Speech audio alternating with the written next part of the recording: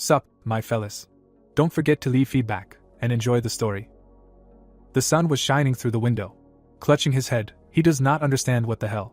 His actions about the hand are written on the screen. Looking up, he opens his mouth in surprise. His eyes were turquoise. A notification appears that he has opened the first part of the prologue. Opening his mouth, the protagonist understands that this is a state window. A hologram appears near him, because his mind has returned to clarity. The guy looks into the distance and wonders why everything is collapsing. We see that all the objects are falling down. He is sitting on the bed, leaning on his hand. Clutching his head, Oliver thinks that this place is like a web novel in which his actions and words are embodied in reality. He looks into the distance and remembers a moment ago. Then he walks along the floor, because the destruction began because of inappropriate words. The guy scratches his back, because in this novel, written by some author, the guy for some unknown reason went back in time. He holds a bottle of water, because he moved to another body. Oliver drinks water, and we don't know where he learned all this from.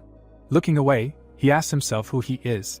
Remembering his past life as an office worker, we understand that he had little experience in writing web novels. Oliver goes to the mirror. He smiles at his reflection, because his appearance was the standard of beauty and they should change the genre to romance. Folding his arms, he thinks that any wrong word leads to the destruction of the world. Looking into the distance, he reflects. Straightening his finger, he swears that in this life only his interests will be indulged. A screen appears where his words are written. A notification appears near him, because he has completed the prologue. Then another screen appears, because the author is thinking about the title. After another screen, that the novel will be called, The King of the Fist is fixated only on himself. A man with white hair comes to him, because he has a good feeling about his light. Oliver crosses his arms, because he does not know who this uncle is. Raising his hand, Harry says that people usually call him a god, but he prefers to be called a writer. His arms are crossed and he is told that he is in his child's world. Opening his mouth, Harry says that he writes a web novel differently than other people. Squeezing his hands, he says that he knows a little about writing novels and that the titles should be catchy. The man glows and says that his work will not go unpaid. If he is officially employed or takes first place in the rating, then he will grant a wish. Opening his mouth, he asks to live a life worthy of the main character. Folding his palms, he thinks that he will be glad to please and get rid of the life of a secondary character. When suddenly, Harry evaporates from him. He stands alone in the room and calls the author. Squeezing his hand, he thanks him. He puts on a sweater, because he needs to look around the world. A screen appears near him that the publication has begun. His eye suddenly lit up. A notification comes that the title is now about the strongest in the world, where he loves only himself. He puts on one sleeve and thinks that the author published a novel with only a prologue and an idea for the topic.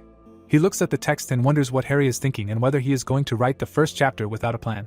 Putting his foot on the blood, the guy thinks that this would have worked before, but now, and also called himself the author, although he knows nothing about current trends. Opening his mouth, he realizes that this does not change the fact that he is the main character, who has returned in time. A screen appears, where it is written that he will regain his former strength. Looking up, he says that he does not expect anything grandiose. A notification appears that his martial arts are the arts of the god of heavenly demons. The guy sits and meditates. Another holds a sword, and the third clenched his hand, because this is the highest form of martial arts, including breathing techniques, improvement. Another spread his arms, because information about these martial arts pops up in his head. Oliver raises his hands and his eyes glow. A window appears that the technique was created by a heavenly demon after a battle with the 12 zodiacs in the heavenly world. Also, something glows in the silhouette, because it can move in leaps and bounds. Oliver was as if in space, because this is a crazy pumping. He looks at his hand and thinks that he has learned the martial art of the heavenly demon and 3 breathing techniques. It seems that they can already be used. Squeezing his hand, he decides to try out the strength. Suddenly, there is a knock on his door. He turns his head and does not understand what is happening. Looking up, he is told that he called a random. Looking into the distance, the protagonist thinks that this is strange. Neil comes into his apartment and asks why his password is 4 zeros. Waving his arms, he says that he looks good. Oliver stands and decides to deal with a third-rate scumbag. Opening his mouth, he says that he came on time. Clutching his head, the man asks again. Squeezing his hand, Oliver wants to try something. Suddenly, he swings at him. He turns away from him. Standing next to him, he doesn't understand why the enemy is so slow. The man looks at him and is told that he is slow. Grabbing his neck, he calls him a retard. Squeezing his hand, Neil wishes him death. Smiling, he thinks that his life flashed before his eyes. Then he removes his hand because the memories from his memory flared up. He squeezes his other hand too. He hits the guy on his hand. His eye glows purple. Then the guy hits him with the martial art of the sky demon. He stands on the ground and uses 7 forms, because of which the guy foams at the mouth and flies away. Neil landed on the door. He still squeezes the hand. Waving his hand, he realizes that it hurts. Saliva comes out of his mouth. Coming to him, he is told that he has lived a long time, and no one has taught him a lesson. Putting his hands in his pockets, he says that not everything is what it seems. Looking down, the protagonist asks not to believe his eyes. Opening his mouth, he says that there is no such thing as justice in the world. Harry comes in with a pen in his hands and says that this is very good. Raising his hands, he asks to tell how the events will develop. The author raises his hand and is silent. His eyes widen and he is told that the guy returned to the past because he was killed, so retribution will be the last goal. The screen appears, because he edited the annotation. Opening his mouth, the protagonist asks who needs revenge. They take him by the shoulder and the author says that he should learn to go with the flow. Then they close their eyes and are silent. Neil is still lying on the floor and Harry asks not to worry. Raising his hand, he says that he will create a novel, living directly in this world. We see his ear and he is silent, although we asked him how he likes the idea. Looking down, Oliver could not believe that he would be helping in the creation, and not just doing what he was prescribed. There was dust around him, because this is a great chance to make a dream come true. He stands with his back to him when he hears sounds. Neil opens his mouth in fear and is asked to pay $30,000. Sitting near the door, he does not understand where to get such money. With his mouth open, he asks to earn it. His pupil decreases and he is told that goblin loan sharks give loans. After that, the man runs away. The author holds a pen and says that the idea is fresh and interesting. Screens appear near him, where he adds new races.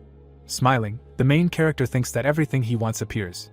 He writes something with a pen, because he received inspiration and decides to mix different worlds. A screen appears that the author is delighted. Harry sits at the table and writes, because he can write about a clash at the end of World War II. He grabs his head, because this will explain the influence of martial arts. He raises his hands and rejoices. The main character brings his hand to his lips. Closing his eyes, he says that this is good, because it added depth to the story. A window appears that there will be a collision of dimensions. The guy takes the door handle, because strong detail is not needed. Closing his eyes, he thinks that now it is quite natural that the main character has the prerequisites for knowledge of martial arts. Taking hold of his jacket, he decides to go out into the world that they created. We see the city, because he finished writing the last paragraph. Another window appears because the first chapter is complete. The building had a green roof. The other side of the city was also being created. There were 2 lanes where cars drove, because this is the very world in which Murim got along with fantasy. Opening his mouth, he understands that everything gradually begins to correspond to the given theme. A green goblin appears, offering benefits. The guy stands near the advertisement and understands that the author loves details. He walks down the street and decides to pump up his body so that it is strong enough for martial arts. Opening his mouth, he thinks that depending on his words and thoughts, various memories of the main character's past pop up in his head. He stands near the building and decides to go there. Oliver walks up the steps. There was a sign with the Murim Union. A screen appears that the martial artists founded the Murim Union after forming an alliance between the Injustice and Justice factions. People are standing and talking to each other. Smiling, the protagonist decides to try and steer the story in a safe direction. He approaches a girl who asks if he needs help. His hands are in his pockets, and he thinks that there must be something useful here. He puts a piece of paper on the table and asks to register as a martial arts master. It was written on the paper that he wants his own faction. There is a smile on his face, because the application has been accepted and now he needs to go to an interview. We see the ceiling of this building. He approaches a man who wipes his hand and asks him to give it his all. Richard straightens his finger and says that his comrades would be proud of such a student. Turning his head, he says that after the clash everything turned upside down. There were a lot of people who could not get used to the new world and they suffered alone. Having extended his hand, he says that today many call them righteous and let him be proud of the teacher. Smiling, Oliver thanks him for being so highly appreciated. He stands next to him and says that he wants to meet the head of the Dragon Sword clan. With his mouth open, he asks to tell us why he came here. We see the guy's face and he says, the Dragon Sword clan is good at something. He has a smile on his face and he says about the first heavenly decree of the primordial fire. A notification comes that a treasure has been added. His eye widens sharply. A screen appears that the first heavenly decree of the primordial fire contains the soul of a heavenly demon. The man became serious, because his role has been increased. Taking hold of his neck, he says that he is the real owner and has come for it. He looks into the distance and rejoices, because his work here is done. Frowning, Richard asks how he dares to claim. After that, he pulls off his tie, because he does not know why he needs such a treasure. His eyes lit up and asks for an explanation. Opening his mouth, he understands that everything is going according to plan. Raising 2 fingers, he decides to take the treasure. A screen appears that the great technique of 12 pressure points has been added. His pupil dilated because the sensitivity is enhanced. A circle of zodiac signs appears. He creates sparks with his fingers. A screen appears that the great technique of 12 pressure points has been added to the dragon. Opening his mouth, he increases the energy of chi. Smiling a little, Oliver thinks that this technique is completely unbalanced. There are still 10 signs left, and the power is already incredible. Opening his mouth, he asks who sent him. Smiling, the protagonist thinks that his life will not end. After that, they begin to attack him to reveal the dark secret. The guy bends down and is surprised. He looks at him, because it is very fast. Richard leaned down, and this was his real power. Opening his mouth, he understands that otherwise it could have ended badly. Raising his hand, he says that his dodge is impressive. A screen appears, which the author watches with interest. Harry has his glasses on and is eating popcorn because there is nothing more interesting than fighting.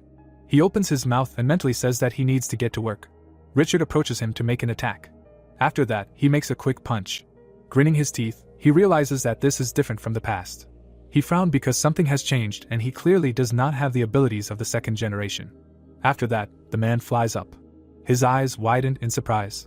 A screen appears that this character has been changed. Richard begins to fly straight at him. A window appears that he is pretending to be the second generation, because in fact he is a master of the first generation. He is still in the air and uses the blossom of 1,000 blows. Opening his mouth, he realizes that the difficulty of the fight has increased. His arm was torn. Richard makes a punch near him. The guy's hair flies away because of the wind. His eyes are widened because it seemed to pierce him. Beads of sweat are running down his face. We see a drop because he acted on instinct. He squeezes his hand. After that, he stomps his foot. Richard's pupils have become smaller. The protagonist opens his mouth and uses the seventh form. A purple aura appears around them and he hits the man. He flies away from such an attack. After that, he lands on the wall. Opening his mouth, he realizes that he put all his strength, but something is wrong. Richard is standing on his feet, although he was an ordinary person who protects the clan's treasure. Blood flows from his mouth. He opens his mouth and says that he has the first heavenly decree of the primordial fire. Looking at it, he says that he will protect this technique with his life. After that, he kneels down and spits blood. Opening his mouth, Oliver thinks that in this situation, he would not look bad, and the situation would be smoothly resolved. His pupils sharply dilated. He puts his hand on it and asks a question: why fight beyond the limits? Richard looks at it, and is told that they must have gone through many hardships, and that this is the greatest treasure, but for him it is a deadly poison. Smiling, he says that the Dragon Sword clan no longer needs to bear this heavy burden. He opens his mouth in surprise, because this is absolute power that has been passed down between generations. A window appears that a change has been made to the first heavenly decree of the primordial fire. A flame appears near it. A screen appears with the reason for the change. We see a fireball, because if the first heavenly decree of the primordial fire falls into the hands of a person who is not a successor to the lotus breathing technique, for times a year he will suffer from extreme heat. There were several more balls inside him, and the only way to remove the first heavenly decree of the primordial fire from the body is to pass it on to the successor of the lotus breathing technique. His eye turned yellow, because this is the very first heavenly decree. A ball flew into his chest. Opening his mouth, the guy understands that it is penetrating his body. A system notification appeared in front of the protagonist, stating that fire energy had filled his body, and that any technique, magic, or curse that had fire as its basis would no longer work on him, and that, furthermore, because the 60-year-old Chi had combined with the heavenly demon's divine arts, it had created a positive energy of intense heat known as the burning heaven. So an aura of burning enveloped the youth's body. The protagonist opened his palms as he said that this was the burning heaven.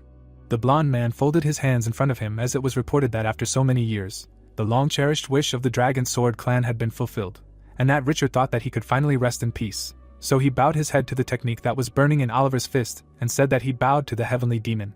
The dark-haired boy was in front of him when he thought about his words, after which a system notification appeared saying that the author had written the last paragraph. The brunette clenched his flaming fist when he thought about how he really felt like the main character of the story now. Then a system message appeared saying that the strongest in the world only cared about himself and that the second chapter was 100% complete. There were people crowding around the room. Someone was holding an ID card when it was said that this was the highest level they could give him. The protagonist stood in front of the gray-haired man when he said that this was the level of an advanced master. Then the consul said that he understood that it did not suit his authority very well, but at least with this rank it would be easier for him to live. Oliver smiled, looking forward when he thanked him for taking the time to talk to him. Richard stood in front of the dark-haired boy as he stated that he had also brought this, and that he thought he would need a place to train. The consul's neck was shown as he explained that he had come there every year when he experienced the outbreak of the first heavenly decree of the primordial fire. But now the place would be empty, so he wanted him to use it. The mustachioed man's mouth fell open as he said that the boy could call him if he needed him. The silver-haired man bowed to the dark-haired boy as he assured him that he would do everything to help, and the protagonist realized that a random event had turned out to be a benefit to him. Clouds floated across the blue sky as he thought about how great it was to be able to make decisions quickly. The protagonist raised his hands up, thinking about having a treasure and that he had received chi. Oliver looked away indifferently as he decided that it was time to move on to the main plot. The brunette stood up straight, hands in his pockets, as he asked Mr. Ryder what was next for them, saying that he had gained power, so he thought it was time to get into the fights. The dark-haired boy's face was shown up close as he suggested that his enemies would not be weak. Then a system notification appeared saying that the author seemed happy. Then Harry asked if he was already eager to get to the main story, saying that it was very exciting and asking him to give him some time. The protagonist walked down the street thinking that he seemed happy and that the main story was the most interesting part, so he would look forward to what he would come up with. Then a notification appeared saying that the demon race and a parallel world had been added. Sweat appeared on the protagonist's face when he realized that he had added a new race. Then he wondered what kind of parallel world this was. Then the system explained that it was a world that had continued to expand since the day the dimensions collided.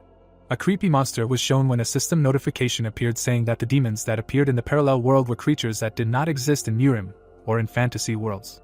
An elf and orcs were shown when the system told that, based on this, it can be assumed that the demon dimension also collided with theirs.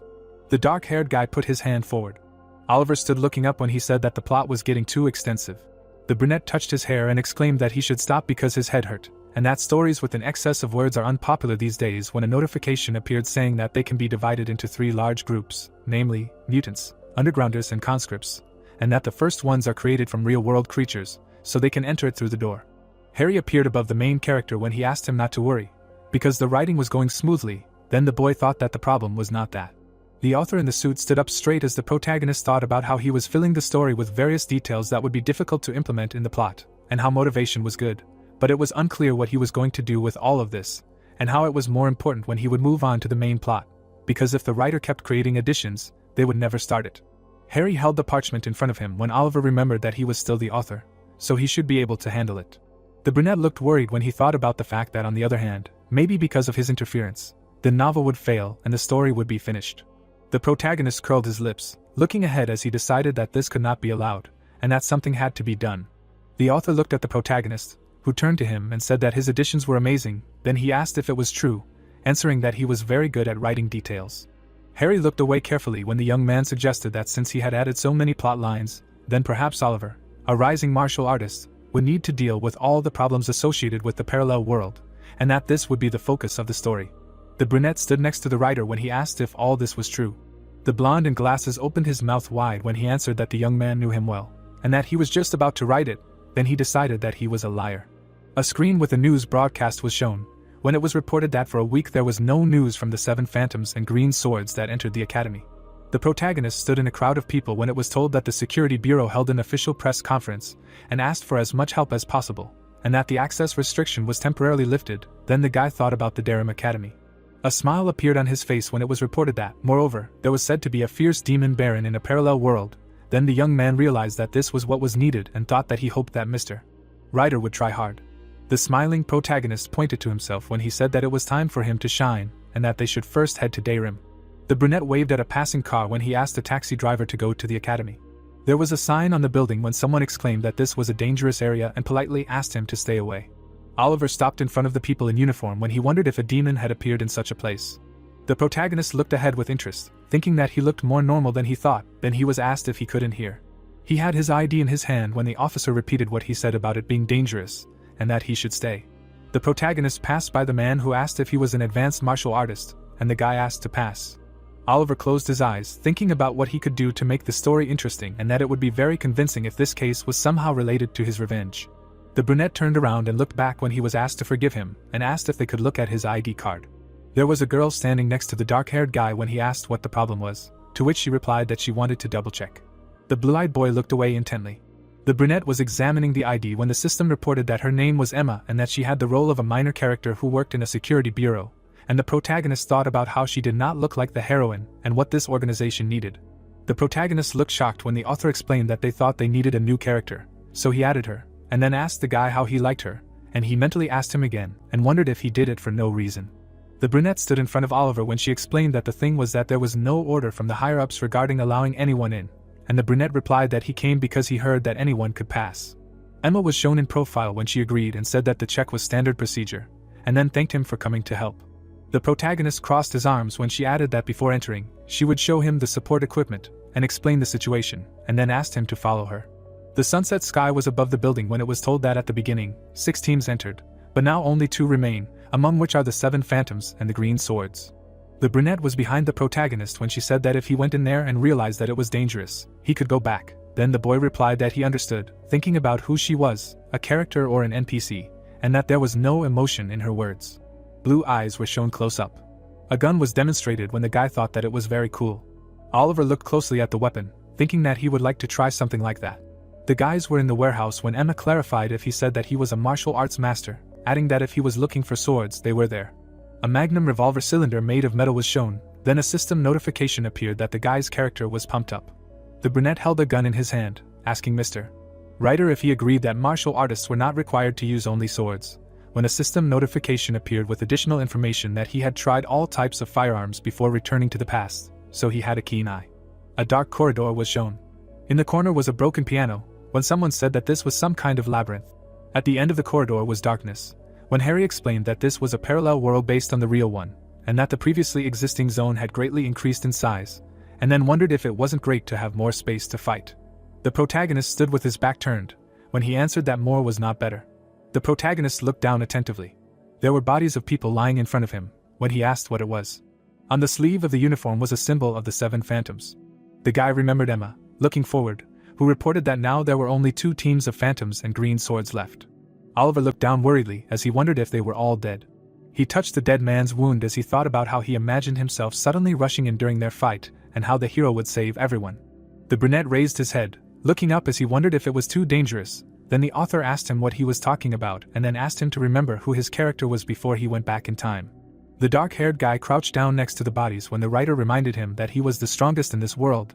Then he agreed with him, deciding that he would first collect their weapons. The protagonist walked down the corridor, thinking that no matter how capable he was, he should remain vigilant when he did not know what to expect. His hand touched the grenade when he realized that he should not underestimate the author either, because he could do anything. In front of the protagonist was a dark corridor. Oliver was shown in profile. In front of him was a long passage. A smile appeared on the young man's face. Oliver ran forward when he decided that he should see what was waiting for him in the office. The young man pulled the pin out of the grenade with his teeth. The brunette threw the projectile forward. The grenade fell to the floor. A powerful explosion occurred behind the guy. A sign for the director's office was shown. The protagonist entered the room, wondering if there was really nothing there. There were creepy monsters under the ceiling. The protagonist stood with his back to them. The monsters opened their mouths, then a system notification appeared saying that this demon called the Sharp Man is agile and jumps well, and also bites enemies with its teeth and cuts with its sharp hands. A blade appeared in front of the monster's head. Oliver cut them, smiling. The brunette stood with his eyes closed when he said that he did an excellent job of creating disgusting creatures. The dark-haired youth looked away when he wondered if this was all. A huge monster appeared in front of him, then a system notification appeared, saying that this is the head of the Sharp people, and that he has a great thirst for killing, so even an expert or a mage with a third circle is unlikely to defeat him alone. A purple core was shown when the system reported that this is the heart of the demon, an item from a parallel world that can be recycled and disposed of in many ways. The monster bared its sharp teeth. The demon was in front of the boy and screamed loudly. The protagonist stuck his finger in his ear when he exclaimed that it made his ears clogged. The protagonist stood in a dark corridor. He looked ahead, his mouth slightly open. The crowd of monsters rushed forward. The guy squeezed the hilt of the blade when he said that there was an incredible gathering of them. The monsters were above Oliver's head when he asked if they were all gathered yet. The leader of the demons opened his mouth wide and squealed. The brunette looked ahead with a smile when he said that he would get rid of the noisy one first. The monster was in front of the boy, who exclaimed that otherwise they would be scolded for throwing a loud party. The protagonist approached the gathering of monsters. He rushed through them, destroying them. The protagonist swung his sword, crouching. The demon opened his mouth, bearing sharp teeth. Oliver's pupils narrowed sharply. The brunette plunged the blade into the demon's head. A machine gun appeared in the guy's hand. The dark-haired youth held the weapon in front of him. Bullets riddled the monsters' bodies. The machine gun fell to the floor. The smiling protagonist held the blade when he offered to continue. The head of the demons bared his teeth and screamed. The protagonist put his hand in his pocket when he remembered something. Oliver held several grenades when he called them gifts for the monsters. There was a small explosion. It was repeated on the other side. A silhouette was visible through the smoke when the author told him that the guy's chi was initially at level 120, but thanks to the burning heavens, it rose to 180th. The youth took a step forward. Harry held a pen in his hand when he asked why he didn't use the new form of the Great 12 Points technique for the final fight, adding that he also thought about the 7th form. The protagonist looked at the writer carefully, who asked if he was okay with calling it Dragon Slaying Strike, explaining that it could take down a lizard at a time, and the boy replied that he thought it was good, after which a system notification appeared saying that he approved of renaming the 7th form of the Heavenly Demon martial art. The head of the demons jumped out of the smoke, when the protagonist said that besides that, it would be nice if he found something in this place. Oliver blocked the monster's strike. When the author exclaimed that it scared him, then the boy said that it was good that he came to deal with the parallel world. The monster's limb approached the boy's head, who added that he thought it was important to have a specific goal for meeting the demon. The brunette jumped up, avoiding the monster's blow, and asked the writer if he agreed that it would make the chapter more interesting. Then he answered that he was right, and then asked what reason would be suitable. The head of the demon stuck his tongue out at the guy, who exclaimed that such things should be thought of in advance. The protagonist's foot left the ground when he added that the author should decide anyway, while he was dealing with this bastard. The protagonist's foot rested against the monster's flesh. Oliver hovered in the air above the monster. The brunette's pupils narrowed greatly when the last line was completed. A bright flash occurred. The protagonist plunged the blade into the monster's body. The protagonist's mouth opened slightly, looking forward, when he asked Mr. Writer if he was finished. Harry was in front of an angry guy when he replied that of course everything was ready. Then Oliver wondered why the paper was crumbling. Then the system reported that a chapter about the past successor of the Sky Demon was added. The brunette's eyes turned orange when the system notifications appeared, saying that his character came there after returning in time with one goal, to take the legacy of the Sky Demon, and that in the time before returning, a ruthless baron left behind a summoning essence from a parallel world, and that there is a legend that whoever uses it will receive the legacy of the Sky Demon. An old man with an ice sword was shown, when the system told that as a result, a war broke out between the strongest representatives of the worlds, and that at that time, the main character was a simple third-rate martial artist and participated in the war, following his employer, the King of the Frozen Blade. The sorcerer held his staff in front of him when it was revealed that even the great mage Migretz had led the army into battle, and that they intended to end the war once and for all. There were several bright flashes as the system reported that after a long and difficult battle, the winner was the only survivor. The dark-haired youth opened one eye. The youth stood on the battlefield when it was revealed that he was Oliver, and that he was claiming the inheritance of the Heavenly Demon. A magical sphere was shown.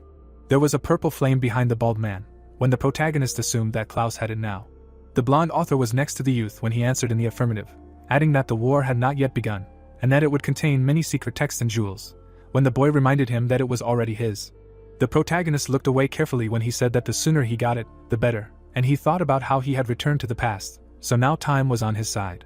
A joyful Harry appeared next to the protagonist when he advised him to continue in the same spirit, then he agreed with him, thinking that he would like to sort everything out already, because he was hungry. A dark passage was shown. Oliver walked along the corridor, wondering where he was, and saying that he was hungry, and also offering to end everything already. The brunette's back was shown. The guy stopped in the passage when he said that he was found. Klaus sat with his legs crossed as he said that it was not for nothing that he was curious about why the sharp people had gone quiet, and that it was his doing. Then a system notification appeared saying that it was the Baron, who was one of the 7 standard bearers of the Archdemon Duke of Esgidum, and the final boss of the parallel world at the Darim Piano Academy. The demon opened his mouth in a half-smile as he said that he was just in time, because he was already starting to get bored, and that it would be nice if he could amuse himself. The piano was shown from above as the Baron added that the previous people were uninteresting. Klaus looked at the young man standing in front of him, who asked if he wanted to stop, and then asked him to shut his mouth and end it, because he was hungry. The demon frowned deeply and wondered how the man dared to say such a thing to him. A magic circle appeared behind Klaus as he exclaimed that he would use an advanced demonic technique on this ignoramus. Sharp objects appeared from the magic seal. A black hand reached forward as the demon began to cast the spell. The protagonist looked ahead in surprise, asking what the hell this was, and wondered if it was necessary to raise the difficulty so much. The Baron opened his mouth wide as he inquired about the boy's strength. A dark hand slammed the floor as the demon told the boy to despair at such overwhelming power. He had a smirk on his face. Klaus looked down in confusion as he replied that it was boredom and that he understood now. The ground cracked under the boy's foot. Flames blazed under the black palm as the protagonist exclaimed that his strength was nothing. A dark hand hovered over the protagonist, who decided that he would use the cow sign of the great technique of 12 pressure points to temporarily increase his chi, thinking of the secret art of one blow. Oliver looked ahead confidently, his mouth slightly open. The brunette extended his hand forward, using a dragon-slaying strike. Streams of mana were sent in different directions. Klaus opened his mouth wide in anger, exclaiming that it was impossible. A dark hand was shown as he spoke of his demonic technique. The young man tore the black flesh. Debris began to fall on the Baron. The dark-haired guy clenched his fist, asking where the villain was looking. The demon looked down with his mouth open. The protagonist hit him on the head. The protagonist had a gun in his hand. He shoved it into the Baron's mouth. Oliver looked ahead carefully as he said that the game was over for him. The guy held the demon's body as he fired. Pieces of flesh flew in different directions. The brunette reached his hand forward. The guy clenched his fist. The protagonist landed carefully. The protagonist looked closely at his hand. There was a small sphere in his palm. When he said that this was the inheritance of the heavenly demon, then a system notification appeared saying that the third chapter was 100% complete. Oliver touched his neck, saying that it was easier than he thought. The writer was enveloped in a dark aura when the guy added that his stomach was already hurting, and then suggested that they go back. Harry was sitting in front of the brunette, who wondered what was wrong with him, noticing that he had dressed up and had only just appeared there. System windows appeared around the guy when he realized that they were comments. People were holding their phones in front of them, writing about how nice the atmosphere was, and how they would be waiting for new characters and a new chapter. The guy with glasses was sitting in front of a computer when he commented, saying that the story itself was good because it mixed different genres, and that it was new. The brunette was sitting on public transport when she wrote that she hoped the author would win the contest, and asked him to add a stupid protagonist for them. People were holding devices in their hands, commenting on how the demon aristocrat died immediately after he appeared, and how magic doesn't stand a chance against martial arts, and how the pace is good, and how they can't wait for the sequel, because so far it's interesting. Oliver's eyes widened when he said that the reviews were good, and then asked what was bothering him. Among the system windows, one stood out. The notification windows were shown close up, when a user wrote about how, upon seeing the author's name, he immediately stopped reading, and how people shouldn't waste their time. The protagonist stood next to the writer when he said that he should have told him that he had such a past. Then Harry asked if this was really the best comment, and what he should do, and then the guy thought about how he knew something was fishy. The protagonist looked down thoughtfully, thinking about how usually 2 best comments are highlighted under each chapter, and how it happens that they can destroy the entire work. The blonde closed his eyes as Oliver thought that he understood his panic because he had been through the same thing, but that didn't mean he could be forgiven for abandoning the piece halfway through. The angry brunette opened his mouth wide as he said that he was sure that he himself knew that this comment was the best because of his own actions, and then asked how it was possible to end the piece by simply killing the main character, because it was almost as bad as not releasing chapters, explaining that for readers, every minute spent with a novel can be a great happiness, helping them forget about the routine. So he deserved such words. The author sat with his hands on the floor as the system reported that his level among the cadets had dropped. The dark-haired boy watched Harry, who replied that the piece was cursed, and the boy wondered how he could have applied for the competition with such a fragile psyche. The protagonist stood up straight, worried, as comments started to appear about how this was another piece of writing that would be abandoned, and how it was good that they read the reviews first, and how if the author was going to do this again, he should give up writing. The blonde grabbed his head in frustration, screaming about how there was no hope, and how he would have to rewrite everything from scratch. The protagonist opened his mouth wide, shocked, as he asked him to come to his senses. The system window was barely visible in front of his eyes, as Oliver thought about how the world was ending, and how he couldn't do this. He saw the ceiling when he opened his eyes, and wondered what was going on, and how the novel was really being abandoned. The brunette opened his hand in front of his face, and a system notification appeared, saying that a new best comment had appeared. The dark-haired youth looked up in surprise when he saw the comment of the user who wrote that he was looking forward to this title the most, and that his review would contain spoilers, so he would continue the story in the replies, and that the protagonist is a martial artist who returned in time and the heir of the heavenly demon who reached the level of God among the Murim community in the Central Plain. And that in life he tries to fulfill his desires and seeks revenge, summing up that the author thinks through the world very deeply, because there are demons, magical civilizations, weapons, parallel universes and much more, so he recommends. Then the protagonist realized that this is a sincere comment that will make the writer happy for the whole day. Satisfied, Oliver closed his eyes when he gave glory to the gods, saying that it seemed like he felt better. There was a sign above the entrance. There was a stack of plates on the table.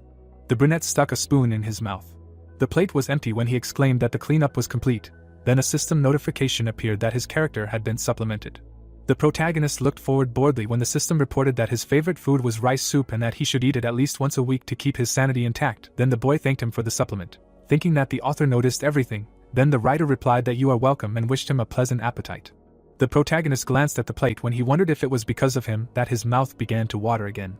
A brunette sat in front of the boy when she said that she ordered it and asked him to help himself. Then he replied that it was not worth it, and that since they took it, fine. They were sitting across from each other when Oliver asked her why she was there, assuming it wasn't for food, and she said she wanted to thank him first for helping her close the parallel world. Emma looked ahead carefully when she added that they didn't expect him to do it so easily, and that the Security Bureau had a proposition for him. The brunette looked ahead indifferently when he asked what it was, and wondered if the author had added something again. The boy was watching the guy eating when he replied that he would listen. The child was sitting near the protagonist's table when he asked if he was a martial arts master. The girl was standing behind the boy when she apologized for distracting him from eating, and was told that everything was fine. The protagonist looked down with a smile when he asked if the child had heard of the Dream Piano Academy, saying that he had just cleared it out.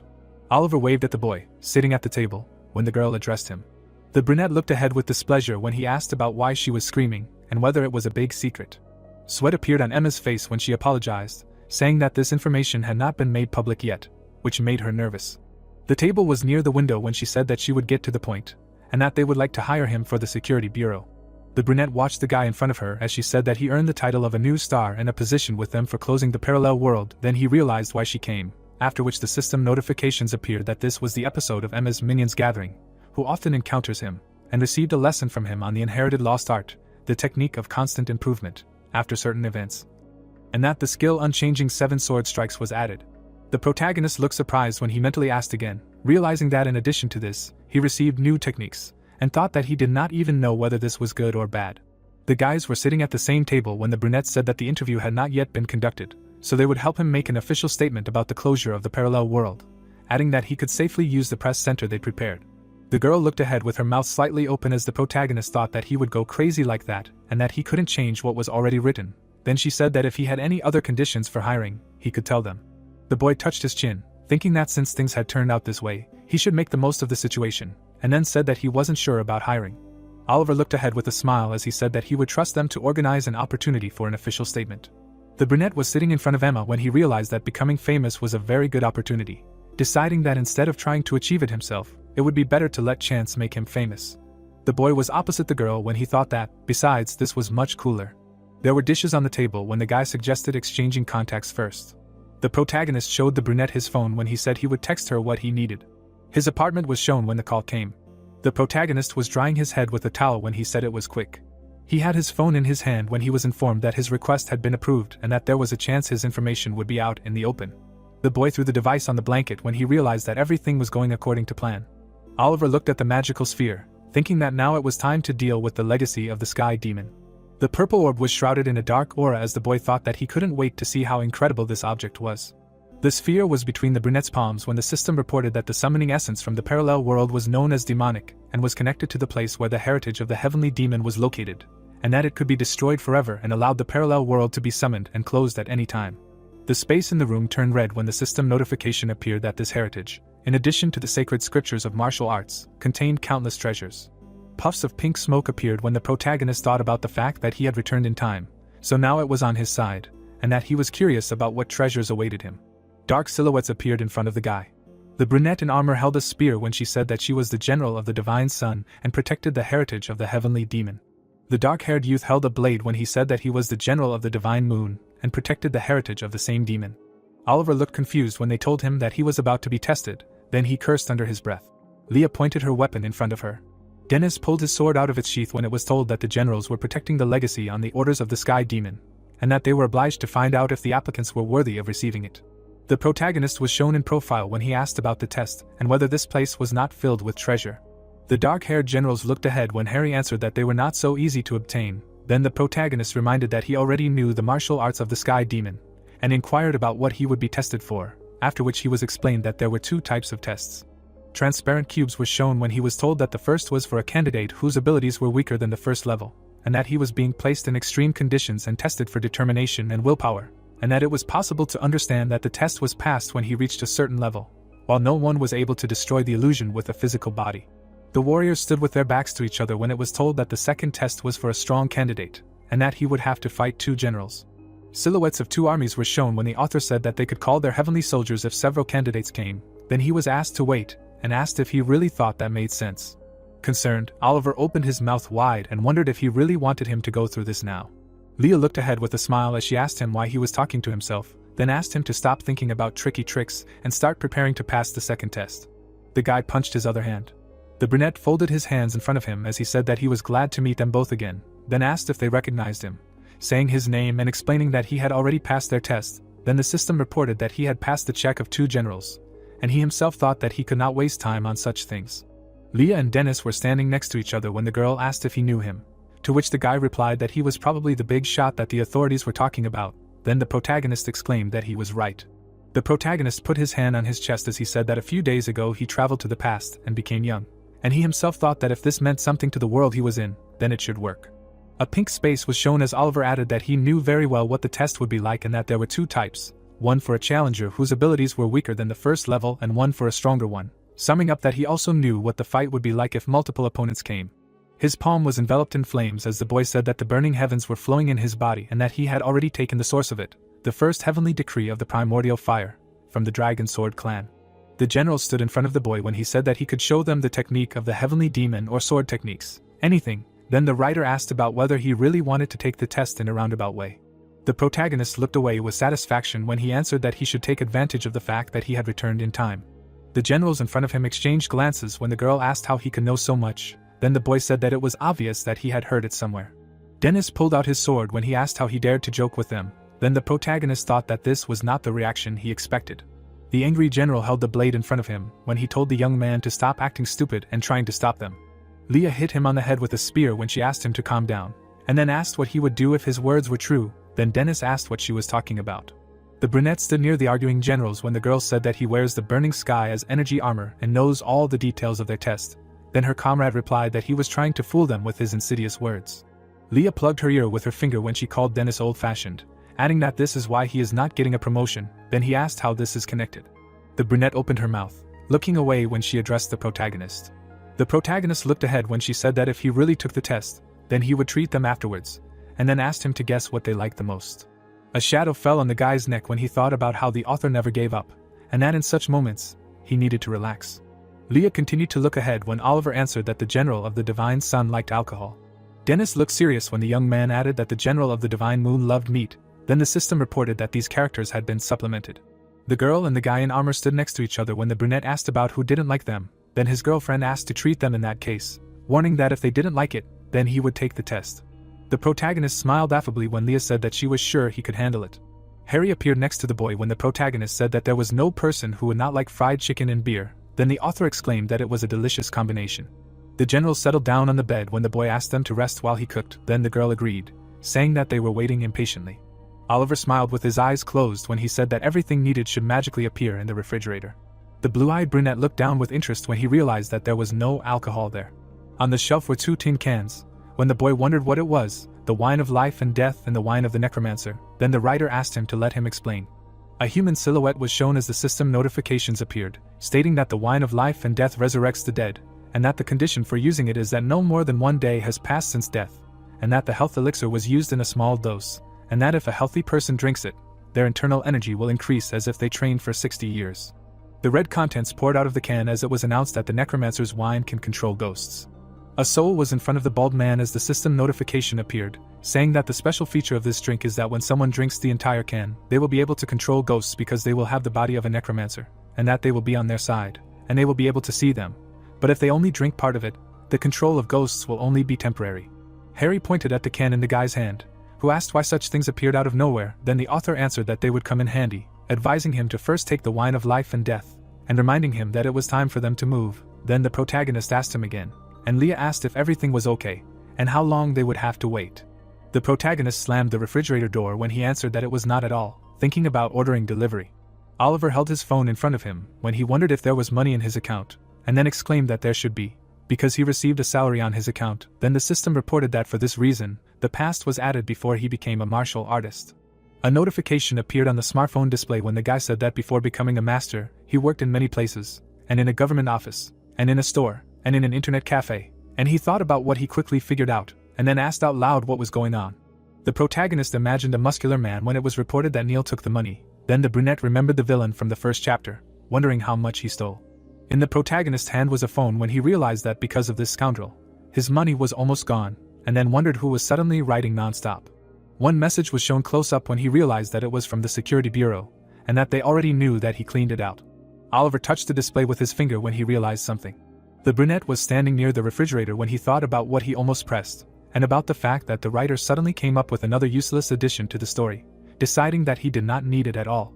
The protagonist opened his mouth, looking at the phone, when he thought about the fact that he should exclude family interference just in case, and then said that he did not have relatives, and that, probably, these messages are related to the announcement of what happened. Then the system reported that the past was added again before he became a master of martial arts, and that the protagonist had lived in an orphanage before that. After that, the guy realized that he had never even seen them. Oliver, frowning, looked down and wondered when this chicken became so expensive. Then Harry reminded him that they had to go, and that he should get ready, because he needed to go somewhere. Then he was asked again. Clouds were floating above the tall building when it was explained that it was the headquarters of the South Korean Security Bureau, after which someone said that the parallel world in Darim Academy was recently closed. The news showed a photo of the protagonist when it was reported that Baron Klaus reigned over that place, and that the one who resolved the situation was Oliver.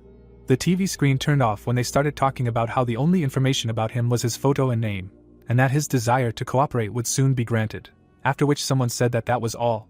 People were sitting around a large table when the leader said that it was a bit of a pity, and that it would be great if he was present with them at the meeting, and that they were sure that other organizations would not stand aside, because he was a first-class martial artist about whom nothing was known yet. Emma stared ahead as she was addressed and told that technically they had contacted him first, but that their attempt to lure him over to their side had failed, and then asked if she thought she could bring him to the bureau. A screen with an emblem was shown as she responded that there was little information, so it was probably a plus for them since they could contact him directly at any time. The brunette stared ahead with her mouth slightly open in concentration as she was told to await further instructions, and she responded in agreement. The girl's blue eyes were shown up close as she thought about how their relationship was complicated, but there was no negativity, so it was worth trying. An abandoned building of the Jongmail Hospital was shown, and the system reported that one of the black markets was run by the Golden Spring Kingdom's Minister of War. The protagonist stood with his back turned, holding a bag, as he wondered if there was any money to be made there. Oliver looked forward with determination, clenching his fist as he said that he would go collect for fried chicken.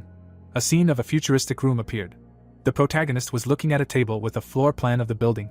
Information windows appeared, which said that this was the Jongmail Hospital. Its location was a parallel world, and in addition to the black market, there were many entertainment facilities for knowledgeable people. A demon ball. This is a ball made from the heart of a demon, a common currency used among knowledgeable people. One piece is equal to $1,000. Oliver, looking ahead, said in surprise that from the outside it looked like an abandoned hospital, and noted that this is what he likes about parallel worlds. The green-eyed guy turned his gaze. He was asked if this was his first time here. A man in a special forces uniform was holding a rifle in his hands. The protagonist thought, why did the author send a guard to him, and why there were so many micro-events? There are guards on each floor of the Jongmail Hospital. The armed man, holding out his hand, asked if he could check the hero's ID card, to which he gave it. The guard, raising his hand, said that the ID card was being scanned. Oliver turned his gaze. The armed man said that everything was clear.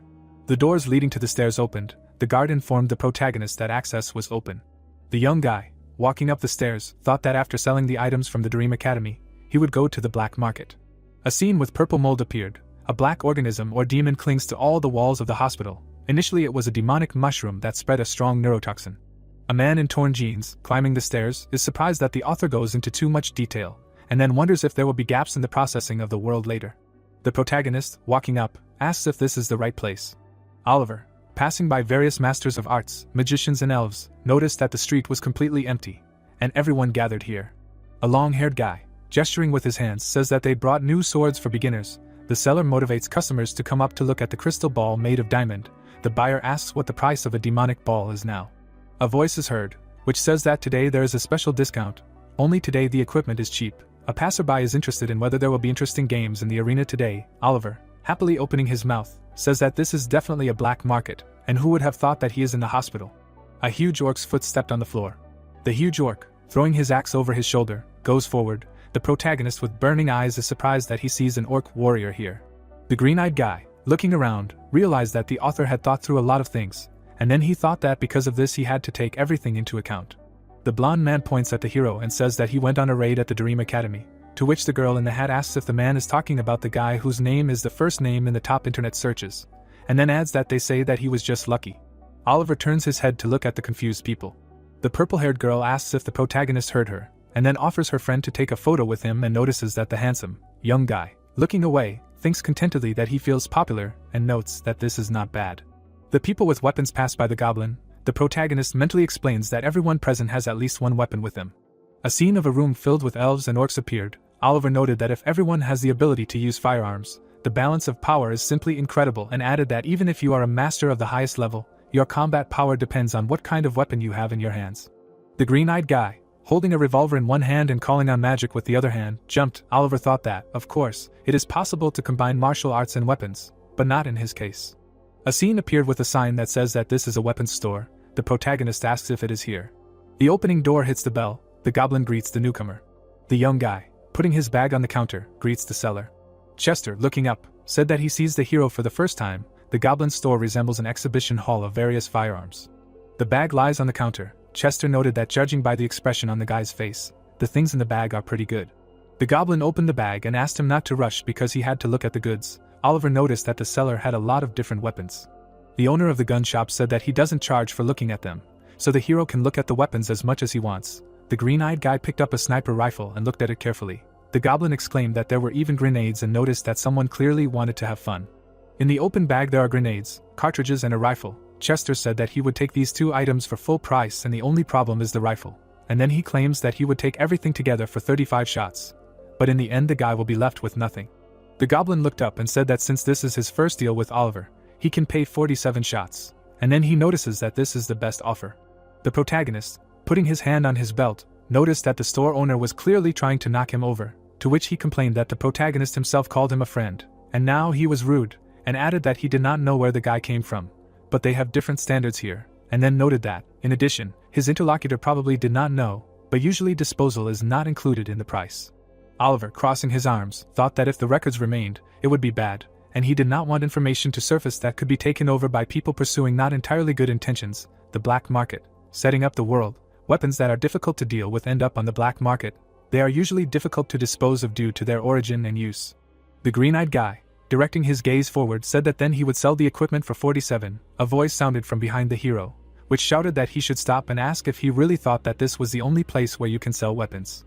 The brown-haired guy, pointing his finger back, thought that they were waiting for them for too long and said that they should hurry, to which Harry noticed that they had come a long way and asked if the hero remembered that he had brought the wine of life and death with him from the shelter.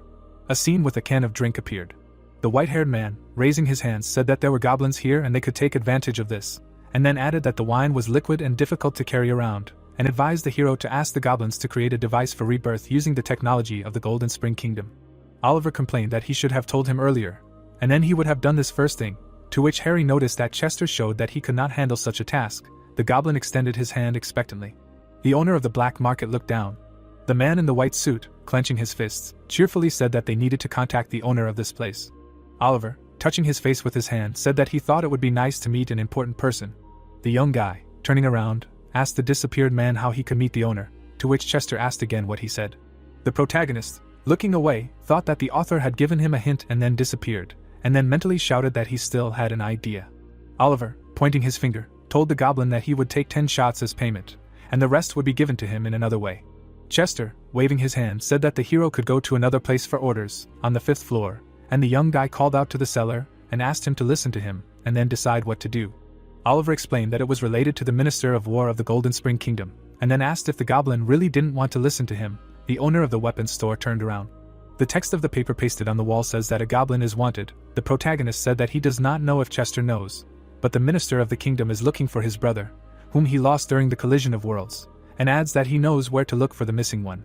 Oliver, putting his hand on his chest, said that he understands that if he is lying, then the goblin will have big troubles, and then added that if, on the other hand, what he says is true, then the Minister of War will reward Chester.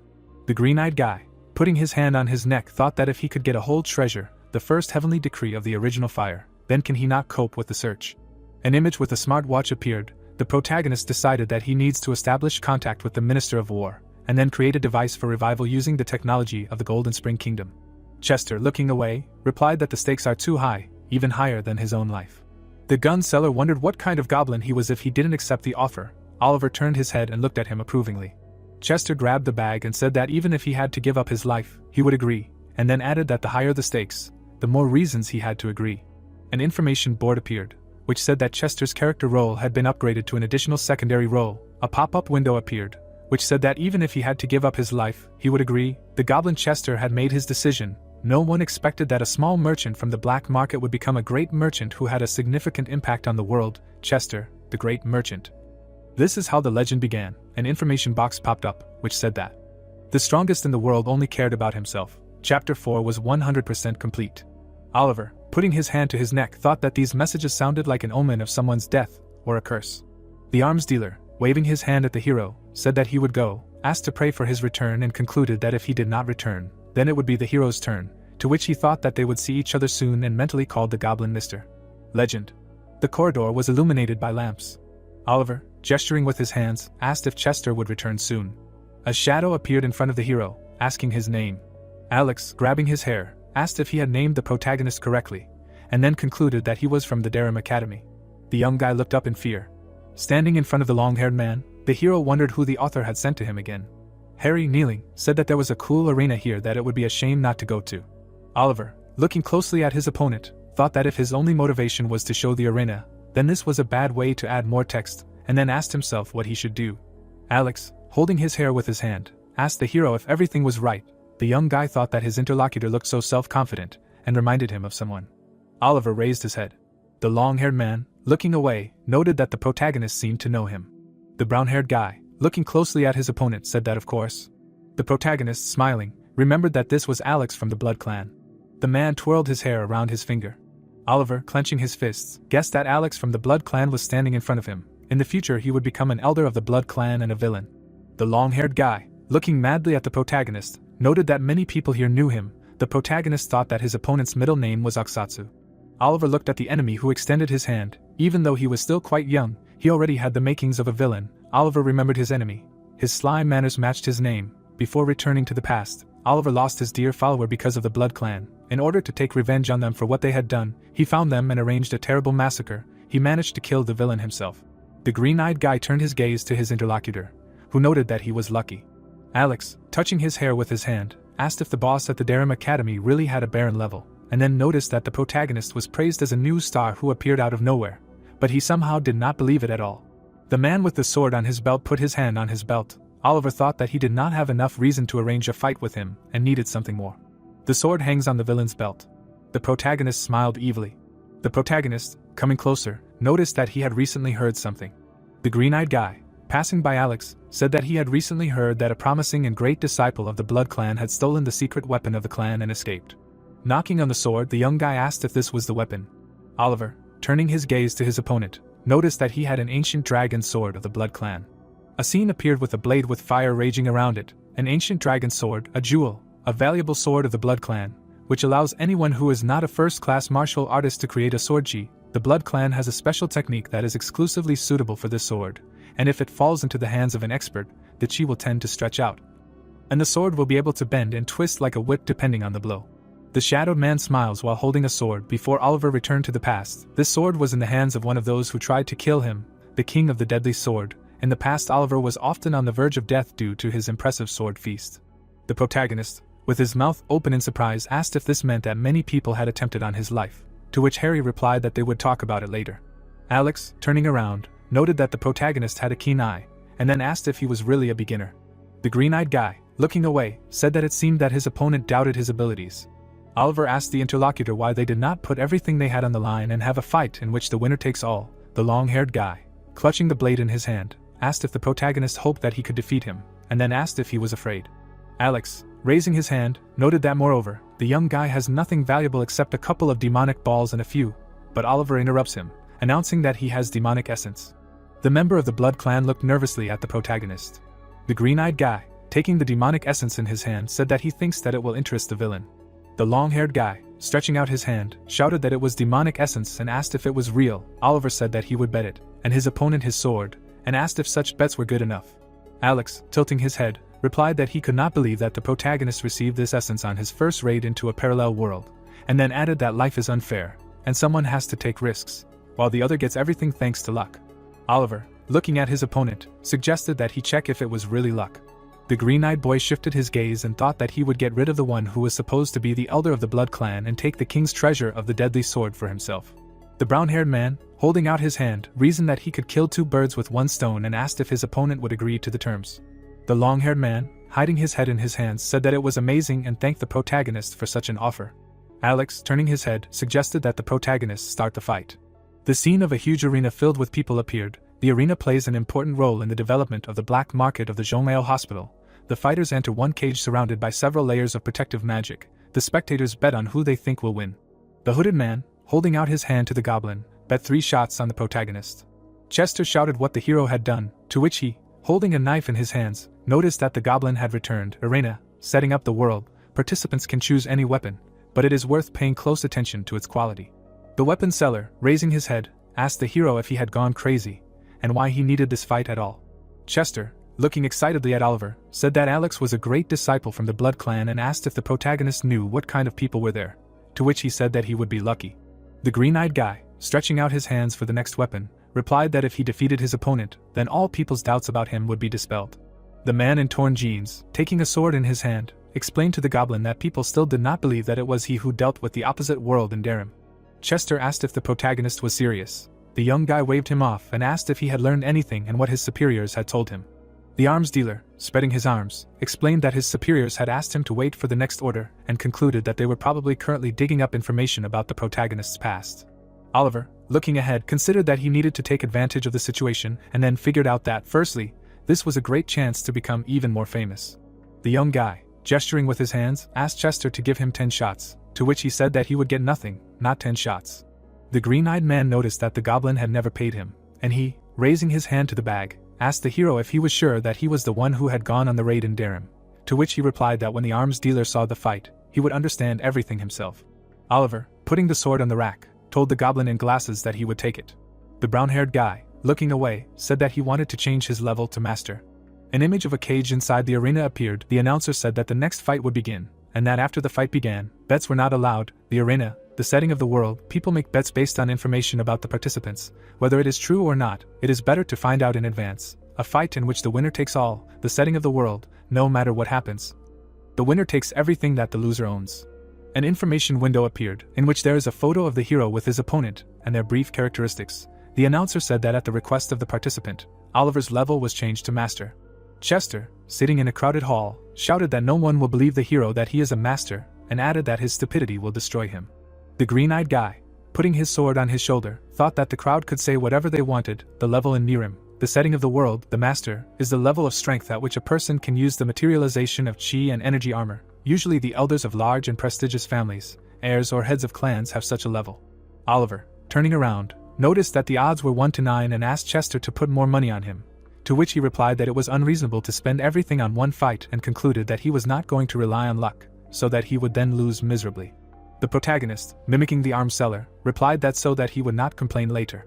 The protagonist, entering the cage, said that he would be back soon, to which Chester noted that this was a very dramatic exit.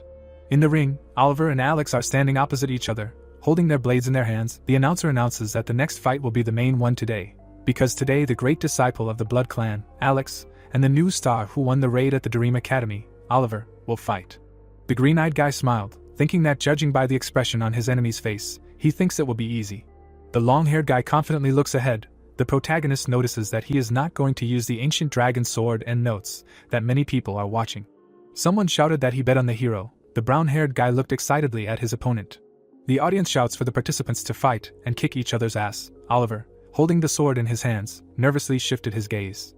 Those sitting in the hall shout enthusiastically. The protagonist does not understand why his heart is pounding. The spectators, raising their hands with money, rejoice. The young guy mentally asked if the general excitement really had such an effect on him and thought about what a strange feeling it was.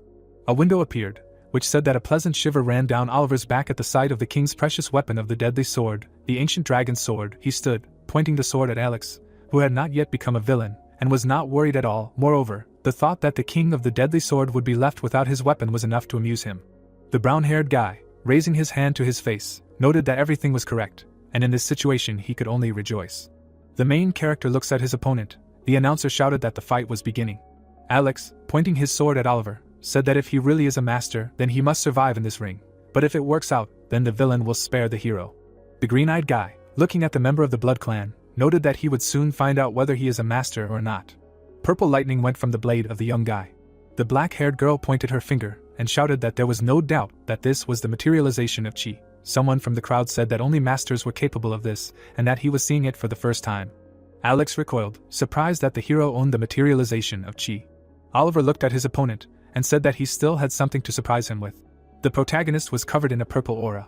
An image of a purple circle with symbols of different animals inside appeared. The young guy mentally explained that before entering the cage, He used one of the signs of the great technique of 12 pressure points. Oliver's hand holding the sword was covered in a purple aura. The great technique of 12 pressure points of the heavenly demon, martial art. The rat transforms chi energy into energy of a different nature, which accumulates thanks to the technique of breathing the lotus into the energy of the technique of constant improvement. The hero thought that he could not reveal the martial arts of the heavenly demon, but he could show others what he had learned. Alex, opening his mouth, shouted. The long-haired boy said, shifting his legs, that it was wrong.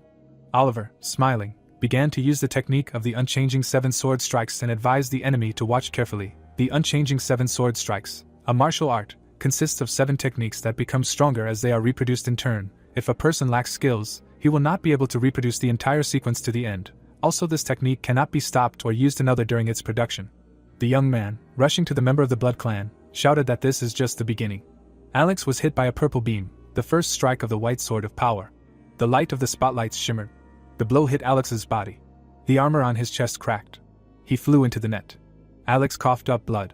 He looked at the place of the blow and thought that if not for the artifact, his life would be in danger, and noted that the materialization of chi is not the only problem, and thought about what technique he just used.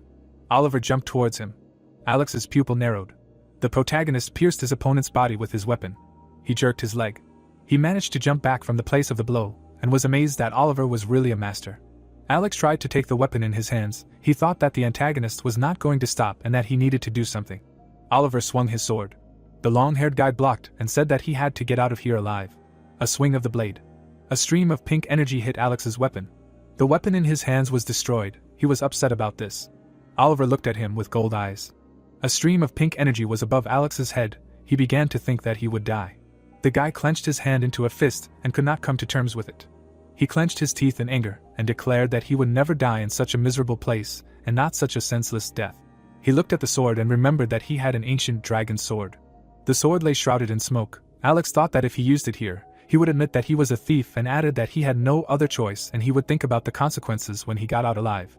Oliver looked at him confidently and said that his opponent would be finished now. His opponent ran at him and told him not to hope. The long-haired guy put his hands behind his back and used the Blood Clan lightness technique. The whirlwind wrapped around the main character. Alex realized that he would not be able to hold it like that for long. The ribbons around the sword fluttered in the wind. The long-haired guy thought that he would have time to use it. He frowned and thought that even if his enemy was a master, he could not compete with the Blood Clan's treasure. The ground cracked under his foot. He turned to the side and was stunned. The long-haired guy opened his mouth, wondering how his opponent had destroyed the whirlwind so quickly. Alex looked at Oliver and declared that it was impossible. Oliver looked at his opponent. Alex was torn into pieces by a stream of pink energy. He fell to his knees. Oliver stood with his back to him when the host declared the fight over. Chester's mouth opened in shock when Oliver was declared the winner. The crowd cheered. The host said that it was an amazing fight and noted that he had been conducting such fights for several decades, but he had not seen anything like this for a long time. The stream of pink energy was gathering. The host was perplexed by what the protagonist was doing. Oliver activated the 5th strike of the splitting sky. He thought that when you start to reproduce the technique of the 7 unchanging sword strikes, you need to go to the end. The blade blazed with pink flames. It flew into pieces. The pink ghosts of the protagonist practiced various strikes, in particular the 6th strike of the blinding sun. The audience sat with their mouths wide open. Someone asked if the protagonist was talking about the 7 unchanging sword technique and that it was created by the legendary martial artist, the Unchanging Reaper, and that it was definitely her. She thought that its last user died a long time ago. Chester looked ahead in horror and wondered if he had inherited the legendary technique. The information window reported that while training the 7 unchanging sword technique before returning to the past, Oliver failed to master the heavenly demon technique. At that time he was also learning the heavenly demon sword technique, and that at that time he was also the heavenly demon technique. Oliver exhaled. The information window decided that while in a depressed state, he came across the 7 unchanging sword technique wandering through the streets of black markets. A pink leg hung in the air. The information window reported that Oliver paid attention to it because there were 7 techniques. Oliver swung his energy. Her blow hit the bars. The host couldn't believe his eyes and said that one of the walls that had 6 levels of magic applied to it had just broken from one blow. The entire stadium was watching him through the TVs and admiring him. The crowd opened their mouths in bewilderment. The host said that the main character hadn't lied and that he really was a master. A ripple appeared in his eyes. Oliver's pupils changed color to blue. He opened his mouth in surprise. The host announced that they had all become participants in the birth of a new star. Oliver looked somewhere ahead and didn't understand what had happened and added that he had gotten too carried away and still didn't understand who had won. The joyful crowd began chanting the main character's name. Oliver looked at the crack in the floor while the crowd was shouting his name. The host ran up to him and started asking if the main character wanted to say a few words to the viewer, and he thought about giving a speech. Oliver put his hand in his bomber jacket pocket and said that he hoped that now everyone was convinced that it was really him who went on a raid at Dream Academy. He brought the microphone closer to his mouth and continued that if anyone did not believe him, then let them come down and fight him. The Green Goblin was carrying a man. The host told Oliver that this was a strong statement and asked if there were any volunteers. The protagonist clenched his hands into a fist. The host replied that if not, then the match was declared over and thanked the winner for showing his skills. Oliver showed 2 fingers to the camera. The host asked for applause. The information window said that the arena was filled with the sounds of congratulations and that all eyes were on Oliver. He was holding the golden hilt of his sword in his hands and people were shouting his name. The information window popped up that no one noticed that he won this fight. The hilt of the sword flashed. The information window informed him that the strongest man in the world cared only about himself. A screaming crowd had gathered outside Chester's weapon shop. Oliver raised his hand and asked how much fried chicken they could now buy, and thought that it should be enough to satisfy the generals of the divine suns and moons. Oliver struck a ritual pose and announced that the ancient dragon's sword was now his. The goblin hung his head in disappointment, and said that of course it was, and when Oliver asked if he was disappointed, he said he didn't know what to bet on it. Chester stood at the cash register, and asked the guy what he was looking for. Oliver, standing half-turned, asked if he had any good artifacts, because the artifact that helped Zhang hold out for so long was not bad, and added that the price did not matter. Chester, irritably banging the table, shouted why Oliver did not have a single artifact, and indignantly added that he only now wanted to buy it. The goblin, smiling slyly, said that this was a reasonable decision, and then added that he would soon become very famous, so the artifact would come in handy, but warned that the price would be quite high, and the guy asked to pick something useful. Chester turned to his friend and asked with a smile what he wanted to get an artifact against, listing options for magic, martial arts, weapons or demonic techniques.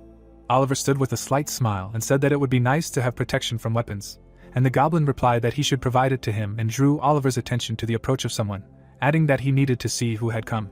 The unfamiliar goblin in a formal suit politely inclined his head and said that their side would be glad to cooperate in the future, asking to be called Manager Griffin, and Oliver noted to himself that this goblin was a direct copy of Chester, name, Griffin, race, goblin, administrative manager of the hospital, one of the subordinates of the Minister of War.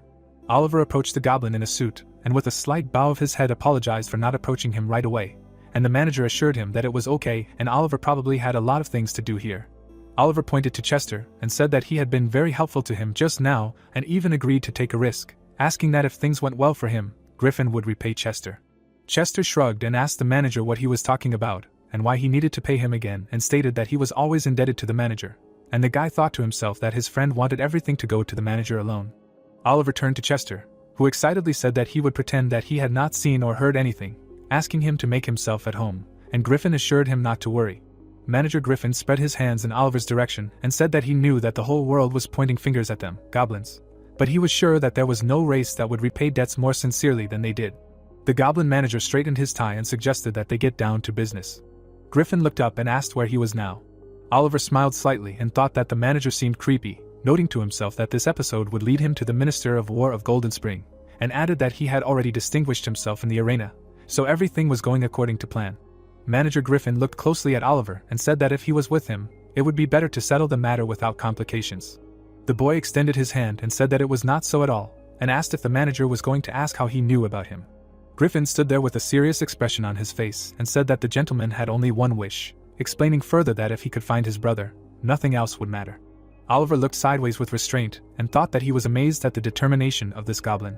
The young man turned a little pale and mentally told himself to pull himself together, reminding himself that this was about the Minister of War, and then said out loud that he apologized. The goblin suddenly looked up at Oliver, who informed him that the minister's brother was already with him, whereupon the manager asked him in surprise what he meant. Griffin frowned and asked what he meant. The manager stepped towards Oliver and explained that they had checked everything carefully, asking if he was really with him. Griffin looked at the boy and said that they wouldn't like it if he decided to joke, thinking to himself that it was time to use his writing skills, and then asked if he knew that dark mages were evil. The hooded dark mage flashed his staff, and Oliver added that the sources of the dark mage's power are sadness, pain and death. They are like demons.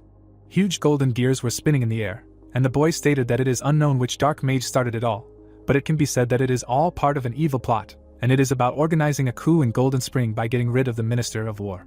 The goblin frowned slightly, and the young man asked him if the others noticed how he changed when he started looking for his brother, then tensed up and added that it was in him that the source of the power for their curse was. The minister's brother sat in a prison chair. Oliver said that the more time passes, the greater the minister's sadness over the loss of his beloved brother. The minister's brother arched in agony against the bright threads of light, and the young man added how it feels to be a younger brother who has been in prison for decades and watches his older brother gradually lose his mind because of him. Griffin, in a business suit, spread his hands in fear and asked again what place they were talking about when he heard the phrase about imprisonment. Oliver closed his eyes and said that the necessary thing was probably with the minister, who always carried it with him, adding that he did not know exactly what this object was, but was sure that it was always with him.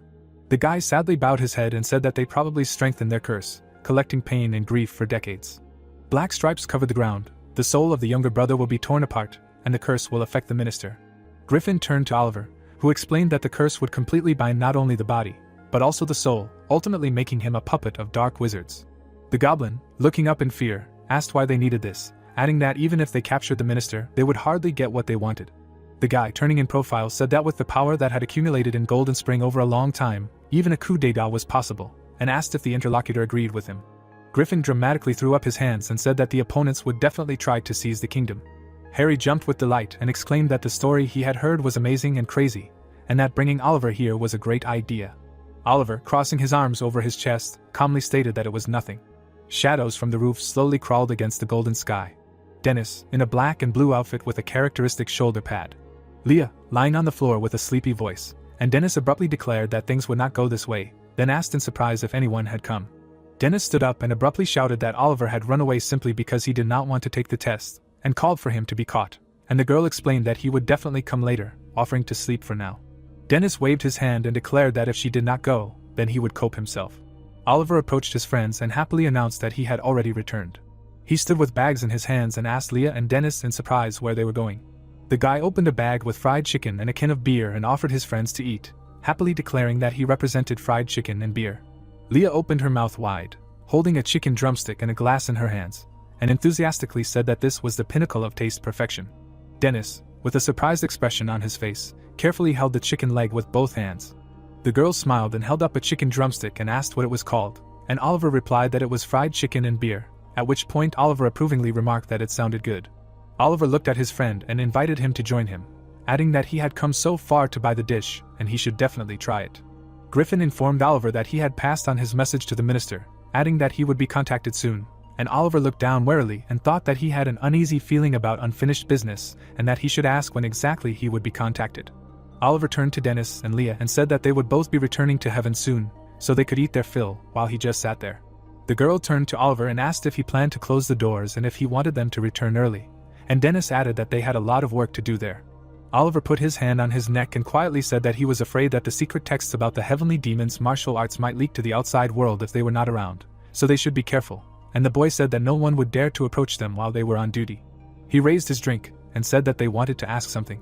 Leah raised her hand in a gesture of attention and asked if they could stay here for a while. Oliver's eyes widened in shock. The young man pressed his lips together with a worried expression and carefully asked if there was any more tests left, and he thought to himself that they might have come up with something new.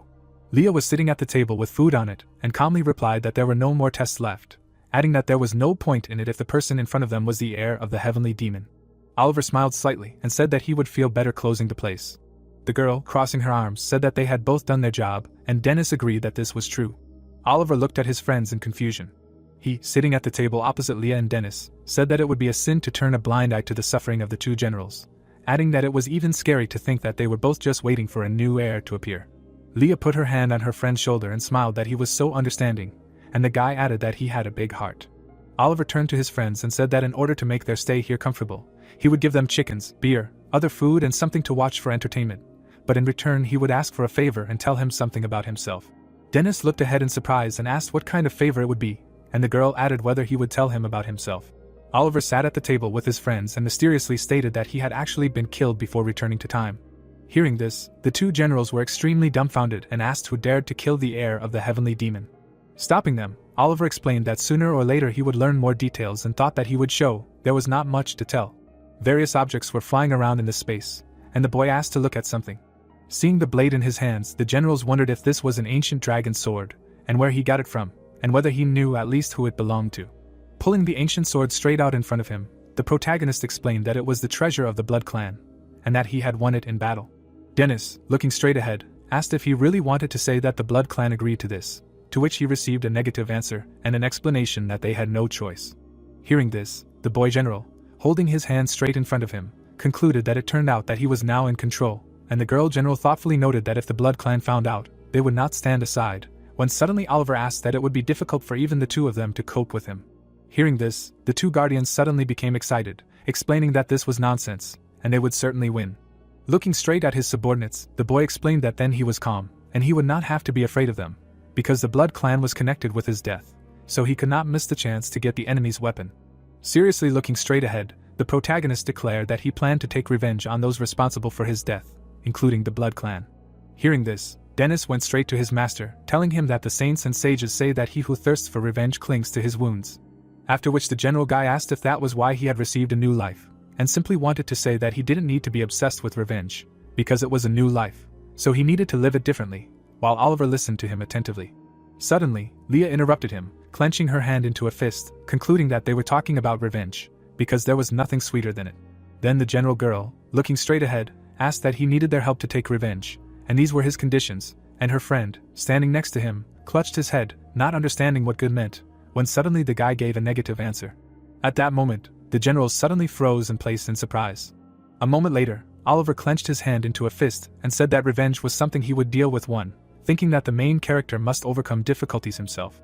He then looked straight at his subordinates, explaining that he wanted to use this place as his personal training hall and hideout because the heavenly demon arts were hard to obtain, and it was worth keeping them away from others. He also added that the two of them would deal mercilessly with any intruders, and his condition was that they would protect this place while the two generals listened to him attentively. Suddenly, the boys questioned who he thought they were and asked if there were any more conditions, and the protagonist, upon hearing this, was a little puzzled, trying to somehow justify himself. Immediately after, Leah and Dennis seemed to sparkle, stating that he should not worry and rely on them, the generals of the divine sun and moon, to which Oliver thanked them. The boy happily looked straight ahead, thinking that when he started to worry about the Blood Clan because of their sword, a great solution came up, and this place would become his hideout, and the two generals would guard it. When he realized that it was perfect, the system notified the shoes of the hideout in the parallel world, which was originally the inheritance of the heavenly demon, but the protagonist and the two generals of the divine sun and moon made it a hideout, which is protected by the strongest guards with divine power, which both can call upon the heavenly forces when necessary. And also told about the structure and entry criteria. Light was shining through a small round window into the room, when someone asked if he was sure he could be trusted. Looking straight at the goblin in a business suit, another representative of this race listened to him as he proved that he was a martial artist by getting this level in the arena. With his mouth slightly open, the leader asked why a person with such abilities did not come to him right away.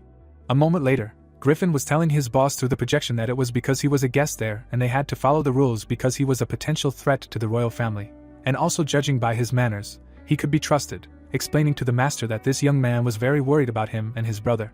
Then he asked to trust him just once, and Nicholas looked straight ahead seriously, listening to him.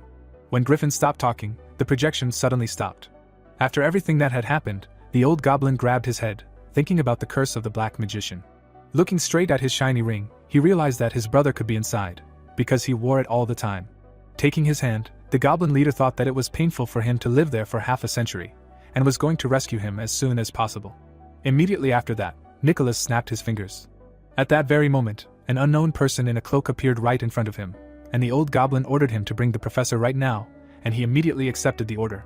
A moment later, the warrior disappeared, and the goblin chieftain sat in his place and thought that if he was really in the ring, then only the professor would be able to figure it out. Thinking that he was a master mechanical engineer, Nicholas stood up from his place. Then the old goblin walked up to the blades hanging right on the wall and reasoned that if this did not lead to anything, he would no longer be able to control himself. Taking his weapon in his hands, the goblin chieftain thought that if the guy told the truth, then he would be indebted to him for the rest of his life. Thinking about this, Nicholas slowly walked to the window. Crossing his daggers right in front of him, the old goblin understood that if not, then blood and screams would flow like a river.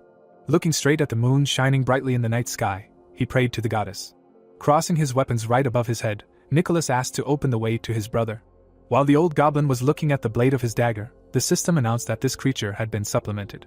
A moment later, the goblin's weapon was covered in red energy, while the system added that the world had been adjusted and the Moon Warrior and Moon Knight had been added. Immediately after that, the system notification window announced the content of the supplement for Nicholas, whose role is a minor character, and the race is a goblin, and he is a hero and the founder of the Golden Spring Kingdom, as well as a Moon 5-star warrior. At the same time, the goblin leader, crossing his daggers, said that he is a servant of the goddess. At this time, Leah smiled widely, saying that there is no need to order anything else, and this is enough. She was drinking with Oliver, saying that just being near him is already fun, and he noted that this is mutual. With a joyful expression on his face, the boy declared that their conversations made him forget about stress, and asked him to know that he could help with anything, and if he needed anything, he just needed to say. Sitting at the same table with him, the girl general thanked him and asked what stress was, and the protagonist explained that this is what modern people call accumulated anger, while she said that the base learned something new, and asked him to share with her in the future, because his world is full of different things, with which he agreed. Hearing that she was called a general, Leah asked to call her a foreman without this, and Oliver, hearing this, agreed, calling her a foreman of the Divine Sun, while Dennis just slept next to them on the floor. Smiling widely, the girl general noted that it sounded great, and he was straightforward. Then the warrior of the Divine Sun asked if he could give her money, since she herself could not earn it, since he was forced to guard this place, and the boy, looking at her in bewilderment, thought that in heaven and there everyone loves money. A moment later, the protagonist clenched his fist and answered her positively. With a smile on his face, looking straight at his subordinate, Oliver declared that he was the heir of the heavenly demon, and if before he was indifferent, now he was serious, so a couple of coins would not be a problem, while he himself was thinking whether he had overdone it. Immediately after this, Leah, putting her hand on his shoulder, concluded that they were destined to meet, and from now on asked to call her older sister.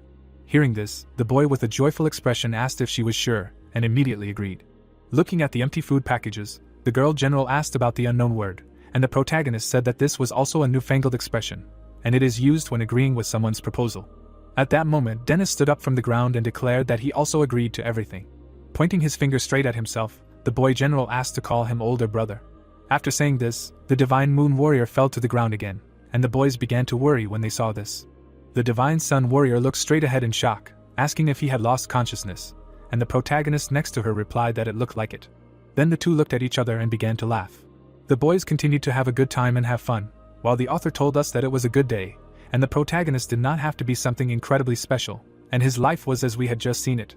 While Oliver smiled widely, the plot narrated that he was killed and returned to the past, but this did not oblige him to dwell on revenge, and as the title of the novel says, he can strive for together and take care of himself at the same time. Realizing that this was the story he had created while being in the protagonist's place, the boy looked at the trash lying on the floor. The protagonist was lying in the middle of this very trash, wondering if this life would be fun. Suddenly a shadow loomed over him while Oliver was arguing that he would be counting on Mr. Ryder from now on. The shadow's owner was wearing white shoes. It was Harry, who was looking thoughtfully straight ahead. While objects were flying around in space, someone was asking the boys to wake up. Getting up from the ground, Leah yawned and asked what was going on and if there was any food left, and Dennis declared that he hadn't slept at all, while they were told that they would sleep later.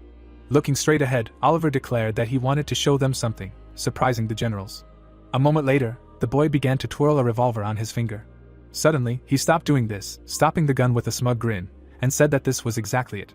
Pointing his finger straight ahead, the general guy asked what he wanted to know about this thing and what kind of piece of iron it was, to which he received the answer that it was a revolver. At that very moment, the protagonist pushed the cylinder into place, while his friend was surprised by such a name. Oliver said that it was easier to show than to explain in words, and fired a shot straight from the pistol. Then a bullet flew out of the barrel of the revolver, leaving only sparks behind. The guy continued to shoot straight from the pistol, while everything around was covered in sparks. When he finished shooting, bullet holes were visible right on the wall. Smugly adjusting his hair, the protagonist asked that they had never seen anything like this before, and explained that this weapon shoots bullets flying at great speed, and can consider it the essence of the modern world. Seeing this, the generals were extremely delighted. Scratching his cheek thoughtfully, the Divine Moon Warrior asked if he had used chi to release them, and the Divine Sun Warrior standing next to him couldn't believe that this meant that people who didn't know martial arts could use it, saying that it was a monstrous invention. Leah then looked closely at the revolver in her master's hands, noting that she couldn't even believe that a person only had to pull the trigger to fire, and asked that who would want to learn martial arts now except monks, to which Oliver replied that it was no problem, and that his potential was even greater in the hands of a master. Looking straight ahead, the boy asked if they wanted to try, and the generals couldn't believe that they could. Immediately after that, Dennis picked up the pistol and hesitantly asked if this was the right way to do it, to which he was told that he had to imagine that there was a target in front of him and shoot. A moment later, the boy general fired straight from the revolver. Having done this, the warrior of the Divine Moon was delighted, and the protagonist standing right next to him noted that it was not for nothing that he was a general and was shooting for the first time, and did not even fall. At that very moment, Harry appeared out of nowhere, putting his hand right on Oliver's shoulder, and asked if he really decided to teach them shooting. Smiling broadly, the author of the novel explained that he was curious what would happen if martial artists learned to use weapons, and thanks to him he would find out. At this time, Dennis fired another shot from a pistol, which Leah dodged. The girl general jumped off the ground with great speed so that the bullet would not hit her. At the last moment, the warrior of the Divine Sun caught the cartridge with her hand. Then she landed right on the ground, holding something in her fist. The guys, seeing this, were extremely dumbfounded and thought that this is what martial arts are for them, and she is probably at the level of a Grand Master.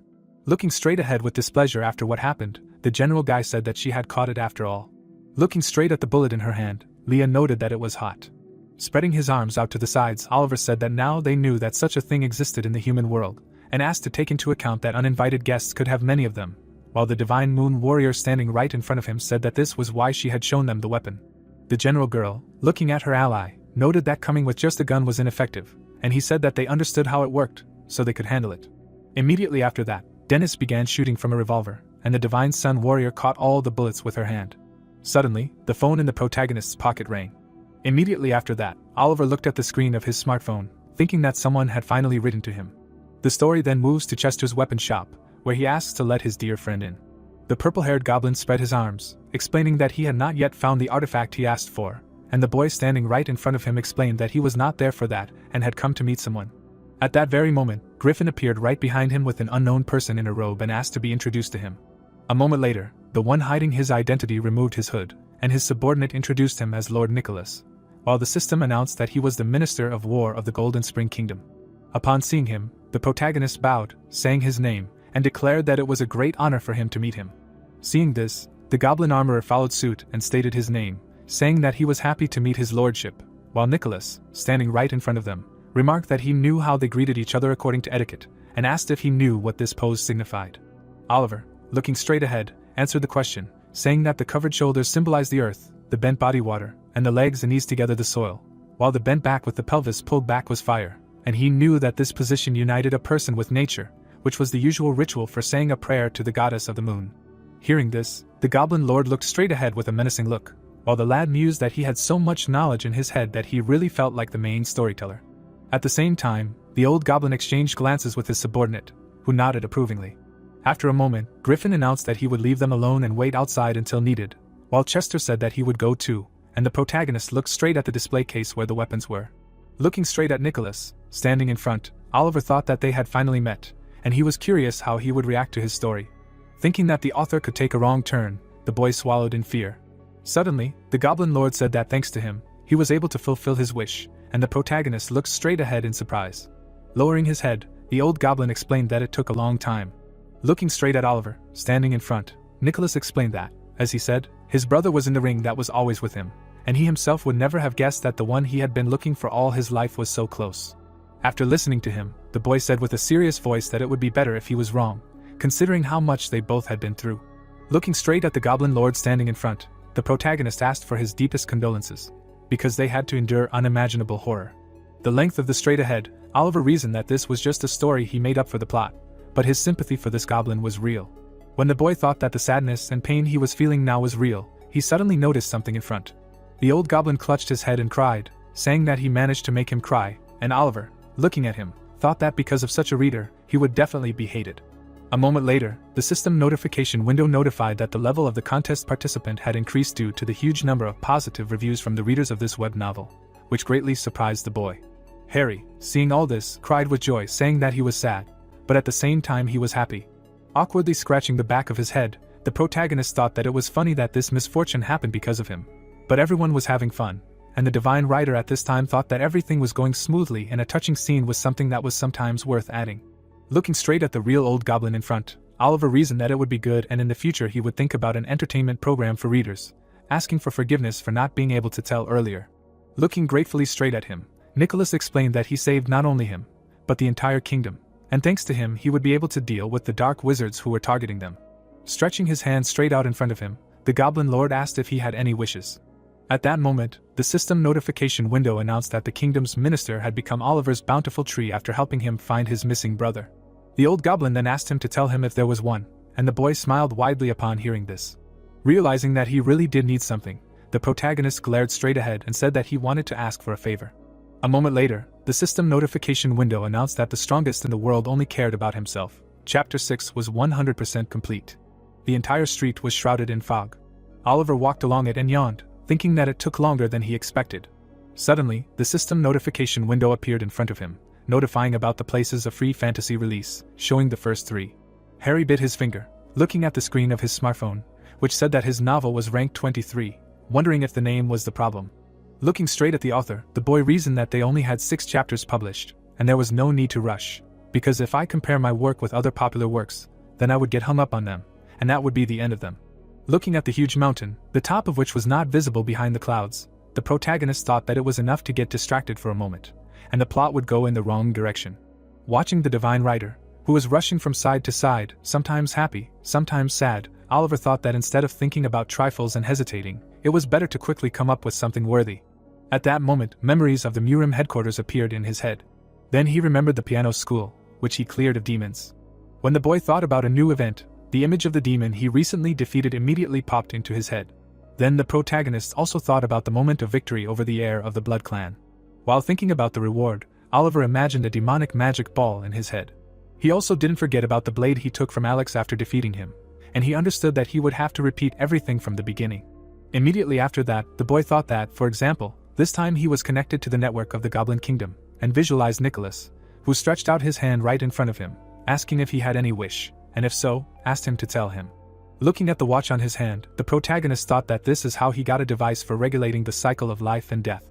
Then the system notified that the clock of the cycle of life and death is activated automatically when his pulse is at 0, and Oliver imagined himself with a minimum and maximum amount of health, reasoning that this is one of the items created by the best goblin scientist and professor.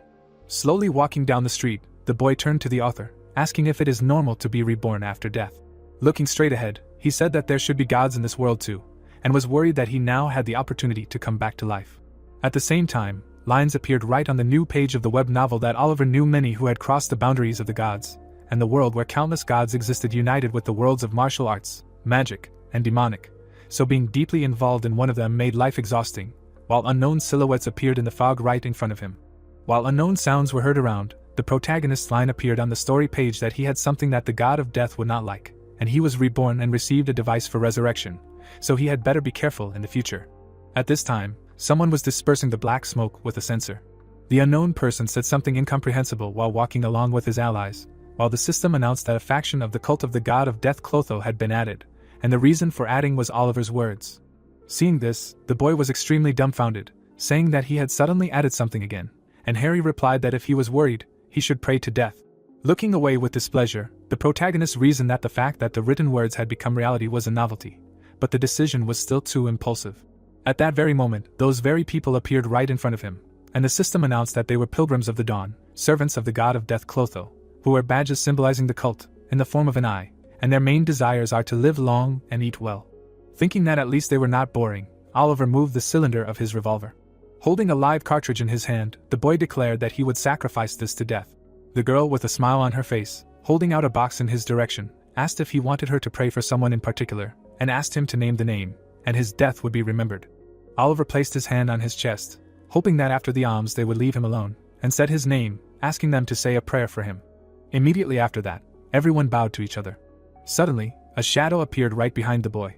Looking back sharply, the protagonist stated that they were doing a good job, but they shouldn't overdo it, and mused that because of the death, the pilgrims of Clot were given a valuable piece of land. At that moment, he saw Emma right in front of him, surprised that it was her again, while she said that she didn't know that he wanted to look good in the eyes of death. With his hands in his pockets, Oliver explained that the younger he was, the better he should take care of himself, and reasoned that the author seemed to like her, but he personally did not feel any connection between them. The girl from the security bureau looked at the boy with a smile on her face, and he reciprocated her. He thought that it was immediately obvious that they were not on the same wavelength.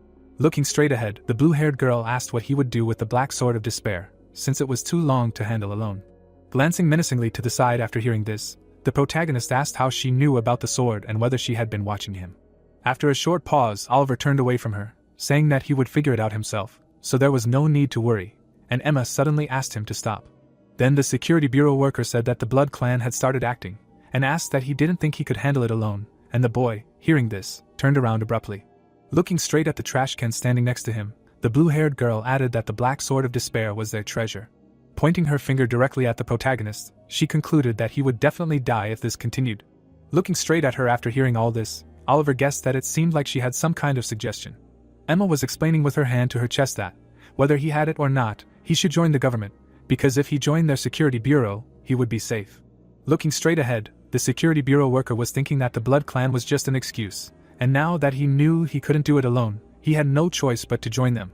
Suddenly, a system notification window appeared right above the boy's head, notifying him that the main story, the secret weapon of the security bureau, had begun. A moment later, the blue-haired girl was very surprised to hear laughter. Oliver was standing right in front of her, holding his stomach, still laughing loudly and saying that's why she was there. Covering his wide smile with his hand, the boy was thinking about the secret weapon of the security bureau and that working for the government and living for the country sounded cool and would be fun. Suddenly, looking straight ahead menacingly, the protagonist realized that in that case, his current life would become similar to his past. Remembering himself in the robes of a martial arts school, Oliver thought that he did not want to live for someone again, only to be killed in the end. Looking straight ahead with a serious expression, the boy understood that if he went back in time, he should change his approach, and answered that this time everything would be different. Emma looked at him in surprise after hearing this, asking him what he was talking about, and the protagonist was thinking about new places, new events, and even new competitions, talking about his new self. When Oliver thought he would create everything anew, he approached the security bureau worker, clarifying that she was in charge of the lawless zone, to which she responded positively, wondering why he was asking. Looking straight at her, the boy asked where she was. Looking straight ahead in confusion after his question, the blue-haired girl answered that she was in Incheon, which made the protagonist happy. At the same time, Emma explained that even there he could not hide from the Blood Clan, and Oliver, scratching the back of his head, explained that they did not bother him.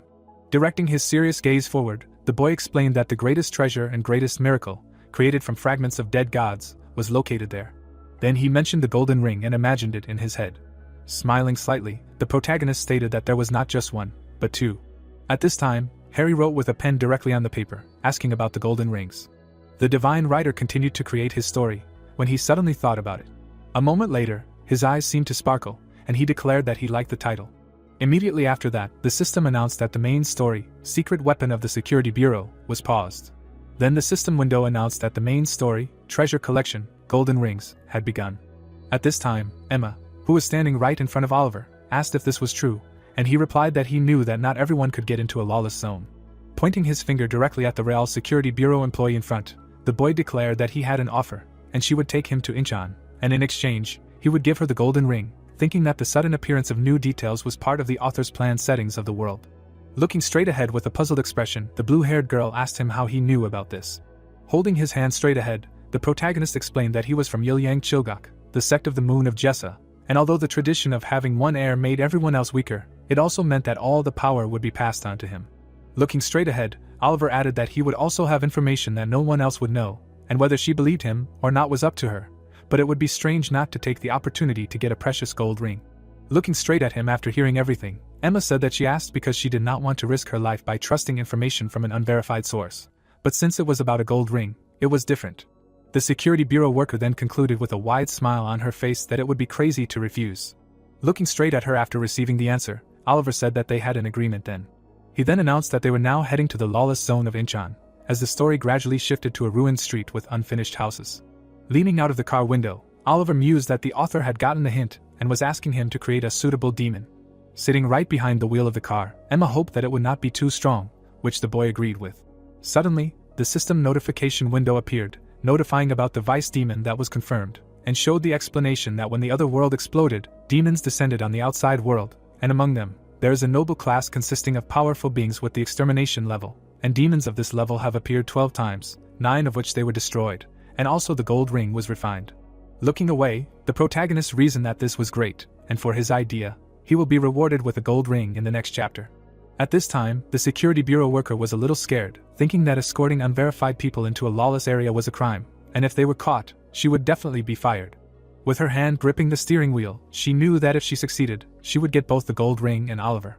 Continuing to drive her car at high speed, the blue-haired girl thought that government officials got rid of criminals for the sake of the country, to ensure social stability, and this was very important in the past, but not anymore. Looking straight ahead, Emma reasoned that the world is now driven by force, and she was given the perfect opportunity to cast aside all prejudices. Glancing sharply to the side, the security bureau worker thought that in any case, she had agreed not only for the ring, Looking directly at the smiling boy, she realized that she was also curious or even envious, because this young martial artist appeared suddenly, bringing new colors to the boring everyday life. Oliver noticed this immediately and, looking back at her, asked if he was really that attractive. At that moment, the car's wheels stopped spinning. Emma looked straight at him in shock and asked what he was even saying, thinking that she was helping him not only because of the gold ring, and that she was only attracted to him because of his strength. Hearing this, the boy thought that she was still a girl and said that she was looking at him very closely, to which she replied that they had arrived, so they needed to get out of the car. Right in front of them, the guys saw a dilapidated building, until the system promised that these were the outskirts of Incheon, and Incheon itself was a lawless zone that was located on the territory of their country. While the guys were examining the destroyed streets of this place, the system also told them that, however, it practically waved its hand at her, demonstrating its disdain in every possible way. Oliver looked around, thinking that there was enough space to hold the event without affecting the city center, while Emma was searching for something in the trunk of her car, saying that it was safer to leave the car and continue on foot. Taking her ID, the security bureau worker asked him if he had heard of Incheon and if he knew what kind of place it was. Then the blue-haired girl put on a bulletproof vest, telling him that he would be killed there alone, so he should stay close. Seeing how Emma had transformed, the protagonist noted that she was immediately obvious that she was an agent.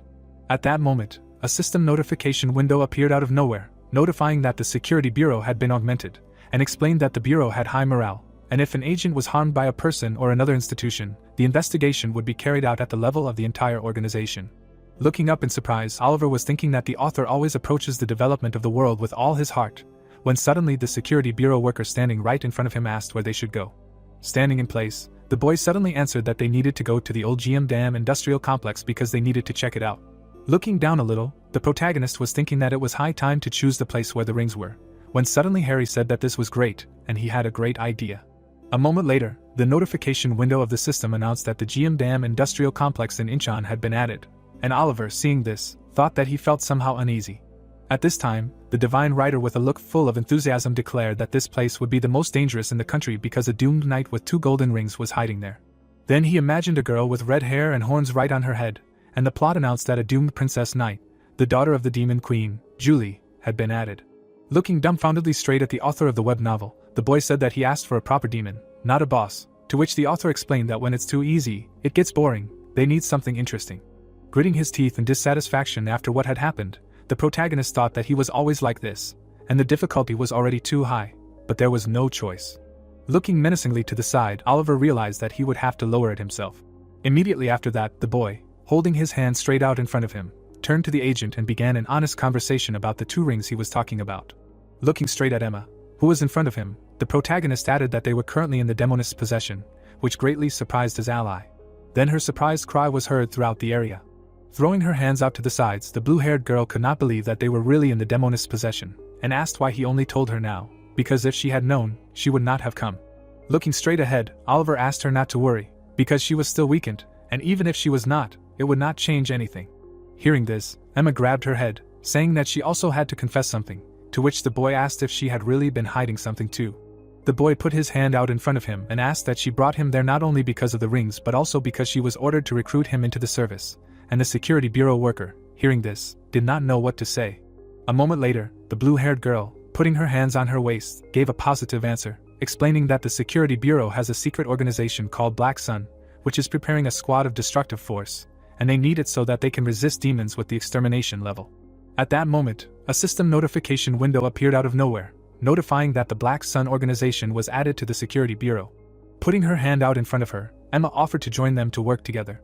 Hearing this, Oliver closed his eyes, thinking that he was pressing again with his security bureau, and now he also added a secret organization, and the author is definitely in his repertoire, but all this is meaningless for the protagonist, who returned in time. Suddenly, the boy looked forward with a serious gaze, concluding that he had inherited not only Ilyang Chiljik, but also the legend of the demons, so she did not need to worry. Then he thought that he could not reveal all the details, but he sounded convincingly important, and added that all she had to do was lead him, and the security bureau worker, hearing this, was very dumbfounded. The protagonist, pointing his finger at himself, concluded that he would deal with the extermination-level demons on his own. Immediately after that, Oliver passed by her and asked her to hurry up. Slowly walking straight down the street, the boy declared that the golden rings were already close, contemplating that a lone hero looked cool from behind. At the same time, he had to warn the warning system that the strongest in the world would only cry himself. Chapter 7 is 100% complete. Suddenly, Harry's voice was heard saying that it might be fun, but it wouldn't end there, and the protagonist was very surprised to hear this. At this time, pigeons were flying right in the sky. The blue-haired girl, looking straight ahead, asked what it was and what he was doing. Hearing this, Oliver shook his head from side to side in confusion, while the divine writer explained that if he disrupted the flow of history, chaos would begin. The web novel author, who suddenly appeared right in front of him, explained that he was supposed to go to the security bureau, then become a member of the Black Sun, and overcome some drama, eventually conquering the world. Then he added that for some reason he was resisting, and Oliver, at this time, looked straight ahead confused. Reaching out his hand, Harry concluded that he liked watching him, but that he was invading his area of responsibility was not good, and asked him not to do it again. Suddenly, the divine writer looked straight ahead, declaring that the author was not the protagonist, but he was. At the same moment, Oliver asked that he had not thought out the story in advance, which greatly surprised the author of the web novel. Pointing his finger directly at him with displeasure, the boy explained that he wanted to say that his writing style was boring. For a while, the protagonist continued to simply point his finger directly at Harry with malice. With his hands in his pockets, the divine writer asked if he was boring in some way. Realizing what he had just said, Oliver became very upset, thinking that this was not something that should be said to a person with his mentality, and tried to find an excuse. Looking straight ahead, threateningly, the divine writer stated that there were rumors that a secret organization, the Security Bureau, was involved in this, and asked him to remember the name. Throwing his hands out in displeasure after hearing this, the boy said that the work was called The Strongest in the World Only Cares About Himself, and asked if he should give his life to a government organization. Pointing his finger straight ahead, the author of the web novel concluded that it was up to him to decide, and the protagonist replied that when he interfered at his own discretion, he himself could not play the role of the main character. At that moment, Harry said that he did not need to do this, turning Oliver directly into Emma, which greatly shocked him. Angrily clenching his hand into a fist, Oliver asked what was happening and asked him to calm down. Menacingly looking straight ahead, the boy in the form of a girl asked to return him back to his body. Stunned, looking straight at him, Harry did not understand what had happened. Standing right in front of the reincarnated protagonist, the author of the novel would explain that everything was messed up because of him, and it was a disaster, and the latter, hearing this, would ask what he was even saying. Then the divine writer would conclude that he had already told that he had inherited the legend of demons and would ask how he could do that without thinking about the consequences. And Oliver, looking straight ahead menacingly, would declare that he could beat him. While Harry, not understanding how he would do it, was sobbing, the boy would look at himself in surprise, saying that he had returned. Then the protagonist, awkwardly scratching the back of his head, would remark that he was doing well, and that unpredictability was the strongest and most charming side of this novel. Then he would ask him if he understood that in order to succeed, he had to preserve it, while the author of the novel listened attentively to him. Looking around the dilapidated street of the lawless district, Oliver said that if he didn't like how things were going, then he needed to sketch out a plot before he let his head out, and it was too late to talk about it now, so they would have to make the most of what they had, and asked if things were really that bad. The boy moved his hand to the side, concluding that it was unknown whether the story would be more interesting if he joined the Security Bureau, but it was clear that he had no reason to do so now. At this time, the divine writer, looking completely serious, asked him to continue. Thinking that he was succeeding in convincing him, Oliver spread his arms out to the sides, telling him that the more details there were, the clearer the world would be, and his influence on it would be less. While Harry simply stood motionless in place, the boy added that in the end, it would be he who would decide everything, because he was the god of this novel. Lowering his head a little, the boy thought that he had explained himself as best he could. Looking straight at the author of the web novel with a puzzled look, the protagonist wondered if he got it, and suddenly he didn't, and stated that they were at the very beginning, so minor arguments were inevitable, but they had a long way to go. After listening to him, the divine writer asked with a smile on his face if their argument was over. Taking his protege directly by the shoulders, Harry said that he liked his words and agreed with them. Looking straight ahead, the author of the novel asked to count on him in the future. Hearing these words, the protagonist was very puzzled. Immediately after that, the divine writer showed him a heart and flew away, offering to try his best. A moment later, only feathers from birds flying by remained in the sky. Watching the pigeons that flew right above his head, Oliver said that he left. Then the boy turned around abruptly when he heard Emma's voice saying that the gold ring was at the extermination level, and now he was saying something else. The Security Bureau worker stared straight ahead in shock, unable to believe that he had inherited the demon legend. Looking straight at him, the blue-haired girl wondered why he had to tell her all this, and was he really implying that he could deal with her cruelly at any time? Looking away after hearing this, the protagonist asked if it was true that the Security Bureau was responsible for protecting people and ensuring a free and stable democratic society. Hearing this, Emma asked with a surprised expression what the question was about, and Oliver asked in response what she thought would happen if the whole world found out about him. Looking at his reflection right in the half-broken glass, The boy explained that then the structure of the country would be disrupted, a bloodbath would begin, and this happened every time the legend of demons appeared. Looking at Emma standing in front of him, the protagonist asked if she understood him now and asked her to keep her mouth shut, because it would protect both him and the country, and she asked why he told her everything then, to which he replied that she had tried to recruit him into her bureau, so he justified his refusal.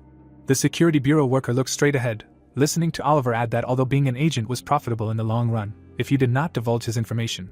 Then the girl with blue hair asked if he really wanted to say that if she kept his secret, he would help them, and it seemed that he was not at all authoritative, and the boy, awkwardly scratching the back of his head, wondered what kind of authority he was talking about, if his home was a tiny room, and did he look like someone who had subordinates. Then the protagonist asked her if she wanted to join him now that she knew about it, and Emma was very surprised when she heard this. Oliver walked right past her, thinking that he asked too soon, and explained that it was just a joke, but if she was interested in his offer, she should let him know, and it would be nice to have the security bureau on her side. The security bureau worker, catching up with him, asked if he would change his mind later, to which she received a negative answer. Looking to the side, the blue-haired girl asked if he knew who was responsible for the destruction of GM Dam. Oliver looked at her in response, about to say something. At that moment, a notification window appeared, a system notifying that the view of the world in the past was updated, and the content of the update said that in May, the Princess of Destruction appeared, and the Osaka Alliance was destroyed. Thinking that it was about time, the boy imagined a holographic map of the Earth in his head with a red area marked on it, and explained that a parallel world opened in Osaka last year, and numerous Alliance teams gathered to take it over. Visualizing a huge number of demons, the protagonist explained that they failed to kill the main monster within the allotted time, so the parallel world exploded and all the teams were destroyed. Looking straight at his ally Oliver, the boy thought he said that the demon responsible for their deaths was Julie, and she was there now. Hearing this, Emma was greatly taken aback, asking if the high-level demoness who used Hell Olga in Osaka was there now. At the same time, the system announced that the demon magic Hell Olga, which was one of the great demon spells available to the extermination level, had been added, and that the flames were a direct manifestation of the demon god Rohamaran's power, and the material used to fuel and maintain Hell Olga were the souls offered through sacrifices and sales. The security bureau worker wondered if he really believed that he could defeat her, and the boy looked away, thinking that they were saying that she was much weaker now, and hoping that it was true, asking if they really thought he could defeat her, and explaining that she was overestimating him. Imagining a magical barrier in his mind, wrapped in a huge number of chains, the protagonist declared that they would seal her. Looking straight at his ally, Oliver explained that defeating and sealing were not the same thing, and in any case, there was nothing to worry about, and thought that it was even more beneficial for him. Noticing the approach of unknown people, the boy noted that right now they should be more afraid of street thugs. A moment later, these same warriors rushed straight towards him. A combat knife flew forward at great speed. Noticing this, the girl with blue hair became wary. Suddenly, a deft blow landed right on the guy's face. After receiving damage, the bandit flew back. Standing on one leg after the attack, Oliver greeted his uninvited guests. Suddenly looking to the side, the boy asked if the security bureau agent should not be safe. In response to this, Emma replied that she did not say that there would be no idiots who would want to attack them, when suddenly the enemy appeared right behind her. Noticing this, the protagonist suddenly rushed forward. A moment later, he neutralized the attacker of the girl with blue hair. Immediately after that, Oliver slammed him into the ground with great force, saying that these guys are too slow. Having completed what he had planned, the boy turned around, asking if she couldn't handle the hooligans herself, and if she was really a real agent. Having twisted the arm of one of them, Emma asked who said that she couldn't do anything, and the protagonist, seeing this, took his words back. Menacingly looking straight ahead, the security bureau worker asked if they were new there and hadn't heard of her bureau, explaining that their organization always rewards according to merit, which scared them a lot. Putting her hands right on her waist, the girl with blue hair noted that they were just idiots, and the bandits began to argue, and one of them stated that he said that she had a Rio badge. After all that had happened, Oliver poked Emma with his finger, asking if she still had a badge with the bureau logo, to which she asked if he was really hinting that he wanted to join them, and he gave a negative answer, saying that they should move on. Looking around the dilapidated houses of the bad area, Emma asked if he really didn't know anything about the golden ring of destruction. Oliver walked right next to her and answered that he didn't have much to tell about it. Looking ahead, the boy wondered what kind of power these two golden rings would have. Suddenly, the protagonist was surprised to see Harry right next to him, who continued writing the plot of his web novel and said that now was his turn. A moment later, Oliver was stunned by the appearance of a system notification window, which notified that memories from the character's past had been added. Then a huge number of system notification windows told about the expansion of the golden ring concept, the addition of characters and the concept of magic, as well as the addition of the power of the 7-star tower along with an episode from the past, a conflict with this very tower. When the system notified that the region of the continent of the magical civilization was added, the boy imagined a holographic projection of a huge piece of land in his head. Then another system notification window appeared, which told that the continent of the magical civilization is a region that appeared on the day of the collision of dimensions in the Pacific Ocean, and Dub, Serac, Fekta, Midrez, Aliot, Mizar, Alkade are regions and towers that symbolize the royal power of the continent. Having learned all this, the protagonist grabbed his head, thinking that he asked for additions regarding the golden ring, and did not understand what it was. At the same time, the divine writer who appeared next to him explained that in Oliver's memories before returning, a character from the Black Star and another person from the Control Guild banished Julie and took possession of 2 golden rings.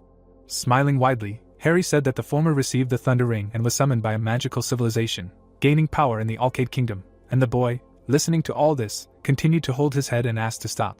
Pointing his finger straight ahead, the author of the web novel stated that a lot of power would pass to him from the ring, and moreover, this time it was not only about him, and thanks to sealing a demon with the extermination level, they would get a real treasure. After hearing all this, the protagonist looked menacingly straight ahead, thinking about the real treasure, when suddenly Emma called out to him and asked him to take a look. Surprised, Oliver looked ahead, wondering what was there. At that moment, he noticed a huge accumulation of unknown red-orange magical energy, and assumed that it was a parallel world that had opened, thinking that they had planned for the demon to be of the extermination level. Standing right next to the boy, the security bureau worker asked if Julie was really there, and noted that there would be other high-level demons in the parallel world. Then she said that he did not say that they would have to go there, and the protagonist, who was looking straight ahead with a puzzled expression, explained that he himself was a little surprised. The girl with blue hair looked ahead in fear, thinking that a demon of the extermination level was too much, and there would be others there, so she had to be careful, otherwise they would get into trouble. When she thought that he definitely couldn't handle it alone, Oliver pointed his finger back, suggesting that they come closer. Emma walked right behind the boy, saying that she trusted him. While passing between houses, a security bureau worker asked how he was going to seal a high-level demon and if he had a clear plan, to which the protagonist replied that the Osaka Alliance team was destroyed, but she drove a demon of the same level out of the city. Continuing to move forward, Oliver explained that they had something to withstand the flame attack like him, and it would be enough to seal the weakened demon with the consumption level, and the blue-haired girl, looking at him with a puzzled look, noted that he was very confident in himself. Looking straight ahead, the boy thought that he did not know how weak the demon was, but he should be able to handle the ceiling at least. Finding himself right in front of the portal to another dimension, the protagonist reasoned that if he could defend himself with the fire crystal, which was immune to fire attacks, and then use the blood of a heavenly demon and 12 pressure points, then it would be more than enough. Looking ahead, Oliver realized that, however, a high-level demon from a parallel world was a difficult opponent. Thinking about the author, the boy plunged his hand straight into the portal. Wondering what exactly awaits him there, the protagonist still decides to go inside. Immediately after that, Oliver covered his face with his hands, not understanding what is happening. A moment later, he was surprised to notice something in front. There were strange monsters right around him, as if created from darkness, and the system notified that sworn enemies from Oliver's past had been added. The boy looked menacingly straight ahead, saying that these were the ones he was afraid of before returning to the past. The protagonist saw several people right in front of him and remembered that they were the king of the path, the king of life, the king of laws, and the king of swords.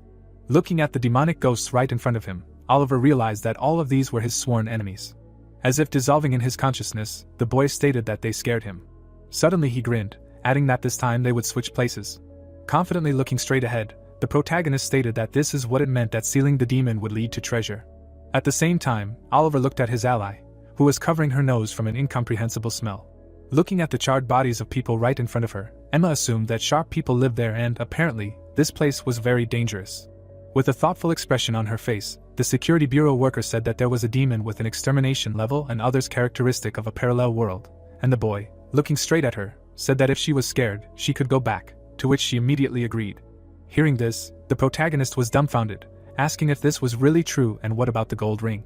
Looking straight at him, the blue-haired girl stated that she believed that he could seal the demon alone, but the situation had changed. Moving her hand to the side, she added that the parallel world was now open and that there might be a high-level demon inside, which posed a great danger not only to Seoul, but to the entire country. Walking back to the portal to their world, Emma noted that she was sorry to miss the opportunity to get the ring, but for now it was better to prepare for the worst-case scenario. Before completely passing into her dimension, the security bureau worker wished him luck, and Oliver, looking straight at the portal, could not believe that she had just left, while Harry, who was next to him, was also surprised. Looking displeasedly straight at the author of the web novel, the boy said that he was the one who created her like this, and he said that they already had to go. Immediately after that, the divine writer threw something in his direction, telling him to take it with him. Putting his hands in front of him, the protagonist caught the revolver. Looking at the gun right in his hands, Oliver asked when he had even picked it up. At that very moment, a huge demonic monster rushed towards him, a shot flying into its mouth. A moment later, exactly the same monster appeared, which similarly received a bullet. The boy held a revolver in his hand and fired several shots. Those who were directly in front of him were defeated, and the protagonist, throwing the gun over his shoulder, declared that here they met again, but now he is stronger. A moment later, another monster burst out of the flames, heading straight towards him. Noticing it, Oliver fired another shot from the revolver, saying that there was no need to interfere with it. Suddenly, a strong explosion occurred. A huge number of bullets flew straight at the demons. At this time, Oliver ran forward at great speed, holding a gun in his hands. Immediately after this, the boy picked up a tactical knife right from the ground, saying that he would lend it for a while. Taking a new weapon, the protagonist rushed towards the monsters at great speed. A moment later, he pushed off the ground with his foot. Then Oliver soared into the air, deftly wielding a dagger and destroying his opponents. Menacingly looking straight ahead, he sighed with relief. Sharply lowering his revolver down, the boy made several shots directly at the demons. Heading straight towards them, the protagonist asked if the leader of the shark people was there. Gritting his teeth in displeasure, Oliver noted that they really annoyed him. Suddenly, a demon appeared right next to his head, opening its mouth wide. Noticing this, the boy fired a shot, destroying it. With another shot from his revolver, the protagonist managed to destroy the enemy. Having finished his battle against the demons, Oliver sighed with relief. Wiping the blood from his cheek, the boy said that these creatures irritated him very much.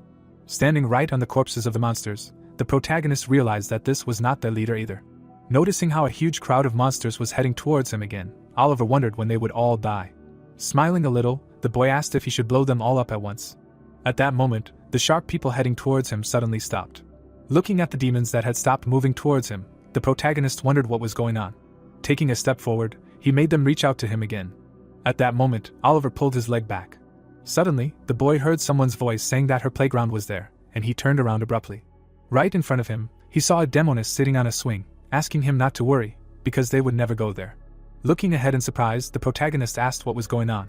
Looking at the demon's corpse, Oliver guessed that this guy must be from the Devil clan in the parallel world, and he was dead. At the same time, the demon girl stepped forward, saying that it was true.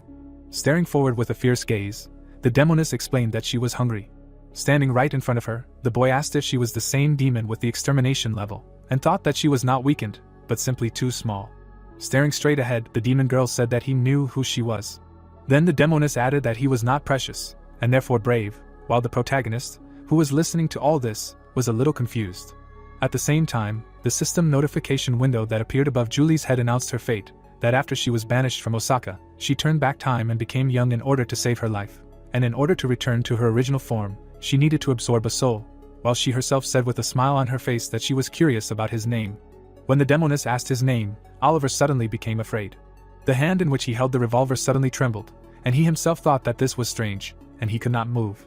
Sitting right on the slide, the demon girl was interested in his name, and the boy did not understand why she needed this. Rolling down, Julie asked him to tell her, and the protagonist thought that this was probably one of the ways to make the soul fatter. Oliver looked at several manifestations of the demoness on the site, who were asking about his name, and understood that she was asking this in order to affect his mind. Approaching the boy's ear, the demon girl asked him to call her. The protagonist fell into a stupor, while all he heard around him was a request to say his name. Falling to his knees, Oliver understood that he should not give in to this. Lowering his head down, he thought about his name. Thinking that if he called it, then the end would come, Oliver, slightly opening his mouth, said his name. Hearing it, Julie stretched out her hand right to him, saying that now he must give her his life. The boy was as if hypnotized, looking at the hand of the demoness, who declared that she would take his soul. Remembering the busy city street, the protagonist wondered if she was important to him, because he was in the world of a novel, and his life there was like a short journey. Continuing to give in to the hypnosis of the demon girl, Oliver thought that it was a shame, and he met her and immediately gave himself up. At that very moment, Harry appeared right next to him, looking at his charge with displeasure, asking him to wake up, and asking if he would really fall for this psychological attack, saying that the devil take him. Suddenly, the boy vaguely saw the image of the divine rider and wondered what the noise was. Because of it, he could not hear Julie's voice, while he continued to ask him to wake up, explaining that he was out of his mind. A moment later, Oliver said Julie's name, and the demoness, hearing this, was very surprised. The boy was kneeling right in front of her, explaining that he was talking about her name, and that Julie sounded better, so he asked whoever called her that to remember it. Hearing this, the demon girl, looking furiously straight ahead, said that she agreed to this and would remember him, thinking that this guy was funny. Extending her hand forward, Julie announced that she would now take his soul, when suddenly he said that she was in danger. Oliver also said that the security bureau knew that she was there, and soon they would come to kill her, and the demoness, looking menacingly straight ahead, thanked him for telling her and moved on to his soul again. At that moment, the boy lowered his head down, declaring that she was destined to die at the hands of the shock squad under his command, and there was no way to escape fate, so her death was simply a necessity. Holding out his watch right in front of him, the protagonist added that all of this was invented by him and the author and only them, and all of this was cruel, because she was just a child, and the demon girl, looking at him, did not understand why he was talking so much. Oliver held the watch of life and death in his hand, asking to take it. Throwing it behind his back, Julie called him a madman, saying that he had gone crazy, and she did not want to listen to it anymore. Using her magical gaze, the demoness ordered him to point the gun at herself. The boy, looking straight ahead, said that he still had a lot to tell her. Raising his hand with the revolver, the protagonist asked to promise him something. With the gun pointed at his head, Oliver asked her to go to a safe place. With her hand outstretched straight in front of her, the demon girl asked him to kill herself. Immediately after that, a huge number of houses in the lawless district began to rise into the air, and the boy thought that it was a short meeting that took only a few lines, and he should be glad that at least for a short time he managed to be the main character. Lying right on the ground, having shot himself in the head, the protagonist said goodbye to Julie and thanked the author. Immediately after that, everyone around began to rush into the abyss, and the system notified that the world was collapsing and the reason was inappropriate dialogue, that her death was necessary, and all of this was made up by him and the author. Suddenly, right in the middle of the street, an explosion occurred. Oliver held a revolver in his hand, while a monster fell to the ground right in front of him. Surprised, looking straight ahead, the boy wondered what happened. At that moment, demons were heading towards him at great speed. Noticing their approach, the protagonist fired several shots from his pistol and could not believe that his mind had really succumbed to that mental attack. One of the fired bullets hit the monster's head right while Harry was saying that he had succumbed and he had practically given his life to it, and Oliver, hearing this, was very surprised by the appearance of Mr. Author. The divine writer stated that he did not even bother to listen to him, and the boy, continuing to shoot from his revolver, explained that he had no choice. Then the author of the web novel said that he liked it when he immersed himself in the role of the protagonist, and such moments are joyful, but he still could not believe that he was actually affected by that mental attack while the protagonist was firing bullets from his pistol, asking about immersion in the role.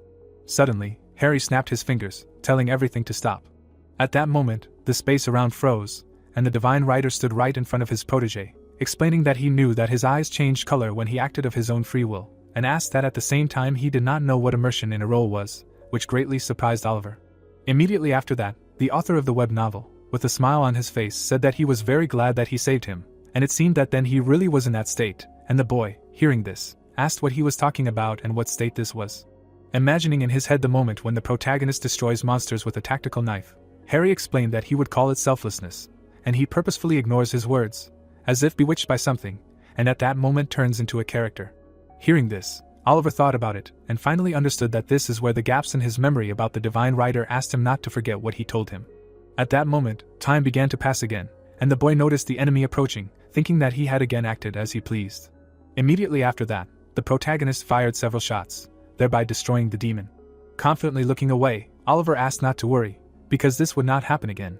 After some time, the monsters were destroyed with the help of purple energy attacks. Covering his face with his hands, the boy thought that now he knew where his target was, and there was no point in wasting time on these weaklings. Remembering how Harry gave him a huge number of grenades and said that this time he needed to try to cope, the protagonist understood that Mr. Author had given him a lot of additional resources. Then Oliver grabbed the head of the human island, realizing that he needed to deal with it before that. Realizing that this needed to be done before she hypnotized him, the boy noticed how Julie came right to the battlefield. Looking straight ahead, the protagonist asked if she was hungry. He then threw the demon corpse towards her. Noticing this, the demoness stood up from the swing, concluding that he knew who she was and was not afraid, so she acknowledged his bravery and really wanted to know his name. Hearing this, Oliver became wary, thinking that she really didn't look like an extermination-level monster, and wondered why the author wanted him to fight her. At that moment, a quality writer told him to concentrate, which was a strong blow to the head of the boy, who did not even notice that he was distracted. Holding his hand to his head, the protagonist stated that his opponent was an extermination level 1, and she was not in her peak form because she was weak, so he needed to pull himself together. A moment later, he noticed the demon girl walking right up to him, pointing her finger and asking who he was talking to, and she actually asked his name. Using her magical gaze, Julie asked to speak. Suddenly, Oliver succumbed to hypnosis again and was about to answer her question. At that moment, the boy grinned sharply. Stretching his hand forward, the protagonist concluded that he could not be fooled twice. Immediately after that, Oliver rushed towards the demoness with great speed. Seeing this, the demon girl was very stunned and asked what it was and what he even called her. Having said that this was her name now, and noting that, by the way, she liked it too, the boy continued to run towards her, holding a revolver in his hands. At that moment, Julie released flames from her hands, asking not to make her laugh and to stop resisting and say her name. Then everything around began to collapse and explode. The demoness levitated in the air, observing the surroundings. Looking at the playground, which was all engulfed in fire, the demon girl asked if she had hit him. Suddenly, Oliver was right behind her, pointing his gun at her, and said that he was there. Noticing this, Julie gritted her teeth in displeasure. Without thinking twice, the boy fired his revolver. A moment later, the demoness fell straight to the ground, and the protagonist landed next to her. With her magic, the demon girl managed to stop the bullet, and she explained that it would not work on her. Hiding his gun behind his back, Oliver said that it meant that it was worth trying something else, which greatly surprised Julie. Suddenly, the boy rushed towards her, pointing his fist forward, and declared that this was only the beginning. With a wide smile on his face, the protagonist thought about dealing with her in hand-to-hand combat. Immediately after that, Oliver delivered several blows directly to the demoness, and she blocked them with her magic. After some time, the boy made another attack, which was blocked. Watching the demon girl jump back using her fire magic, the protagonist understood that she was trying to break the distance, so he had to become faster. Swiftly moving forward, Oliver understood that he needed to become much faster and continue attacking, and then she would not have time to ask him a question, asking her to stop running away. At the same time, the boy delivered another blow right at Julie's magical barrier. His fist touched right on the defense magic. Enveloping himself in purple energy, the protagonist used Form 7 and broke through the enemy's defense. A moment later, the demon's magical barrier began to crack. Then it completely fell apart into small fragments. After that, the demon girl looked at her opponent's magic with displeasure, thinking that with this body, she could not do anything against it. While her hair fluttered in the wind, Julie wondered if she would really have to resort to hellfire. At that moment, the demoness raised her hand up, releasing fire outward. Suddenly, the demon girl enveloped everything around her in bright flames, asking what he really thought, that she would just stand there and take his attacks. Oliver stood in place, watching his opponent, who laughed loudly, calling for more fire. Looking straight ahead furiously, Julie declared that she would not lose to someone like him. After finishing her words, the demoness put her hands straight in front of her, directing her flame magic forward. In an instant, a huge stream of fire gathered in one point. Then, the hellfire spell quickly flew forward. The boy did not move at all and watched in surprise as the fire moved towards him. The protagonist was not worried at all and simply remained in his place. The huge stream of flame was approaching Oliver directly. Suddenly, the boy moved his hand to the side, using the transformation of internal force. Swinging his other hand, releasing his purple energy outward, the protagonist activated the body fortifications. Oliver was about to strike with his palm, and before that, he activated the 12 pressure points of the heavenly demon mouse and snake technique. A moment later, his eyes turned the color of the dark abyss, and he used the transformation of the heavenly demon lotus meditation technique into the heavenly demon pure internal force meditation technique. Immediately after that, the boy extended his hand straight in front of himself, using the third form of the heavenly demon palm technique. At that time, a huge palm magic attack was directed straight forward. At this time, the hellfire emitted by Julie was moving towards it. The demoness continued to use her magic with a crazy expression, declaring that she would never lose. Suddenly, these two colossal forces collided with each other. Because of the collision, everything around was enveloped in blue energy. A moment later, an explosion occurred due to the accumulation of a huge amount of power. The demon girl stood right in the middle of the playground, looking at the traces left by the explosions on the ground. Julie smiled widely and began to laugh. She looked at something incomprehensible to herself, and asked what was going on. At that moment, right above her head, she saw a huge magical purple palm. A moment later, this same palm hit her right on the head. The attack was so strong that the ground under the demoness' feet was destroyed. Dust from the concentration of energy flew around the area. Objects on the playground also flew in different directions. A moment later, everything began to calm down, and the energy dissolved into dust. Oliver held Julie's neck with his hand. The boy looked straight ahead emotionlessly. His hand was holding a little girl, who was enveloped in bright yellow energy. This same power was coming from the protagonist's hand. Oliver was looking straight ahead at the bright yellow energy with seriousness. Suddenly, the demoness disappeared right from his hand, turning into this unknown power. Only he was left surrounded by dust. Immediately after that, golden rings, brightly sparkling with magic, appeared right in front of him. When the boy grabbed them with his hand, clenching them in a fist. Then he opened his hand and noticed that the rings merged into one, while the system notified that, having recognized their owner, the golden rings take on a new form. At the same moment, the golden ring began to transform into a blade. After this transformation was complete, the protagonist grabbed the hilt of his new sword. Holding the magical blade in his hands, Oliver declared that he had decided on a name, and it would be a Thunder Sword. Immediately after that, a system notification window would pop up, notifying that the lightning sword was a peerless blade made from a golden ring, and the power of lightning flowed through it, and exceeded its power. Then the system would announce that the strongest in the world only cared about himself. Chapter 8 was 100% complete. As the boy was waving his new blade, Harry appeared right next to him, admiringly calling this artifact a treasure. Pointing his finger to the side, the divine writer asked what he would do with the other ring. Looking straight at this magical artifact, the agonist did not know what to answer, while the author of the web novel standing behind him continued writing the story, saying that it would be unbalanced to make both rings strong, and let the second one be just trash. A moment later, Gagarin wrote down the abilities that this very ring gives on his piece of paper, and Oliver, seeing them, was very dumbfounded that these skills are simply useless. While the divine writer was asking with a thoughtful look what else he could come up with, the boy distracted him, saying that he would rather choose from these before he came up with something else. Looking straight ahead, the protagonist declared that he would choose the third one, and the author of the web novel could not believe the seriousness of his words. Then Oliver, imagining a person being attacked by a ninja, declared that what is trash for one can be treasure for another, and such skills can be useful for assassins who need to hide their presence, because even they do not have full control over the body. Hearing this, Harry looked to the side, wondering what to call it then, because if it is a thunder sword then the other one should be called accordingly. After this question, the boy plunged into thought and still could not come up with anything. Looking straight at the magical gold ring, the divine writer asked what could call it deodorant.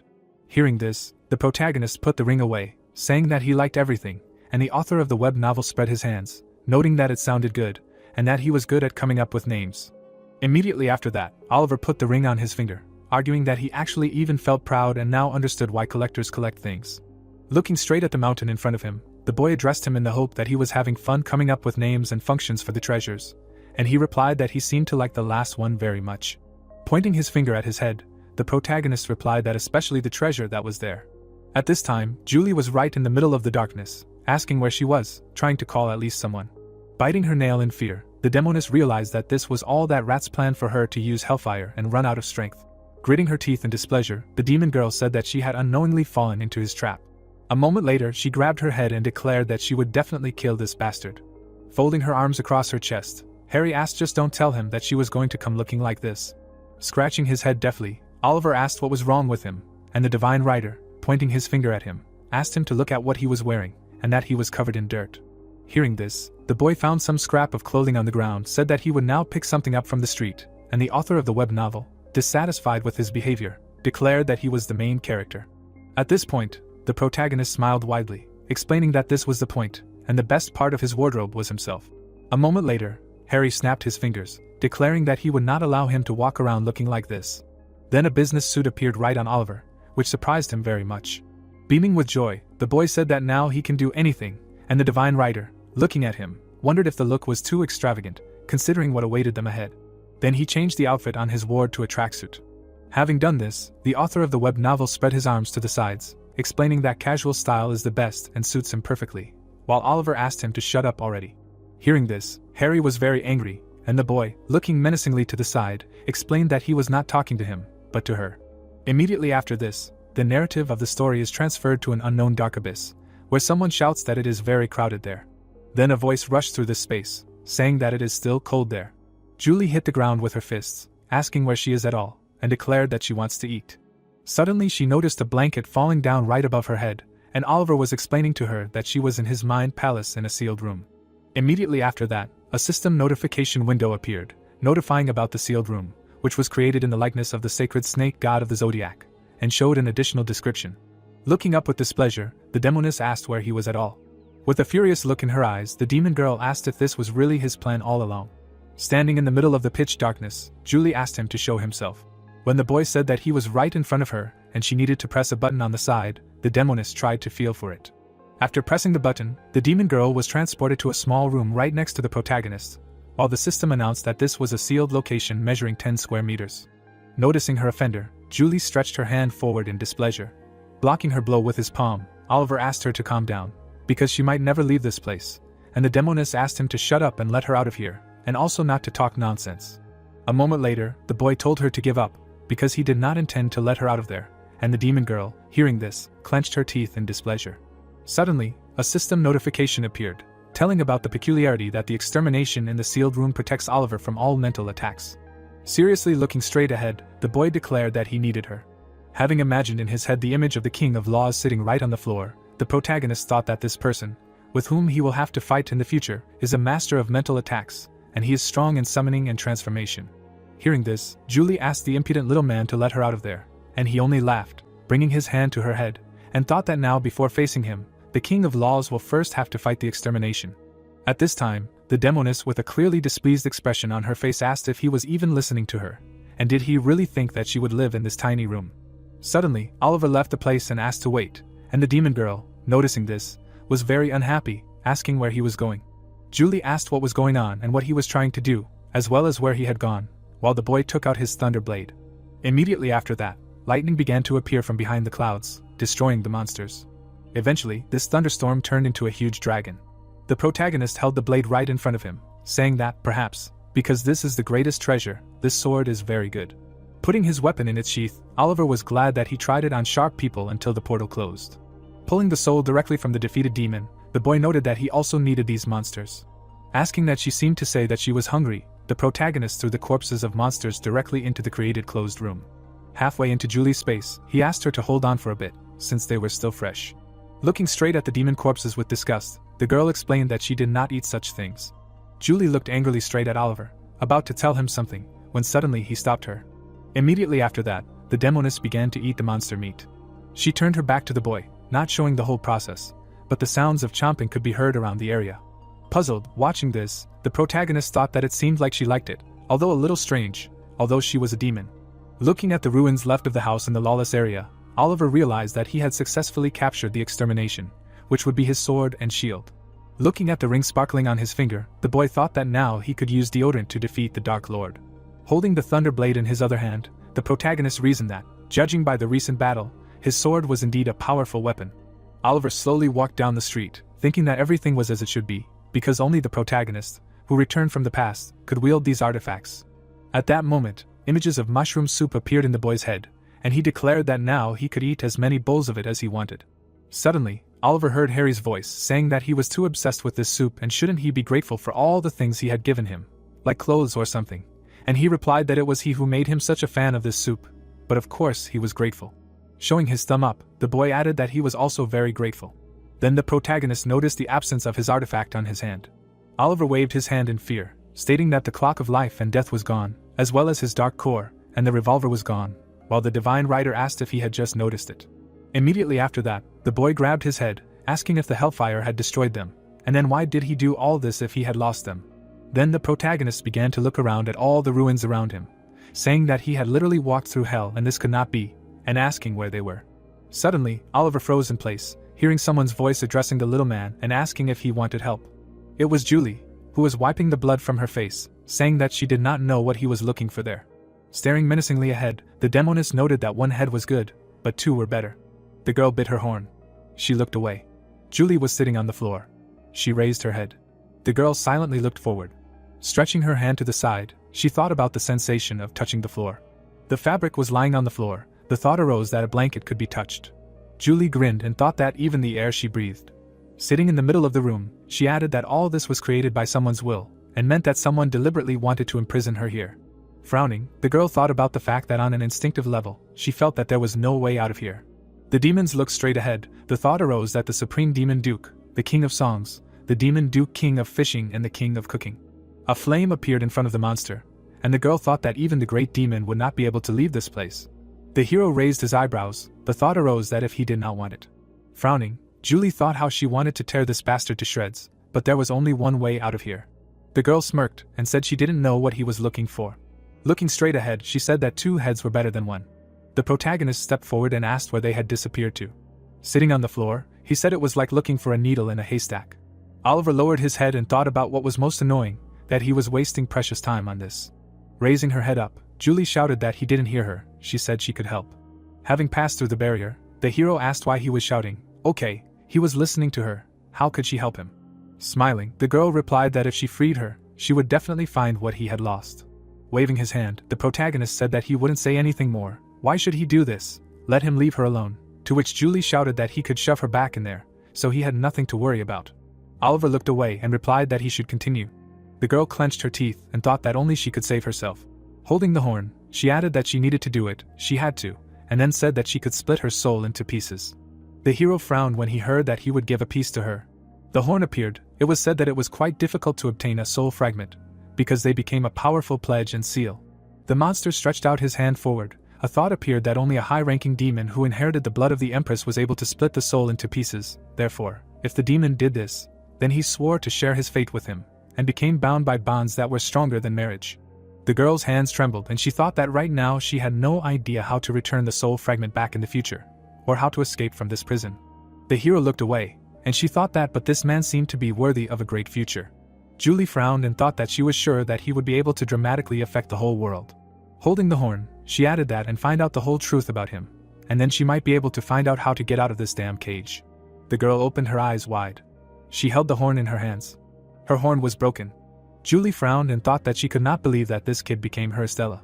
The protagonist looked surprised. Hearing that he should take it, a notification appeared that the worldview was added, the reason for adding that he could not believe that this kid became her Estella. Oliver smirked and said that it worked. Looking straight ahead, he asked that he was now her Estella. Yes. Clenching her fists, the girl turned. Standing behind him, the guy asked that she was now his heroine, did not want to see her in this role. Frowning, the hero said that he should just try writing something like that, to which Harry replied that she was already a full-fledged adult demon, if anything. A view of the city opened up. Sitting on the rubble, the protagonist thought. The girl ran around. The thought appeared that he was of course right, but would everything be okay? Julie leaned over, and Oliver thought that now she looked like a child. The girl put her hand to her face, and he added that he was sure that her original form was completely different. The hero looked in surprise, hearing that she had found it. Pointing to the sphere, Julie asked what he was looking for. The ball was emitting a glow. Raising his hand, the protagonist said that he had indeed found it. Great, it really was destruction, to which the girl asked, what of course, and what did he expect, what would they look for next? Raising his finger up, the protagonist said that it was a drink of life and death. The watch was probably broken, but they needed to find not the watch, but what was inside, to which Julie asked what was inside. The girl looked in surprise, hearing that the treasure was from the world of martial arts. It had the same effect as the elixir, to which she replied that for a moron it was very impressive. Oliver smirked and said that he didn't think that was the right way to address his Estella, to which she asked again. The guy closed his eyes, hearing that he should come here, to which he replied that it was charming. The hero was sorting through the debris. Messages about Manhwa appeared. The girl stretched her arms forward. They stood next to each other. A view of the city opened up. Sitting on the ground, the protagonist heard that they could definitely find it. Even if it was an elixir, it was still too difficult. Looking at the girl, he thought that she was probably tired. When he caught her, she was already exhausted, so she also had to go through a fight with him, sealing, making a contract and finding a drink.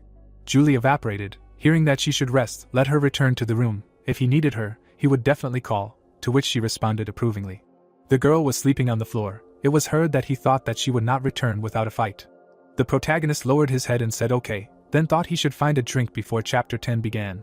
Oliver looked at him in amazement, and asked what already. The gun was pointed at him. The hero turned around sharply and thought it was from behind. A shot rang out in the middle of the city. A bright flame appeared. It was heard that he would not be able to dodge the bullet. Throwing his hand forward, the protagonist said that he could melt them in midair with the protective energy of heavenly fire. Smiling, Harry said that was great, and he was wondering how he would resist modern weapons, to which Oliver thought that seriously, he still hadn't written the rules of this world. Clenching his fist, the hero asked who the hell he was. Frowning, he added that he was really one of the members of the Dark Star group. The soldier held the gun in his hands. The thought occurred that before returning to the past he met one of these. This soldier looks exactly like a member of the group. Suddenly, he pointed the gun. Shots rang out in the city.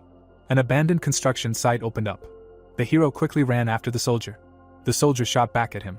Frowning, the protagonist shouted that he told him that this would not work on him, and then thought that he was keeping the optimal distance so that he could not reach him with his martial arts skills. It seems that he really is from the Dark Star group. The soldier looked at him. He reloaded the magazine. Oliver's eyes widened and said that it was the same. The hero quickly ran forward. The thought occurred that demonic bullets. He was using such expensive ammunition. Gritting his teeth, the protagonist exclaimed. He slid along the ground. Suddenly, Oliver jumped up. Looking at the soldier, he thought that he would stop using defensive energy and focus on restoring internal energy. Suddenly, the fighter looked at him in amazement. The hero's gaze froze in place. The protagonist abruptly knocked his weapon away. He extended his hand forward. Oliver abruptly grabbed the soldier. He slammed him to the ground. The fighter rolled his eyes. The hero looked at him. He looked down. Standing over the soldier, the protagonist said that he attacked first, and he probably knows the rules of the martial arts world, right? Suddenly, the fighters surrounded him. Oliver looked to the side. The people were holding weapons in their hands. The thought arose that there were 2 squads of stormtroopers here. I am sure that snipers were also sitting nearby. It will be difficult. Frowning, the hero thought that he was adding these explanations on purpose to irritate him. The protagonist looked to the side, hearing that why not just give up. He took a step forward. The captain was walking towards the protagonist. Frowning, he said that he should explain his relationship with the extermination. Oliver looked away in confusion. A view of the building opened up. The hero was holding the ball in his hands. He was wearing a watch on his hand. The protagonist picked up the phone. He touched the phone screen. Oliver was sitting on the bed. Looking straight ahead, he was thinking that seriously it was difficult, because they just screwed up, because they lost the potion of life and death. Standing up, the hero added that he hoped he really fixed everything in this chapter, even the action scenes, so everything should be fine. The protagonist lowered his head and asked what he was supposed to fight with him. The guy clenched his teeth tightly. He frowned and thought about this annoying brat. The fighter whispered something in the commander's ear. Stretching his hand out to the side, he said that it seemed like there was a misunderstanding, admitting that they had been a bit hasty. They didn't think he had captured extermination, they thought he was under her spell, to which the hero replied that it didn't really matter, he forgave them, and now let them help him find something. Frowning, the commander said that he didn't like the tone he was speaking with. The protagonist turned around abruptly. The fighters were sitting on the ground. Oliver smiled and said that, as they say, the more hands, the easier. Clenching his fist, the guy asked what it was, the trophy he received after defeating extermination, to which the hero replied that no, it was a gift from the Golden Spring Kingdom. The young man looked in amazement, hearing that by the way, before he left, he would give him a ride to the Chono hospital. He needed to see him. His eyes widened as he thought that of the 3 most influential people in the Golden Spring Kingdom, he knew 2 of them and could meet them whenever he wanted. It had been less than 3 days since he had become known to everyone, what he was doing. Clenching his fist, the hero thought, who the hell is he? Lowering his head, the guy said, okay. A notification appeared on his phone that he should stop investigating Oliver. It could lead to diplomatic problems with the Golden Spring Kingdom, since Oliver himself was closely connected to him. The documents appeared. It was heard that no, it was impossible to fight him then. Jake closed his eyes and said that he had support from the Golden Spring Kingdom. Lying on the floor, the girl screamed that she was hungry, she wanted to eat, she would die of hunger. Why didn't he feed her? Putting his hand to his head, the hero said that with each journey he had more and more hungry mouths. He needed to find demons for her and feed her. Looking at him, Harry said that they managed to successfully complete work on the 10th chapter, but everything went too smoothly, asked what they should do next, to which the protagonist thought that if it were not for him, what would have happened to this novel? The guy smiled, hearing that this problem is typical for all authors, to which Oliver replied that starting a new story arc is not so easy. Smiling, the hero said that he should not worry, he has him. Holding the phone in his hands, the protagonist heard that he could help, to which he replied that he was looking for someone. Looking straight ahead, Oliver said that he was 14 years old, he was born in Incheon, he thinks he now works as a porter. An image of a guy appeared. It was heard that given that he is a general worker, then most likely, he is not a member of any guild, so he will be able to find him on the labor market. Smiling, Harry asked that he was discussing talent recruitment. The train was moving forward at a rapid pace. The writer put his hand to his face and asked what kind of interesting past he was supposed to have, to which the hero replied that he didn't even know. He put his hand in his pocket. A notification came on his phone. The protagonist chuckled when he saw the message saying not to worry, it would be taken care of, he could go home and rest. Harry looked out the window. Looking at the hero, he said that they could make him an apprentice of one of his enemies, or make him a hero who would stand up for justice, to which Oliver replied that the first option intersected with the arc of the ancient dragon's sword, and the second was boring, and he was told that he was ruthless. The hero smiled when he heard how about that, make him a crazy villain who committed horrific massacre, to which he replied that it sounded good. The man's eyes widened, it seemed like he would be a mad demon who made the world shake. Raising his hand, Harry said great, that's what they would do. Looking away, he asked if he could handle a psycho like him, to which the protagonist replied that he wanted to recruit him before he went completely crazy. The train was moving across a bridge. The demon was standing on a mountain. It was said that the mad demon had been raging for less than a year, but the fear he inspired was immeasurable. He struck at people. It was thought that in Nirim, this bloodthirsty demon killed a martial artist, in whose nickname people used the king, and in the fantasy world, he dealt with a dark archmage. What exactly drove him crazy is unknown. A bright glow appeared. It was said that if he had lived a normal life and not lost his mind, he would have become a genius, joining the ranks of the great Buddhist monks. The hero stood with his back to the skeleton. The thought arose that Oliver had never met the mad demon in his previous life, because he began his activity in the Murim after the death of the mad demon. The protagonist stood still. It was said that as soon as he saw the boy, he realized that this was the mad demon of this era. The guy clenched his teeth tightly. The thought arose that Oliver realized this as soon as he saw a small tattoo under his eye, which matched the one he saw in the records. Looking at him, the hero thought that this child was the mad demon. Timmy lowered his head. He rushed forward sharply. It was heard that he was doing, "Let them grab this spawn." The guy ran forward quickly. A fence appeared. The man jumped up. The soldier fell to the ground. Looking to the side, the man shouted out where he was going. He told him to get out of here. To get there, he needed a team, but he doubted that anyone would agree to accept someone like him. Frowning, the guy asked what the hell, who said he was trying to get there, can't he just run around? Swinging his arm, the soldier shouted that he would stop lying. Looking straight ahead, the hero asked that he didn't think he was being too rough with the kid. The protagonist took a step forward, and it was heard that wasn't Oliver. The people looked at him in amazement, and it was heard that she didn't expect to see him here. She heard that he defeated a demon recently. She was glad that they visited Wonmyang Elementary School. Closing his eyes, the hero thought that he needed to act cool. Looking at him, the soldier asked that he was a rising star Oliver, right? He looks even better in person. What brought him to Jeonju? He's going to get into the school. Standing in front of him, the protagonist asked him why else would he come here, but what was going on here? Looking away, the man said that he understood that he thought they were being too strict with him. The boy gritted his teeth when he heard that he was from Incheon, and he was not someone he should worry about. He was disobedient and ill-mannered. He was definitely from Incheon. A leopard cannot hide its spots. Standing in front of him, the protagonist heard that this boy was notorious in Jeonju. His intelligence can be judged by the fact that he has not been arrested yet. The man looked surprised when he heard that he could deal with him, to which he asked again that he was sure. The protagonist nodded his head, to which he replied that it was okay. Oliver took a step forward and thought that he must have been treated like this all his life. Looking at the boy, he added that because of this, he went crazy and committed a massacre. Timmy frowned and asked that he had never seen anyone get hit, to mind his own business. The hero lowered his head and thought that he was being rude and being on guard. The boy looked surprised to hear that he wanted to go there. The thought occurred that but in the end, he was still a child. Timmy's eyes widened. The thought occurred that he was just a little kid trying to protect himself. Smiling, the protagonist asked that he wanted to go with him, and then thought that because he had too many scars. Timmy looked at him in amazement. Oliver raised his eyebrows and thought that why did he make him so pathetic? It broke his heart. The boy gritted his teeth and thought that his heart. Rushing forward, the young man shouted that he was not stupid, he did not need him. The hero looked at him silently. Putting his hands on his hips, he said that he was so proud. Well, he knew it would not be as easy as it would be for him to recruit this boy. Smiling, Harry said that great, let him think about how he was going to convince him, and he would try to come up with a story for Wonmyang Elementary School, to which the protagonist replied that he should just keep it simple. Remember that this episode was about recruiting Timmy, not about clearing out a parallel world, okay. Closing his eyes, the writer replied that he should not worry. Looking away, Oliver heard that he had a good idea. Since this was an elementary school, a bronze statue could turn into a monster. One of the biggest fears of people is, to which the hero said that he had a bad feeling. The girl took a step forward and asked that he was Oliver. The hero looked at her in bewilderment. Smirking, the girl said that it was indeed him, the rising star Oliver. Putting her hand on her hip, she said that it was nice to meet you. Clara smirked slightly. Looking at her, the protagonist thought that she was 49, and then asked who she was. With wide eyes, the girl asked that he did not know her. Oliver raised his eyebrows and thought that this was a pretty useful skill. It was high time that mages appeared in this world, and then asked that he should. They stood in front of each other in silence.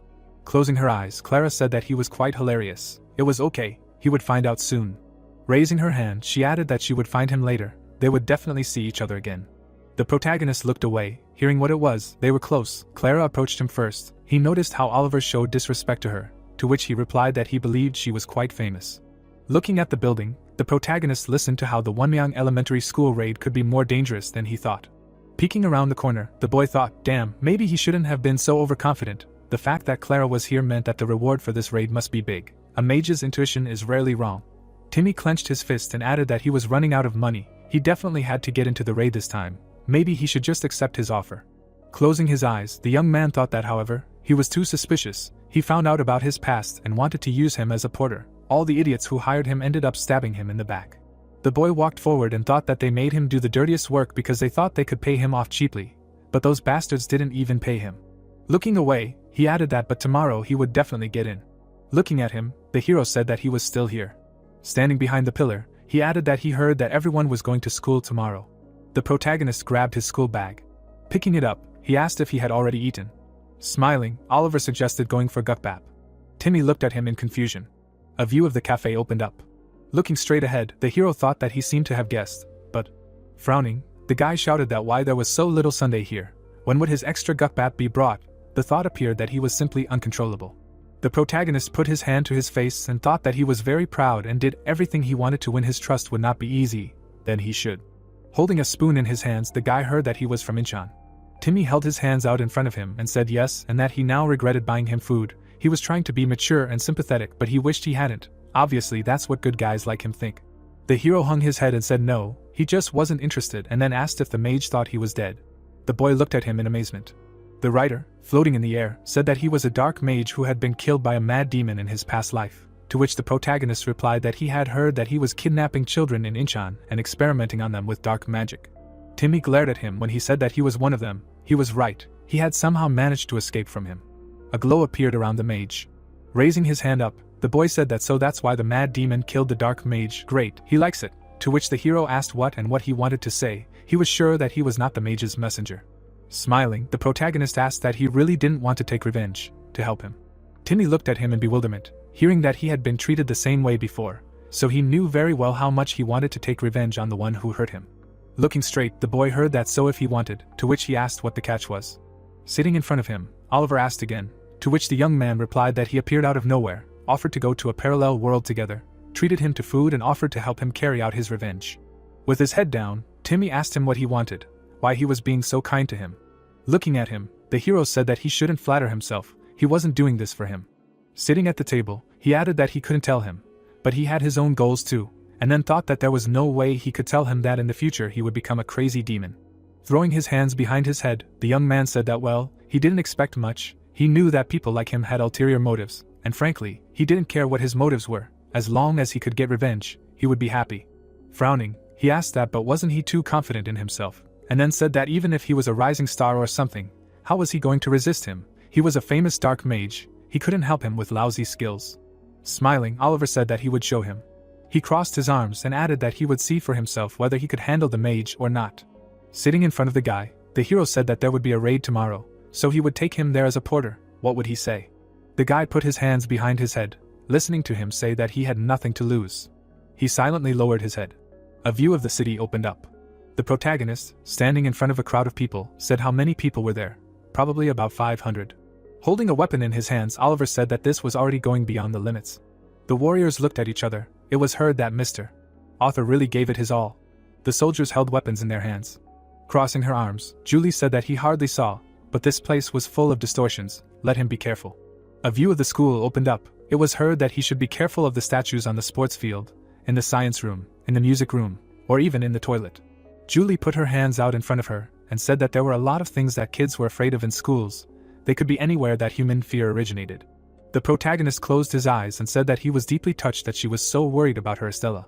Looking straight ahead, he added that she shouldn't worry, he was sure it wasn't that dangerous, and then thought that this chapter was about recruiting a crazy demon. Suddenly, someone pulled out a sheet of paper in front of him. Standing next to him, the guy said that he had applied to participate. This is the team they were assigned to, and why was he talking to himself? It was really creepy. The protagonist touched his head and said that he was very impressed, good job, to which Timmy yelled at him not to touch his hair. Suddenly, he looked up in amazement. A building appeared, and it was heard that they were now starting the briefing for the raid of the parallel world of Wonmyang Elementary School. Putting her hand on her hip, Clara said that he would allow her to make a small announcement before they went on a raid. Looking straight ahead, Oliver heard that this parallel world had many others, to which he thought that this was what she meant when she said they would meet soon. The school appeared. It was heard that the school grounds were a large parallel world, and each classroom in the main building had its own parallel world. They would be divided into two teams. The Alpha team would start from the second floor, and the Beta team from the fifth. Looking straight ahead, the girl said that she would be the captain of the Alpha team. The man raised his eyebrows when he heard that the Beta team would be led by Peter from the Three Heavens sect. Standing in front of the people, Clara said that when they entered the school, they should follow their captain's instructions. She would give further instructions when they determined the difficulty level of the raid. Smiling, she added that someone unexpectedly joined their raid yesterday. The hero looked at him in surprise when he heard that it was none other than the rising star Oliver. They all know who he is, don't they? He is the one who defeated destruction.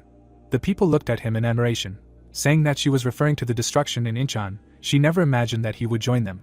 Peter looked away, hearing that he was so good that Clara had to single him out, and who was that guy next to him? The girl winked and said that they usually don't accept people from nowhere, but she made an exception for him. Isn't he glad? He was assigned to the beta team, so he hopes they will all take care of him. The protagonist looked at her and thought that it was a nice gesture, but she was putting him in a difficult position.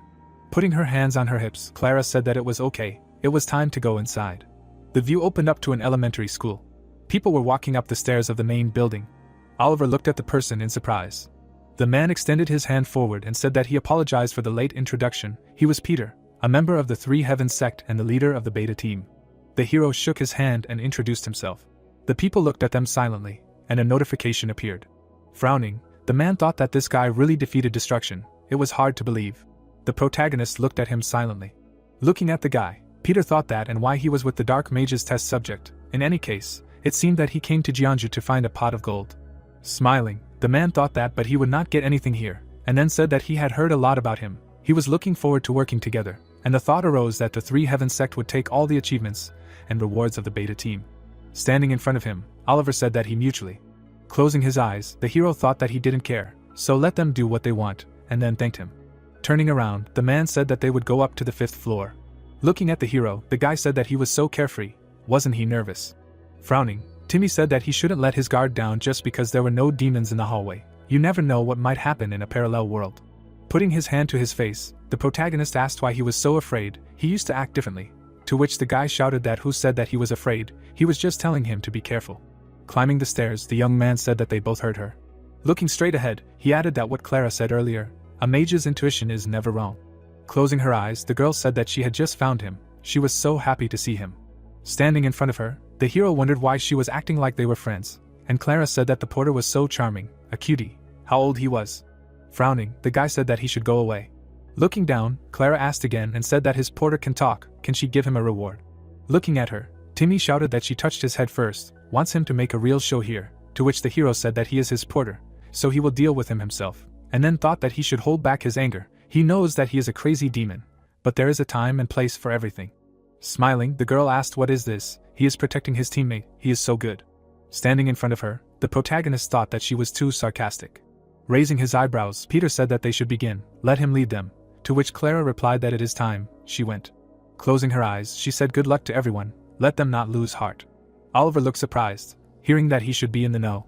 Lowering her head, the girl said that he needs to be careful. Walking forward, she added that she had a bad feeling about this place, so she went up to him to tell him. Frowning, the hero wondered what Clara and the destruction were warning him, worried that they were both saying it was dangerous here, and then said not to worry. The sign for the classroom appeared, and it was heard that everything would be fine if he stayed close to it. Raising his hand up, Peter said that attention. Frowning, he said that they were about to enter classroom 6-1. The man shouted and appealed to the beta team. A bright glow appeared, and it was heard that they were going to enter. People froze in amazement. The crowd of people stood still. It was heard that there was a giant classroom. The guy raised his head and exclaimed. The ceiling appeared, and it was heard that there was a question about what it was. A bright light appeared in the air. Drops fell on the guy's face. Blood stains appeared. It was heard that it was acid. Let them run away. Drops flew down. It was said that there was something on the table. Raising his head up, Peter shouted that here, let them stand in line. Looking at the hero, the guy asked why he was standing. They should hide behind, to which the protagonist replied that he should look carefully. Suddenly Oliver jumped up. People looked at him in amazement. Bright lightning appeared in the air. The guy opened his eyes wide. People opened their eyes in admiration. The hero flew up in the air. He opened his eyes in amazement. Monsters stood in front of him. It was heard that why there were so many of them, he chose the milk concept, since this is an elementary school. Monsters looked at him furiously. Looking at the demons, the hero said that he had made some pretty strong milk. Smiling, Julie said that they looked very appetizing. Let him kill them and give them to her, to which the protagonist replied that he understood, let her wait, he would let her try these milky wits. Holding the weapon in his hands, Oliver said that now that he had the Thunder Sword, he should use it for its intended purpose. The people looked at him in amazement. A glow appeared in the air. The guy looked in amazement. The warriors opened their eyes in surprise. Lightning flashed brightly. Pulling the weapon to the side, the hero spoke about the Thunder Sword. The monsters lay on the ground. It was heard that it was so strong. Sticking out her tongue, Julie shouted that they all burned. The protagonist took a step forward. Putting his hand to his face, the guy said that it was not good. He knew that he made this sword himself, but it was too strong, to which Oliver asked that he did not think about weakening it, and Harry added that he needed to think about it. Let him wait. The hero looked away and asked again. He looked surprised when he heard about the rising star. Standing in front of the crowd, the protagonist heard that he was really amazing. He could not stop admiring his skill, which he only heard about. The protagonist raised his hands up. Looking at him, the guy asked where he got such an amazing sword. The man looked away. It was heard that with his skills one can be called an Eastern dragon, and not a rising star. The guy looked surprised when he heard how he became so strong. Smiling, Oliver asked that he saw it with his own eyes, right? Timmy looked at him in confusion. The hero's eyes widened. The monsters rushed forward. He heard that they were behind him. The protagonist raised his weapon up. Peter frowned and shouted that he should focus. They were in the middle of a battle. Oliver smirked, hearing that he should immediately create a line of defense, to which he thought that it was quite an impressive sight. The guy looked at him in amazement and asked what he was doing. Holding the gun in his hands, he heard that he should take this, stay behind the line of defense, and defend himself with this. He should have at least one decent weapon. Taking a step forward, the hero said that it was time for him to go. Looking at the sword, he asked what the lightning was. Grinning, Harry said that he turned it off. It was too strong, so he changed the settings of the sword a little. It was still a good sword, so he shouldn't worry. The protagonist froze in confusion. An explosion thundered in the building. The floor shook sharply. The soldiers began to fire their weapons. Shots flew at the monsters. The fighters fought with the demons. The weapons collided with each other. The man slid along the ground. Gritting his teeth, Peter exclaimed. He frowned. Suddenly, the monster jumped up. Looking at it, the man shouted that damn it. Many shots flew at the monster. The protagonist suddenly rushed forward. He stretched out his weapon in front of him. Oliver stopped abruptly. The monster behind him exploded. The man's eyes widened in amazement. Smiling, the hero said that he took care of the leader of the wits. Looking at him, the girl said that this is why they say that the martial arts world is like an iceberg in the ocean, and the man added that he himself cannot believe it. The protagonist quickly ran forward. It was heard that he understands that miracles happen, but they only learned about it 10 days ago. However, his technique of the unchanging 7 sword strikes is much more powerful than he heard. The girl turned her head and objected. The boy looked up after hearing who the kid was that came with him. Oh, this is Inchan. They called him that because he was from there. Looking to the side, the mage asked why the rising star was dragging him along. He was just getting in the way, to which the man replied that who knows, although considering his age, he looks quite decent. The girl took a step forward and said that no matter how much she thought about it, there was no reason to take him along to the battlefield. Looking at Timmy, the girl said that maybe there was something special about him. She suddenly opened her eyes in amazement. Timmy froze in bewilderment. The girl gritted her teeth and thought that this was not good. She swung her hand, thinking that she would get rid of him right then and there. Timmy kicked her. The girl slid along the ground. Sitting on the floor, she exclaimed. Frowning, the hero shouted to get ready. Doesn't she know where they are? He can't be so distracted.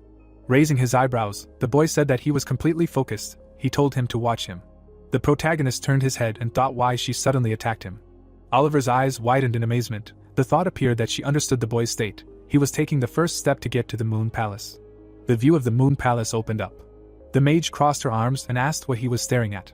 The boy's eyes widened. It was said that this boy achieved this just by watching Oliver's movements.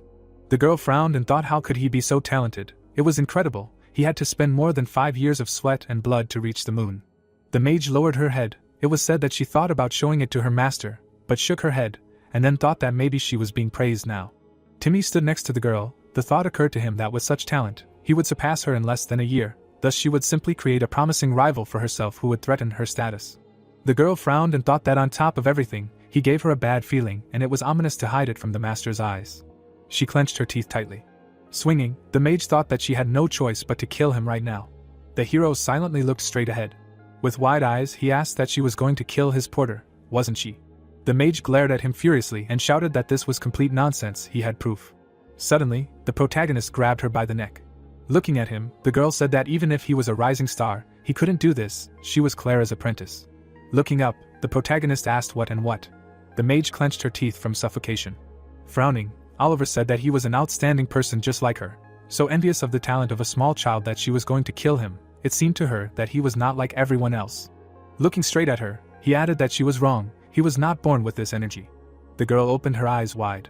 Timmy was chained to the floor. It was heard that this energy was an unwanted result of what he had experienced, the disgusting magical experiments of the mage. The hero held her by the neck and asked that she dared to try to kill him. The man put his hand on his shoulder. Looking at the hero, he said that well, enough, everyone is watching him, to which the protagonist replied that he should not interfere, it is personal. Frowning, the fighter said that she said that the student of Captain Clara, if she blows a mountain out of a molehill, it will cause even more problems. How will he deal with it? Looking away, the protagonist asked what he meant by that he should just let her go when she tried to kill one of his men. Dean's eyes widened. Taking a step forward, Timmy said that she tried to kill him, but she got away with it. Putting a hand to his head, he added that from what he could see, he was fine. It wasn't the first time someone tried to kill him, and besides, he didn't ask him for help. Extending his hand to the side, the guy said that he shouldn't make a big deal out of a pathetic brat like him. If she had to die, he would be the one killing her, so he shouldn't interfere. The hero hung his head. Letting go of the girl, he said that fine, let her do what she wants. Taking a step forward, the protagonist said that but let him make one thing clear. The guy's eyes widened, hearing that he was his man. He looked away, hearing that he was not some pathetic brat. Harry closed his eyes and said that yes, he believed in him. Stretching his hand to the side, he added that the refreshing action scenes, followed by a cool quote, he even explained what caused the talent of the young mad demon, and as a result, the rating. Raising his head up, the author said that great, they rose in the rating again, here it is, the comments are overflowing with praise, this has never happened before. The hero smirked, and thought that it was all thanks to him. Closing his eyes, he added that everything will be fine with them in the future, so let him just believe him. Looking straight ahead, the protagonist thought that in any case, he was completely immersed in this moment. Looking to the side, he added that he got attached, he realized that he was very angry. Stretching his hand forward, Harry said that they will continue, to which Oliver replied that well, maybe it will work out. He closed his eyes, thinking that in any case, let him celebrate. A notification about a person of another level appeared. The guy suddenly exclaimed in amazement. A view of the school office opened up. The desks collided with each other. Holding a weapon in his hands, the protagonist said that they keep appearing, they are not strong, but there are too many of them. Looking up, he thought that thanks to this, Julie felt like she was at a real feast. Oliver closed his eyes when he heard that he was a rising star, to which he replied that he would not harm this mage, so he should not worry. Smiling, the man said that they actually came to talk to him. Closing his eyes, he added that he was shocked. With wide eyes, the hero asked what was going on, to which he was told that they were deeply touched by his skills and how he protected his man. The ceiling appeared, it was heard that his martial arts skills were incredible. They survived thanks to him, they would like to work for him, maybe hire them. Stretching his hands forward, the man said that they may not look like it, but they are good fighters, they are a mercenary group without a cult, from now on they would like to follow him. Looking at him, Oliver heard if they could work for him, to which he thought, what's going on, he's not surprised that he's competent, but they were touched that he protected his man. Looking away, the hero asked, what do you mean he should just let her go when she tried to kill one of his men? A thought occurred, what do you understand? Dean suddenly looked amazed. Putting his hand to his face, the protagonist thought about what he was thinking, he looked cool, but he didn't want extra people around him. Looking straight at him, he said no, he didn't. Holding the gun in his hands, Oliver thought that there was no guarantee that what happened before wouldn't happen again, he couldn't always protect him, then. Smiling, he said that of course he would hire them, but as they knew, he was a man who valued his people. Let them take care of the boy so that he would not be in danger again, let them not worry about payment. The man took a step forward, hearing that yes, of course, thank him. Dean's eyes widened in surprise. The hero looked to the side and asked what happened. Peter glared at him. Frowning, the protagonist thought that there was a tense atmosphere. He was angry because he led the team. When he is the commander, then he should. Stretching out his hand, the man said that this sword belonged to the Plum Blossom Man, the sect's main enemy several generations ago, hopes that he will accept his small token of gratitude. The protagonist looked at the weapon in surprise. The Plum Spirit Sword appeared. Standing in front of the man, Oliver said that it turns out that he wants to appease him, to which he replied that he can't deny it, this is the best sword that the Three Heavens sect can offer him. Smirking, Peter thought that he was tense for no reason, his face just looked too scary, but nothing good will come of it, he thinks very quickly. The hero extended his hand forward, and he added that Oliver had never taken bribes in the past. Smiling, the protagonist said that he would gladly accept his gift. The thought arose that but now everything would be different, the collection of treasures would not replenish itself. People looked in amazement, hearing that however he had many new allies, he was embarrassed that he was the only one who received a gift. Extending his hands forward, Peter said that it was okay, he would take care of it, to which the protagonist replied that he was incredibly generous. The thought arose that everything would go smoothly, you just have to show a little flexibility. The office appeared, it was heard that it was time for rest, everyone can start resting, except for those who were on guard. People were sitting on the floor, it was said that after he saw his battle. The guy clenched his teeth tightly. Sitting on the floor, Peter said that he immediately understood why Clara paid special attention to him, to which the hero replied that he was flattered, and Dean said that he completely agreed with him, it was good that he was on their side.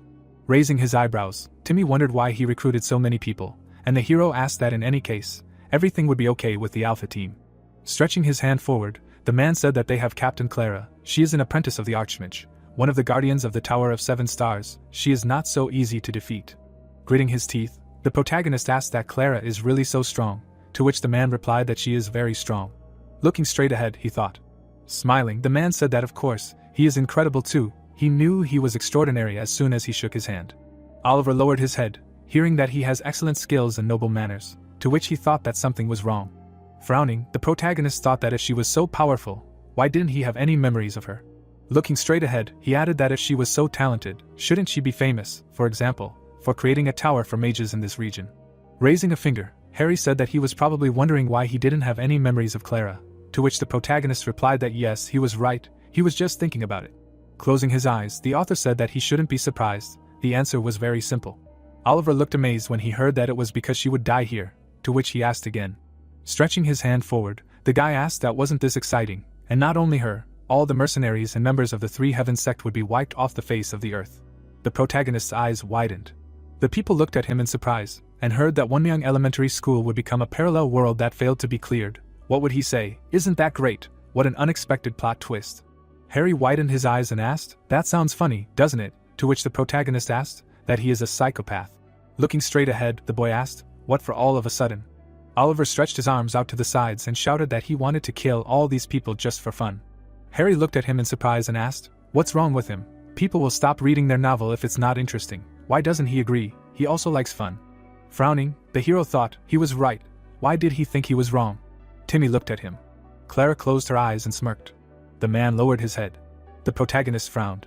Putting his hand to his head, the protagonist said that the plot development would just be very strange. A powerful mage, an apprentice of the Archmage should die here, to which the author responded approvingly. Looking away, Oliver asked what would happen to him then. Looking at the author, he shouted that if everyone died, shouldn't he die too? Pointing at the boy, the hero added that he thought that their original goal was to recruit a crazy demon. He repeatedly told him not to adjust the difficulty. Frowning, Harry asked why he was angry with him again. He wrote that if everything was too easy, it would not be interesting. Let him look at the comment. Looking at the hero, the author heard that he decided to do this only because of one comment, to which he replied that failure does not always mean death. If he is the main character, he will have to overcome these difficulties and survive. After all, he has the liqueur of life and death. Let him do everything possible to survive. The boy frowned when he heard him suggesting him to use it right after he created it. He was sure the readers would like it, seriously. Putting his hand on the hero's shoulder, he turned. Smirking, the author said that he was the protagonist. He had the courage and strength to overcome everything. He had been doing it all this time, right? So he was sure he could do it. Frowning, Harry said that he believed in him. The hero stood up abruptly. Frowning, Peter asked what a rising star, to which the protagonist thought, damn, he knew he was unpredictable, but he didn't think it would be this bad.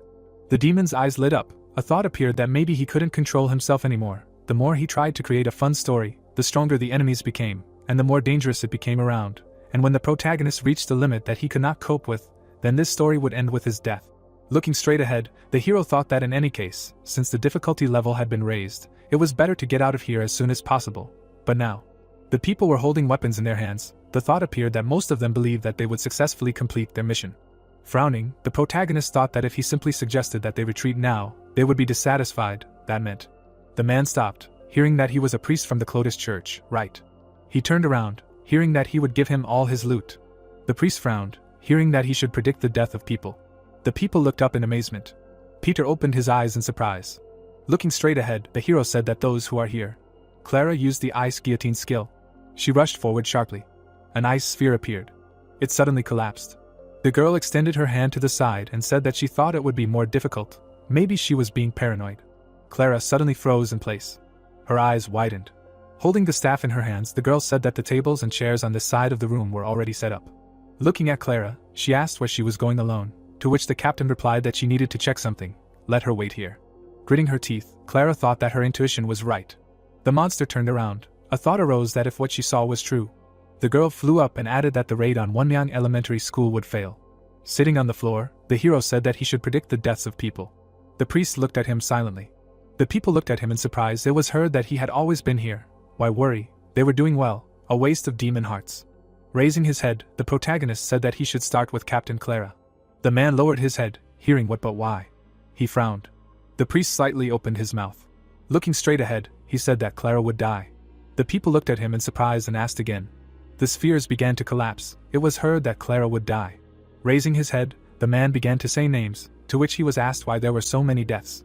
The spheres collapsed. It was heard that the members of the Clotis Church were not mistaken. This meant that they would all die. The hero frowned and thought that he doubted, but it seemed that Mr. Author was serious. The man widened his eyes. The hero grabbed his hand sharply and thought that in general, this was a good enough reason to get out of here. Looking straight ahead, the protagonist said that death is impossible to predict 100%. It is possible that everything will work out, but he knows one thing for sure. People looked at him in admiration when they heard that this place is very dangerous, so dangerous that they can all die. People opened their mouths wide when they heard that. Then what should they do? They can't die fighting here. How can they avoid death? Standing in front of the crowd, Oliver said that they will get out of here to survive.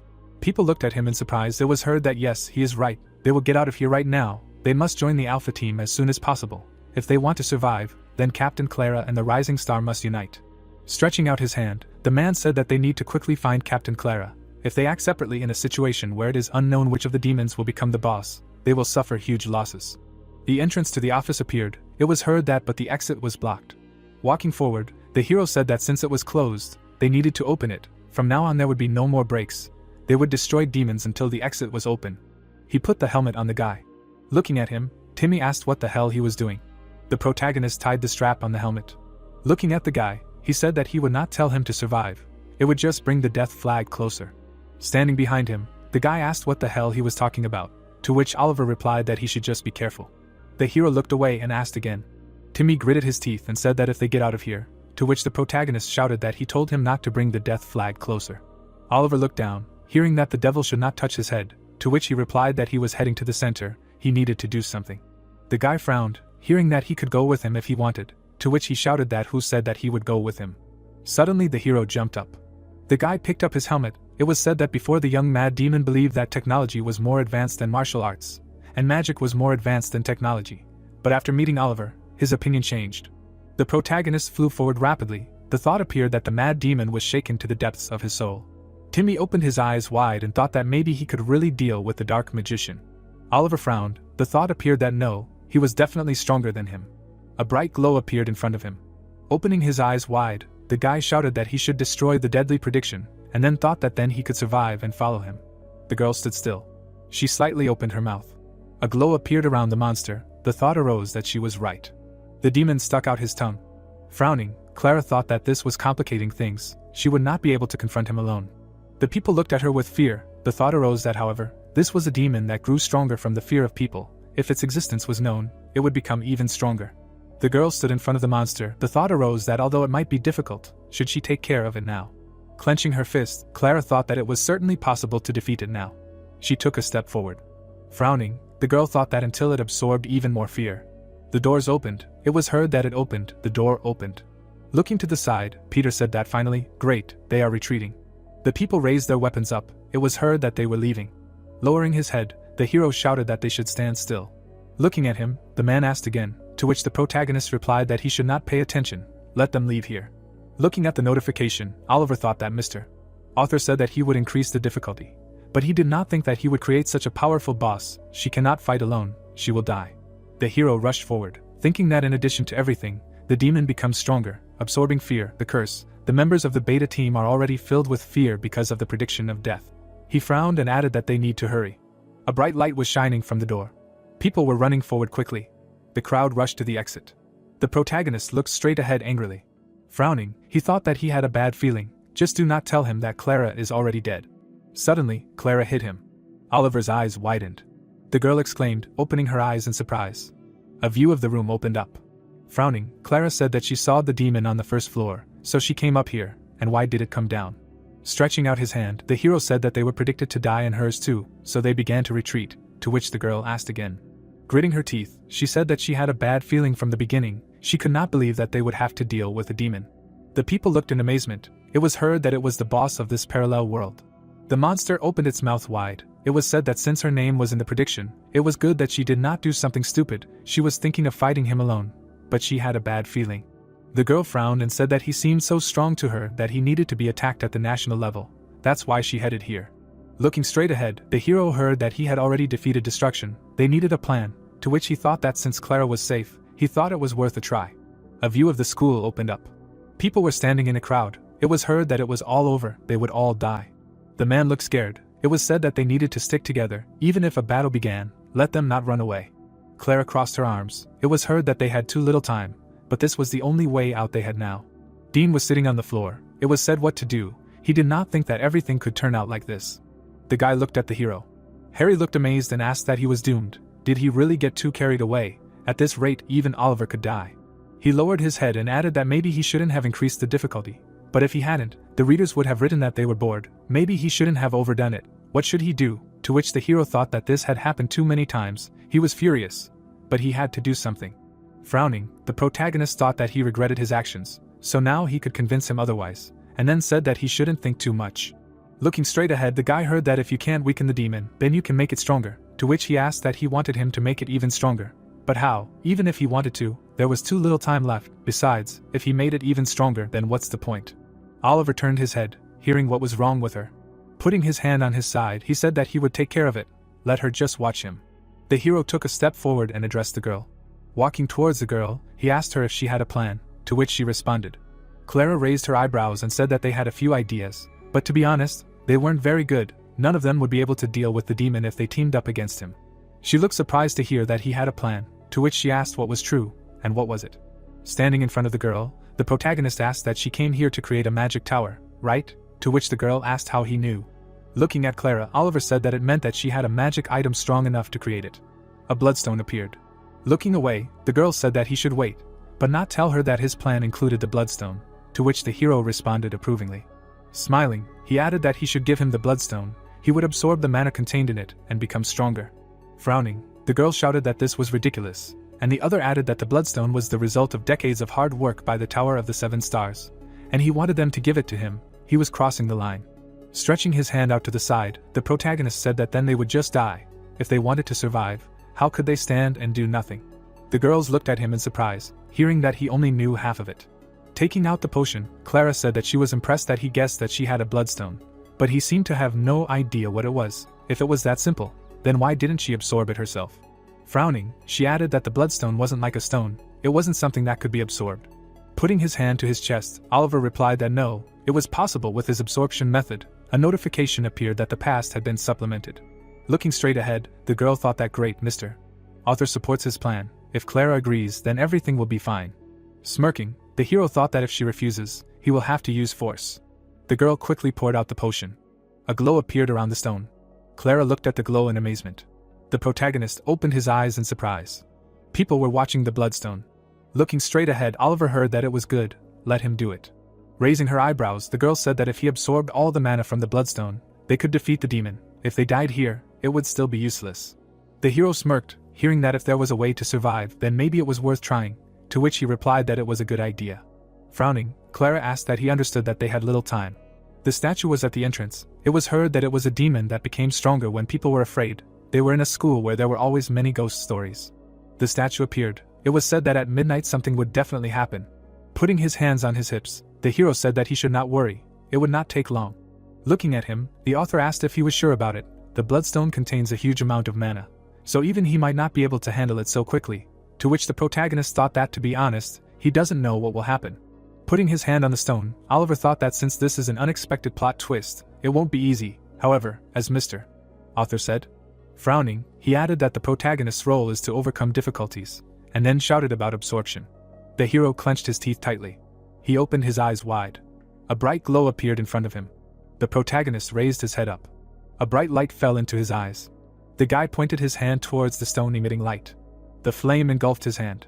Oliver approached the red stone, stretching out his palm. The ladies watched with their mouths open. They told Clara that this was too much for him. Maybe they should stop him. They also said that if they lost the rising star and the bloodstone, then they would have no hope. The girl calmly said that they would wait a little longer. She looked closely at the hero and thought that from the very beginning she knew that this was impossible. But she tried to believe in him. The hero, clenching his teeth, reached for the light, and the girl reasoned that her intuition told her that there was something special about him. Harry opened his mouth wide and said that he knew this would happen, warning the guy to stop or he would die. The author hovered in the air above Oliver and told him that the human body could not withstand so much. The guy, clenching his teeth, continued to hold his hand in front of him, but thought that he was right. Two silhouettes were shown, where one absorbs the power of the other. Oliver thought that the absorption technique has one important condition: in terms of internal strength, it must have an overwhelming advantage over the target. The hero watched as the stone became larger and thought that now everything is exactly the opposite. A large energy ball glowed when the guy reasoned that there is so much mana there that it surpasses even the first heavenly decree of the original fire, and in this situation, it is certainly hopeless. The young man opened his mouth. He thought that there is a way out. Oliver turned around and saw a boy with a backpack. The hero waved his hand, calling him to himself. The boy ran closer to him, and the guy thought that his intuition tells him that everything will work out. Oliver tapped his fingers on his stomach and chest. A notification about the great technique of 12 pressure points pig appeared when the affinity for mana reaches its peak. The hero put his palm on his chest and asked him not to be surprised. The boy grabbed the boy and pulled him closer to the red stone, holding his hand out. The boy's mouth fell open in fear. The people looked at him in surprise and the man asked if this was normal. They told him they weren't sure. The boy screamed, wondering what was going on. Oliver held him by the chest and asked him to hold on, and he would help him. The hero looked into his eyes intently, and said that he could do it because his potential was so high that he would be able to reach a state of perfect concentration just by looking at what the boy was doing. The boy's pupils disappeared as he clenched his teeth. The young man stood in front of the boy. Both of them were ablaze with magic, and he thought about how the hero's plan was quite simple. He said that he would channel the massive amount of mana from the bloodstone through himself into the mad demon. Several balls of energy were blazing around the boy. The boy continued that he would then convert the infused mana in his lower abdomen into internal power. Several orbs went to Oliver, and he talked about taking it for himself, saying that of course he couldn't take it all, but some of that power would stay in his lower abdomen and become his own. The hero pushed the tense boy in the chest and knew that it would be enough, but the only problem was whether he could withstand it or not. The little boy clenched his teeth, growling, hearing that he had to cope. A huge magical vortex rose above the characters. A column of fire and smoke hung over the stone. Oliver looked away and said that it was working. The mana was starting to stabilize and they were almost there. The guy squeezed the boy's chest with force and noted that he was doing great, suggesting that he just focus a little harder, and if he could hold out, he would get the power. The girls watched in amazement, discussing how incredible it was, and that the mana was stabilizing. Clara's mouth dropped open in amazement, wondering how that was possible. She looked at him with enthusiasm and chased away in her head the thought that she really could. The hero looked tensely at the flash of light. The girl turned around, asking what time it was. The lady answered that it was 21:49. Clara closed her eyes, smiling, said that this was great, because they still had plenty of time, but they couldn't relax. At least they knew that it worked. The girl opened her eyes wide, noticing something. The sky above the building was blazing red. People were panicking, hearing something, assuming that it was the sound of an old clock, but it was not midnight yet. The man looked in that direction attentively and fearfully. A demon was touching the clock and they noticed that it was Tromos. The monster, with his tongue out, was moving the hands of the clock. People were shouting that he was standing in front of the clock. The demon's finger was pointing at the dial. A commotion began. The man looked at him and said that he did not believe, wondering about what he had just moved the hands on the clock and made it midnight. People shouted that they were doomed. A statue of a girl with a book was shown. A statue of a thinker was depicted. People noticed that the statues began to move and became larger. Clara stood behind the people, her mouth open, telling everyone not to be afraid, because they were still inside the magic circle. The statue opened its mouth. The plot spoke of silence. Energy traces of magic circled above the people's heads. A notification appeared about a large-scale silence, which forbids the use of mana and magic for a certain time. People watched in horror. The statue turned its gaze on them and said that they were preventing her from reading. It was a demon girl who reads books, appeared to the commanders of the Tromos Legion, and used the book for magical attacks. The stone statue jumped to the ground. The monument walked forward, speaking of agony over and over again. It was a brooding demon man who appeared to the commanders of the Tromos Legion, calling demons and the gates of hell. Clara turned around and shouted that they could not use magic and mana. The barrels were put out around, after a request to prepare demonic cartridges. A huge demon towered over the crowd of people. The demon with the book approached the people. The girl clenched her teeth, looking away. She wondered how much more time they needed. Oliver put his hands on the back of the sitting child. Clara threw her hand to the side and thought about the fact that one thing was good: Tromos had not yet begun to attack. She shouted to the people that they must buy time until the rising star finished absorbing the power. The guy with the child were in the same place. It was said that the people should take defensive positions. The red-eyed thinker approached them step by step. Blue flames erupted from the demon's book. The people aimed their weapons, ready to shoot. The girl looked menacingly at the monsters and shouted for them to listen to the command. Clara commanded to open fire. Shots rang out from the weapons. Grenades flew, exploding near the target. A huge statue approached the people. The girl with the magic book looked at them. She fired an energy discharge from the book, which fell to the ground, causing an explosion. People flew apart from such blows. The thinker watched them and noted that the gates for the martyrs were open. Various creatures jumped out of the portal, blazing with fire. The people looked at this and were stunned by what was happening. The man held a weapon in his hands and looked up. He looked at what was burning around, exploding, wondered if this was hell. Oliver continued to take power from the boy and thought, turning to Harry, how much he raised the difficulty. He kept his hands on the child's back, thinking that it was taking longer than he expected. The magic balls merged together, and the hero drove through his head that he was using 240 years of internal power, and therefore he cannot lose vigilance. Because if he was distracted even a little, then they would both be in danger. The guy closed his eyes and thought that, after all, he was almost there. The hero kept his hands on his back and reasoned that a little more. At this time the monster flew to attack from the side. An energy blow flew into the attacker's head. The man aimed his weapon at him. The blade of the sword soared up. The monster was cut into pieces by a blow from Peter's sword. He looked menacingly at what was happening, saying that there were more and more of them. People surrounded Oliver and the boy, shooting, trying to protect. The man turned around and said that this was the hardest moment of his life. The hero continued to feed off the child. The demon with the scythe swung, trying to strike the man from behind. Peter reacted, hitting his opponent, cutting him in half. He ran forward. There were corpses of monsters at the man's feet. He reasoned that he was already at the limit. People fought, shooting with machine guns, when the man thought about how he had been raiding for 23 years. Shots hit the demon's book. Peter reasoned that this might be his last raid. His eyes were black when he said that he was very happy to finally become the leader of the team. The demon thinker stood in front of them. The men looked up at him, and one of them said that he never thought he would die so soon. Well, the thinker attacked with a sharp punch.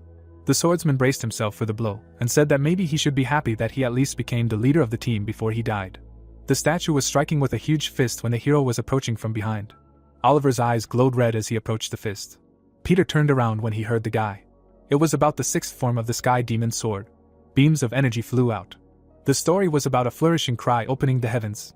From the guy's blow, the thinker was scattered into stone pieces. The man looked at what was happening in surprise. Clara raised her weapon, smiling. The amazed people looked up at this attack. The demon lost his arm, which was scattered into pieces. The hero, blazing with magic, walked away from the crumbling thinker statue. The people opened their mouths in joy and shouted at the rising star. Oliver approached the people and, looking at them, apologized for making him wait. The guy watched as monsters ran towards him. Cold energy rushed forward. Oliver used an ice guillotine and froze all the attackers. A magical light lit up. A blow was delivered to the frozen opponents. The ice flew apart. The girl, raising her palm to the side, congratulated the guy, noting that she felt how he had become stronger. Fate really can be strange and unpredictable. People shot the demon with the book from all sides. Clara said that fortunately the silence had already ended, and that it would be nice if he intervened a little earlier, because it was not worth making the lady wait for a long time. The hero looked to the side and clarified which lady. The girl raised her fist and replied that if Oliver was able to joke at such a moment, then he was in good shape. The guy smiled, looking at her, and said that in any case, she coped and now he was joining them. The fence was closed, and she said that there was no way out yet. The hero turned to the people with gratitude for guarding him. The men answered that he should not worry. Timmy was lying on the ground, and Oliver asked to take care of him. The people said that he should leave him to them. Peter was shocked by what he saw. He looked at the hero, who was heading into the flames of fire, and reasoned that his inner strength had increased significantly. He felt like an idiot because he thought about his imminent death, and now they really had a chance. The statue rose from its knees. The girl with the book looked down resolutely. Oliver raised his sword and said that he had no time to relax. Clara looked away and told the hero that this was not his goal. She looked up and asked him to turn around. There was a demon on the roof. The guy was stunned by the sight, and said that he was finally here. Tromos was waiting for him on the roof of the house, and the girl said that his opponent was that demon. There is a shootout in the city. Someone runs to the crime scene. Oliver stands there discontentedly. He frowns ahead. He looks at the monster, and notices that the way it vigorously stretches reminds him of the behavior of a small child. The monster stuck out his tongue saying that this can't be, and his opponent is just old, to which the guy thinks that he feels. The monster tilted his head, while Oliver notes that he is strong. Against the background of the red diamond, the guy understands that he is no slouch here either, and that he overdid it too much to absorb 120 years of internal strength, and therefore he cannot use the 12 pressure points technique. But now he has 240 years of internal strength, which means that he is already at the level of a transcendental master, and the girl gave him some potion before he came here. The monster extends his fist, while Oliver understands that he can definitely handle him, to which he addresses him as an old man and offers to fight fairly. Oliver asks him what he means, and he explains that he must have heard that you can defeat your opponents with just one punch, and that his nickname speaks for itself, and adds that he can defeat anyone with one punch. Oliver frowns, thinking that he is somehow strangely using such slang words, although in fact he is a demon, and asks if the elementary school students influenced him so much. However, now it is not so important. Oliver holds out his fist and continues that he was once the king of fists and agrees to fight him, but asks him not to cry later. The monster goes to attack and notes that he is so weak and he wants to give him credit for this. The guy looks at him in horror. He dodged the demon's blow. Oliver does not let him strike. The guy looks at the waves in the air and notes that his opponent is really strong. The monster is standing right in front of him, and he adds that he is also very fast. Oliver looks at him. There is a loud noise behind the building. Oliver and the monster are fighting. Oliver tries to strike. The monster counterattacks. Oliver punches him in the jaw. He prepares to strike again. He frowns and thinks that it has been a long time since he fought a worthy opponent with his fists, and this makes him remember those days before he returned to the past. The guy reaches out his fist to him. He remembers that he has memories of the time when he was the king of fists and lived for justice. Oliver remembers being on his knees and being betrayed then. Oliver frowns that he needs to avenge that. The guy strikes again, saying that he and his comrades, who were mercilessly killed, are worth avenging, but to do this he must defeat him. The monster stares at him while he continues that he is a fist that destroys dragons. The monster prepares to counterattack while he thinks that he should get out of here alive, while he screams that he is an old devil who cowardly hid the trick in his pocket, and notes that he also has special skills. They are about to touch each other with their fists. Their powers mix into one energy smoke. Against the background of the smoke, someone notes that this is impossible, and the monster screams that his arm was torn off. Oliver looks at him contentedly, asking what he is telling him there, because he fought honestly and fairly only with his fists, and everything was exactly as he wanted from the beginning.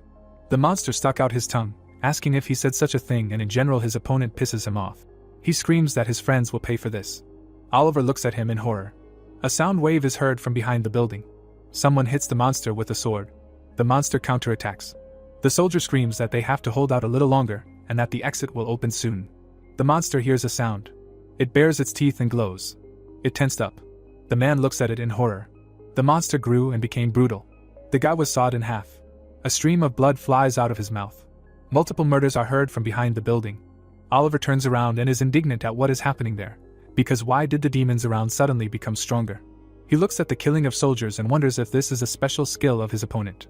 Oliver sees this and notes that they will all die at this rate. The monster looks at him and clarifies if he is scared now. Oliver prepares to strike. The monster's arm grows back. The guy looks at this in bewilderment. A hole has formed in his chest.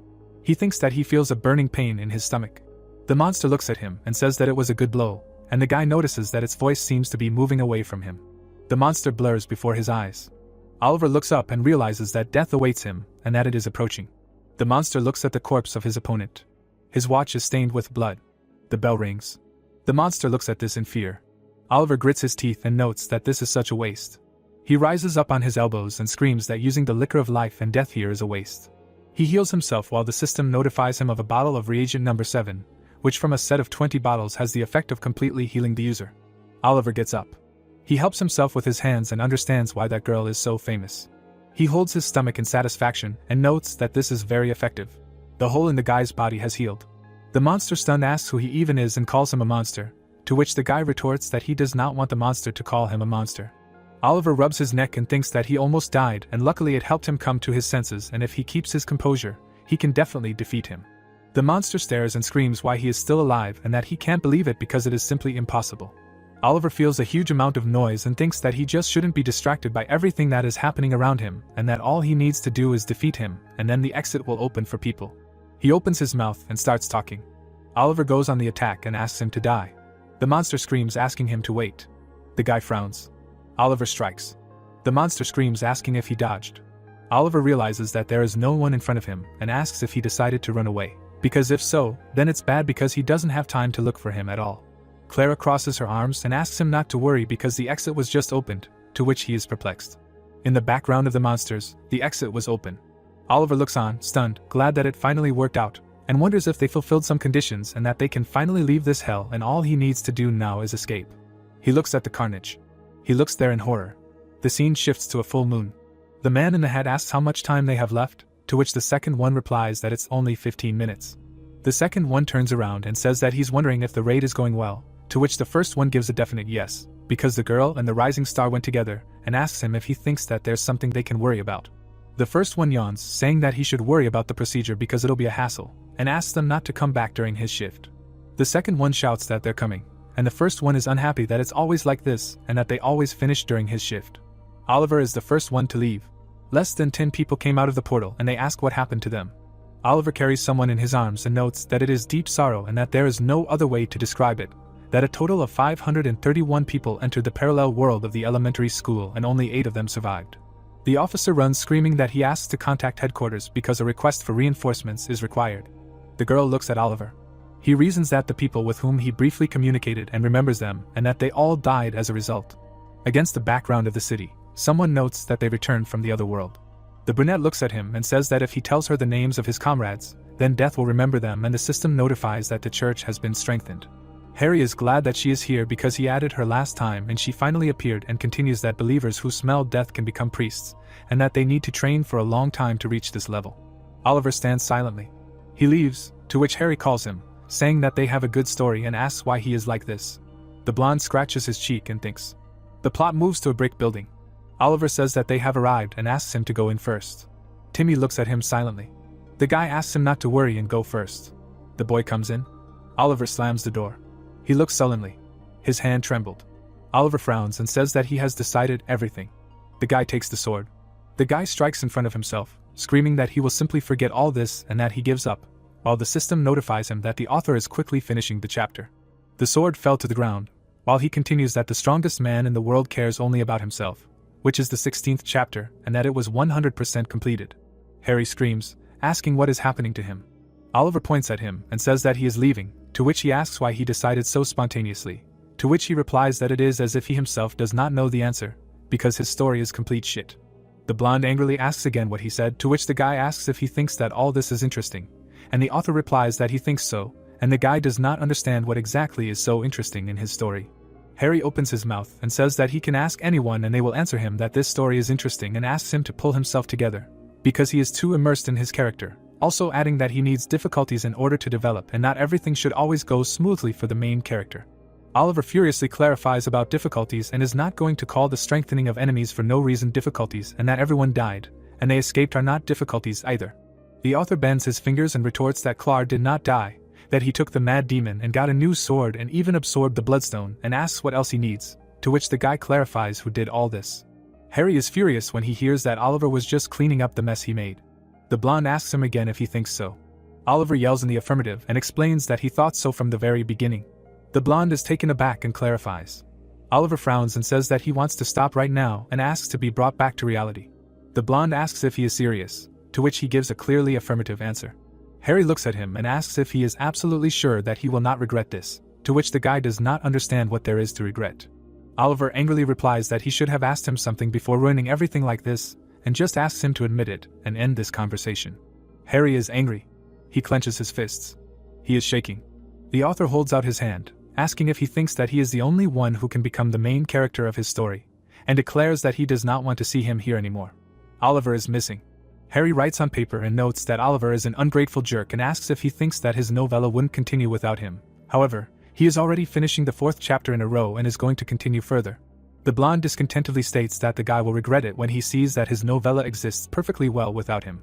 The system notifies that chapters 13 through 16 of The Strongest Only Cares About Him have already been published. Someone is surprised that he wrote 4 chapters in a day, to which Harry notes that he tried very hard and he asks what about the 5th, and the blonde retorts that he will try. The blonde reads a comment asking to read his comment, otherwise he will not read his chapters. He comes across a comment that the reader thought he had found a good novel, but this one turned out to be a disappointment for him, and he stops reading it. Harry is perplexed. The system notifies him that his novel has dropped in the rating from 5th to 6th place, and people are also piling up their indignation in the comments. The author is indignant against the background of angry comments and a sharply falling rating. Oliver reads these comments saying that he told him that he was only making things worse, and now the novel is over because he does not want to listen to him. Commentators note that the author took a break in chapters, but the guy understands that most likely it hit him hard on the psyche and he hasn't looked at chapters for more than 3 days. Oliver buried his nose in the pillow saying that it doesn't matter to him, and it will be a lesson to him. Against the background of his legs, he thought. The guy opened his phone and asked how he could just disappear. He is the author after all, or maybe he doesn't miss his novel anymore. Oliver remembers fragments of the plot and suggests that he misses the events he wrote earlier, the characters, and that if he were in his place, he would try to somehow fix the situation and maybe he can somehow figure it out. Oliver wrapped himself in a blanket, asking himself what the point was in this at all, because in any case, it was all over. He lay down straight. The guy wonders if he was too harsh with him, and he didn't like a lot of things in his actions. But this does not mean that he is a bad person, and suggests that he will continue to write if he cheers him up. Oliver looks at the screen. He remembers the little boy and now wonders what happened to him because he ran away as soon as he met him. Mickey is standing in the background of Oliver, and he wonders if the boy could be in shock because he disappeared. In the background of the boy, he reasons that the generals of the Divine Sun and Moon must be confused right now. People look at Mickey while he continues that they would if they saw the arrogant boy, and asks if Clara could return to the Tower of 7 Stars, and he was unable to use the liqueur of life and death that he was saving for himself. In the background of the monster, he notes that he could not even defeat it. Oliver looks at his phone and wonders if he should ask the author to join forces again. Oliver puts the phone on the bed and decides not to do it because he can't contact him anyway and he'd rather sleep. He looks at the phone. Oliver sees that he has a new message. Harry wrote to him. He clarifies if he is sleeping. Oliver looks at the phone and wonders if it is really Harry or some kind of scammer. The guy goes to his page. Oliver sees his profile and notes that if he judges by his annoying photo, then it really is him. Oliver sits under the covers and asks himself what to do and realizes that he is actually glad that he wrote to him, because they did have a fight. Oliver asks him who he is and decides to act like he doesn't know who wrote to him. He gets nervous. Oliver sees that a response has come. Harry replies that he will regard this response as the fact that he is not yet asleep and asks for a minute of his time to talk, to which he receives in response that if he has something to write, then let him write, because he himself does not think that he said anything bad to him. The blonde writes to him saying that he agrees that he was right and that they have different views on what is happening, and asks him what he should do and how to fix everything, and asks him to simply answer him how to fix everything. Harry asks if they could start all over again together. Oliver trembles and notes that he is crazy and acting so banal, and asks himself if he should just write to him to fuck off. Oliver decides to answer because this is his chance. The guy clarifies what he is writing to him and asks if he wants them to start over, to which he receives in response that he himself understands what he is writing about and that it is exactly about their novel and that he can't give up everything and the readers are waiting for them, so he will not survive if they end like this. And the guy asks if he wants to write him something first, and he immediately starts apologizing. Oliver smiles and notes that he did not expect him to be so accommodating and that this is wonderful, and he should be firm. Oliver writes to him that he has a condition. Harry asks again what he needs. Oliver presses the send button. The guy asks him for editing rights, and then he will continue without an ounce of doubt. He frowns. Harry asks him again. The author notes that he is the author and will not let him cross the line with editing rights, to which the guy asks to consider him the editor, and if he does not like something, then they will not be able to work together. Oliver sits under the blanket and thinks that he gave him an ultimatum and is not going to back down in this matter, and that people do not change. Because if he lists his demands again, then he simply will not change anything. However, he himself understands that the right to edit is a completely different story. Oliver remembers his last scenes and asks himself what will happen if he himself can edit the boring moments, and make sure that such a case as the incident in elementary school never happens again. Oliver looks at his phone and understands that the main question in this matter is whether the author will agree to his terms. The guy is worried that more than 5 minutes have passed, but he still has not answered him. Oliver looks at the correspondence. He frowns and wonders if he has gone too far, and whether he should agree with him differently. He sees something. Harry agrees to one attempt at editing, and the guy is happy. Oliver jumps up screaming that he can't believe it, but it worked. Oliver writes to him thinking that he should hurry up before he changes his mind. The guy suggests that they sign a contract, to which the latter asks if they really need to do this, to which Oliver replies that he does not want this either, but he needs something that will make him trust him. Harry agrees and suggests that they meet first. A flash lights up in front of Oliver. He has disappeared. The guy appears in another place. He clenches his fists and says that he is back. He happily realizes that he really is back. He is standing in the same place from where he disappeared. Harry pokes him in the back. He holds out a ring to him asking him to take it, and he realizes that he now has absolute editing rights. Oliver sees an object in front of him that the system describes as a promise ring, which has the divine power of the creator and can turn back time. Oliver happily takes it and notes that it is a good item and thinks that he is just crazy. Harry takes the ring back, while he thinks that he cannot believe that he is willingly giving it to him and that he must be really desperate. The author is perplexed by what he decides to fix, because the chapter ended with him declaring that he was going to give up and asking how he is going to behave so that the story continues as it should. Oliver anxiously hears the question about whether he has a plan. Oliver smiles. He takes the ring and answers that he has a plan. The brunette puts it on, saying that this is all about him. Oliver continues with a smile that he has an amazing plan, so he asks him not to worry. Harry asks again in fear. The system in the background of the building makes an announcement that Oliver has returned a week after the incident. He stands with the back of his head to the viewer, while the voice continues that, oddly enough, His hair has noticeably grown and that he did not look like a person who was absent for only a week. Oliver looks ahead with a smile as he says that by his appearance one could tell that at least half a year had passed. The brunette remembers how it all happened. Oliver explains that the difficulty level of elementary school was different from what he remembered from his past life, and so he suspected that the god who made him go back in time interfered unreasonably. Oliver swings and continues that this is why he could not contain his anger. In the background, he continues that of course the guy had no idea what kind of god it was or why he sent him to the past, but one thing was clear to him. He remembers the hole in the ground with the words that he needed a way to protect himself from this god, and so he went into the abyss, and this is just a huge parallel world where few people have been. Oliver looks at the ring and continues that it was she who found it, and he was shocked that 181 days that he spent there were equal to 10 days in the ordinary world. Julie looks at him and says that she can't believe that he found the ring of that very one, and he receives a notification that the author has supplemented the information. He reads that that very one is the only god who created their world, while Harry himself clarifies about that very one and that he can't believe that she knows him, and that she really is the character who surpasses many others. Oliver looks up and replies that she is actually a demon if he forgot, and he generally had to find out the plans of that god who sent him to the past, while the blonde realizes that he is talking about him. Oliver turns around and praises her, because it was worth it that she absorbed many demons. Julie replies discontentedly that she has grown up quite a lot, and asks how dare he address her like that. Oliver does not pay attention and mentally asks the author if he is satisfied with the plot. He opens the door with a question whether they are on good terms again or not. The guy comes in saying that he is back. Oliver comes in with interest in how everyone is doing and with the hope that no one cried because of his absence, and with the words that he came back and apologized for being gone for so long. Oliver looks at them stunned. The girl stares at him with displeasure. Mickey is training. The guy looks at them. The brunette raises his hand and does not understand why he is so awkward and asks them what is wrong and that he came back. Mickey is perplexed. The guy hit him on the head so that he would not be distracted during training. Oliver is perplexed about training. Mickey stands in a stance, while the guy notes that she really has become much better and wonders if they were involved in his training. The guy smiles, realizing that they took care of him while he was gone, and now he can be proud of this little guy. He looks around and realizes that the swords are also safe and sound. Oliver raises his eyebrows. Oliver looks at the people present and realizes that the atmosphere is definitely tense, and that they are upset because he disappeared for a week without a word. Oliver looks at his phone and realizes that the order has been accepted. Oliver ordered chicken and beer for them all. The girl shouts contentedly that everything is the same as before and that nothing compares to this. Leah takes a bite, saying that when a person bites into a piece of crispy golden crust, the mouth is filled with a piquant aroma and it is delicious, and this is definitely the best feeling. The girl takes a glass and notes that it is especially good when washed down with beer, because the refreshing feeling in the throat is simply indescribable. She is there and says that he should try it too, because Oliver had a good reason for being absent, to which the guy apologizes for not thinking about him and asks him to join them. The guys stand aside. Oliver thinks that Mickey cannot go while Dennis is offended and asks how a man can be so petty. The girl takes the chicken, saying that she thinks the other leg is hers. She is there and says that she now understands what happened because she sees that he has been through a lot during this time. She continues that they were so bored all this time while he was gone. Leah looks at them and says that this is why they decided to train him, and she notes that the guy has a lot of potential. Oliver looks at them and replies that he knew that they would understand everything and that they used to call him a mad demon, to which she asks again, because to deserve such a title, you need to kill a huge number of people.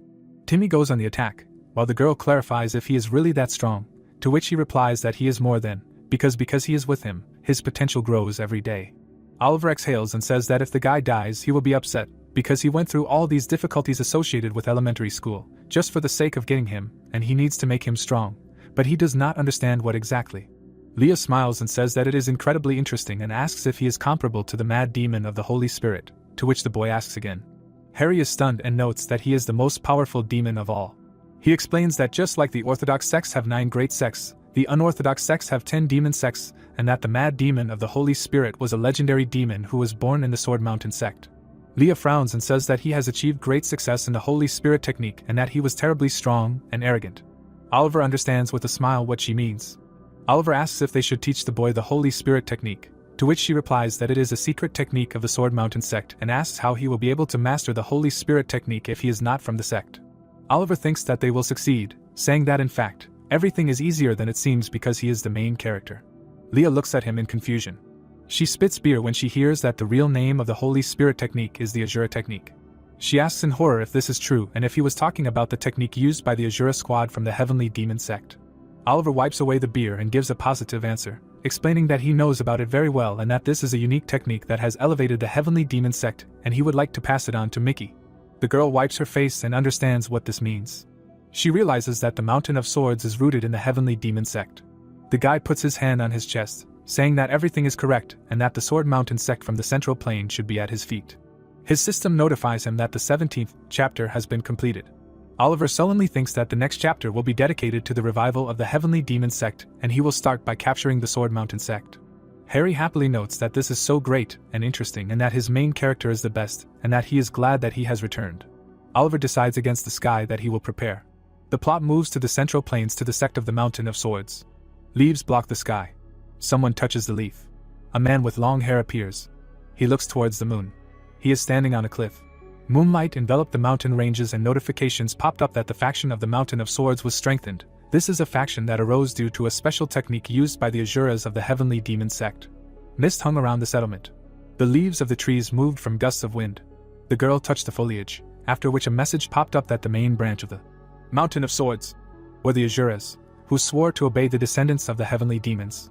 She opened her mouth. The girl looked at the moon. Mist hung around her.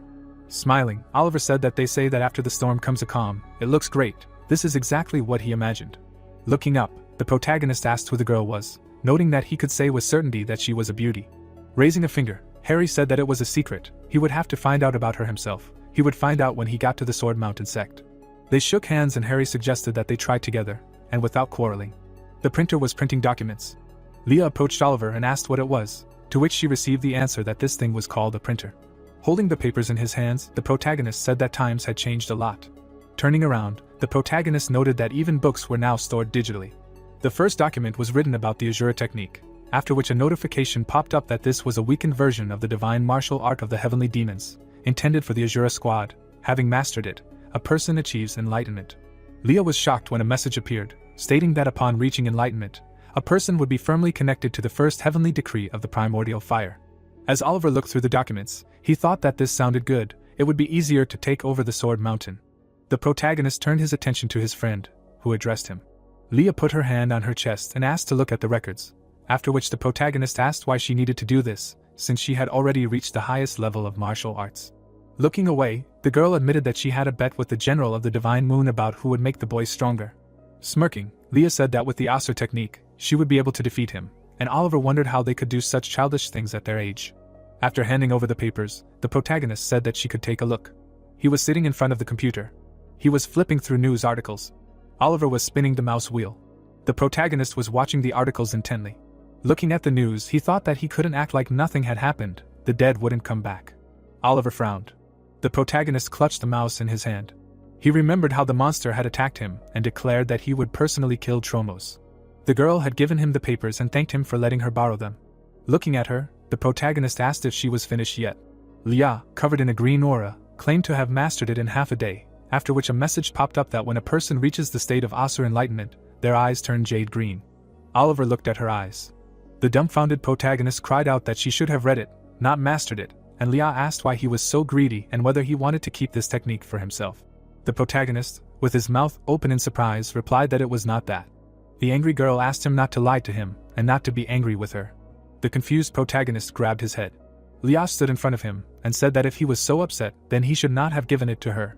Opening his mouth, Oliver ordered her to sit down. The girl suddenly knelt down. She was shocked by this. Leah sat in front of him, and asked what was happening to her body. The protagonist stared at her.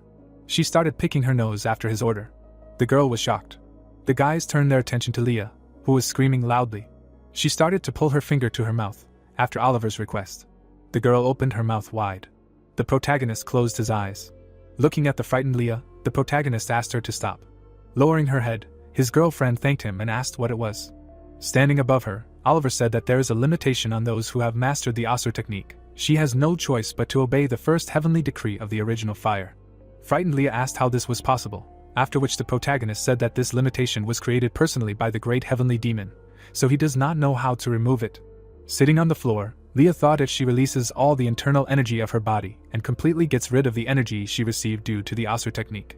A green aura surrounded her body. She stuck her nose in her finger, as ordered by the protagonist. The girl was taken aback by this. Lowering her head, Leah asked if Oliver wanted to say that she couldn't do anything about it. She turned around at the voice from behind. Dennis pointed his finger at her and started laughing loudly. Enraged, Leah listened to the words of the guy who said that she became the protagonist's slave of her own free will. She had always been like this since birth. The protagonist was also furious. The girl rushed at him screaming that Dennis was a traitor who should have consoled her, not mocked her. Watching them, Oliver came to the conclusion that they could not be stopped. Timmy was walking towards him. He stood opposite the protagonist. The boy folded his arms and said that he was waiting for him. The protagonist was surprised. Timmy looked back. A smile appeared on the protagonist's face. He asked with a satisfied look how the boy was doing, noting that he was looking forward to the opportunity to work with him. We were transported to Wonmyang Elementary School. A girl was walking along the school grounds. She was heading towards a man. The guy turned around and said that she was late. Chloe said with a serious expression that she didn't think that the parallel world that was declared a disaster would be dealt with so quickly. She frowned and asked who was able to kill Tromos. The guy was holding a scythe in his hand. A scream was heard outside. Holding his head, a dumbfounded Oliver asked if someone killed Tromos, adding that it was impossible, he had to take revenge. Standing in front of the projection, the protagonist asked if Harry was sure he had learned his lesson, adding that he was the one who had to finish off this monster, to which he received the answer that the author did nothing, the characters acted on their own when he was gone. Putting his hands on his head, the protagonist said that this couldn't be, it was all ridiculous, he couldn't believe that he couldn't take revenge. Frowning, Oliver wondered if he should head straight to the Sword Mountain. Memories of the mercenaries appeared in his head. Holding his face, the protagonist stated that he couldn't do that, he had to finish this matter first. Opening the door, the protagonist turned to his comrades and said that he would be gone for a while. Looking at the guys, Oliver noted that he needed to go back to Wonmyang Elementary School. Putting his hands on his hips, Dennis asked if he would be gone for a long time again.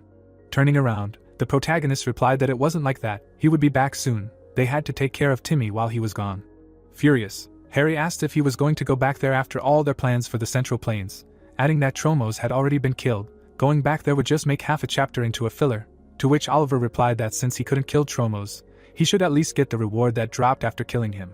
Harry watched him go and asked if he even knew what the reward was, to which the protagonist replied that he didn't, but he could make something out of it that he definitely needed. The author was taken aback by what he heard. Looking at him, Oliver asked if Harry understood what he was talking about, noting that he had already given enough hints. Monsters appeared in the protagonist's imagination. The students asked with a puzzled look why the protagonist had returned there. The protagonist was surrounded by children in front of the entrance to Wonmyang Elementary School. Oliver thought with a serious look that he had asked around there. The people had said that the one who killed Tromos was that man. His gaze fell on a guy with a huge scythe in his hands. The protagonist was examining him. The protagonist stood behind him and wondered how he could get the reward he had taken. Confused, Oliver wondered in his mind if it was worth having a duel in which the winner takes all. After which he came to the conclusion that it was not worth it, he would just waste a couple of pages on a meaningless battle. If he could not take the reward by force, he would have to make a deal. But he did not know what he could offer him. The protagonist looked at his hand with a smile on his face. Oliver began to walk towards the guy. The stranger heard the protagonist address him, calling him the Dark Lord. The guy turned around. Looking at the guy, the protagonist thought that from now on he will be known as the Dark Lord, after which a notification popped up that his name was Sean. He comes from a prestigious family from the Central Plains, the second most powerful assassin after the King of Assassins, who dreams of surpassing the King of Assassins. Standing opposite, the protagonist reasoned that as soon as he decided that he would become the Dark Lord, he began to emit a very frightening aura. It would be faster and easier to negotiate than to fight.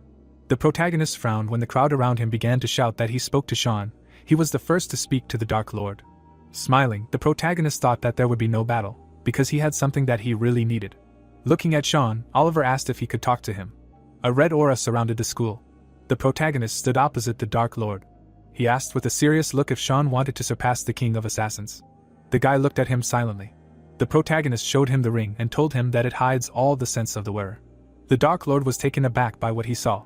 He frowned when Oliver suggested that he knew how important it was for an assassin to be able to get rid of smells. A dark aura began to emanate from Sean.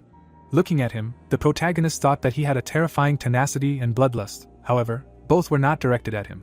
Sean imagined how he killed the King of Assassins, after which the protagonist thought that this was amazing. If the Dark Lord agreed to exchange with him, then he would be able to get a reward from Tromos.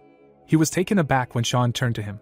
The Dark Lord looked at him and asked him to say the name of the one he wanted to kill.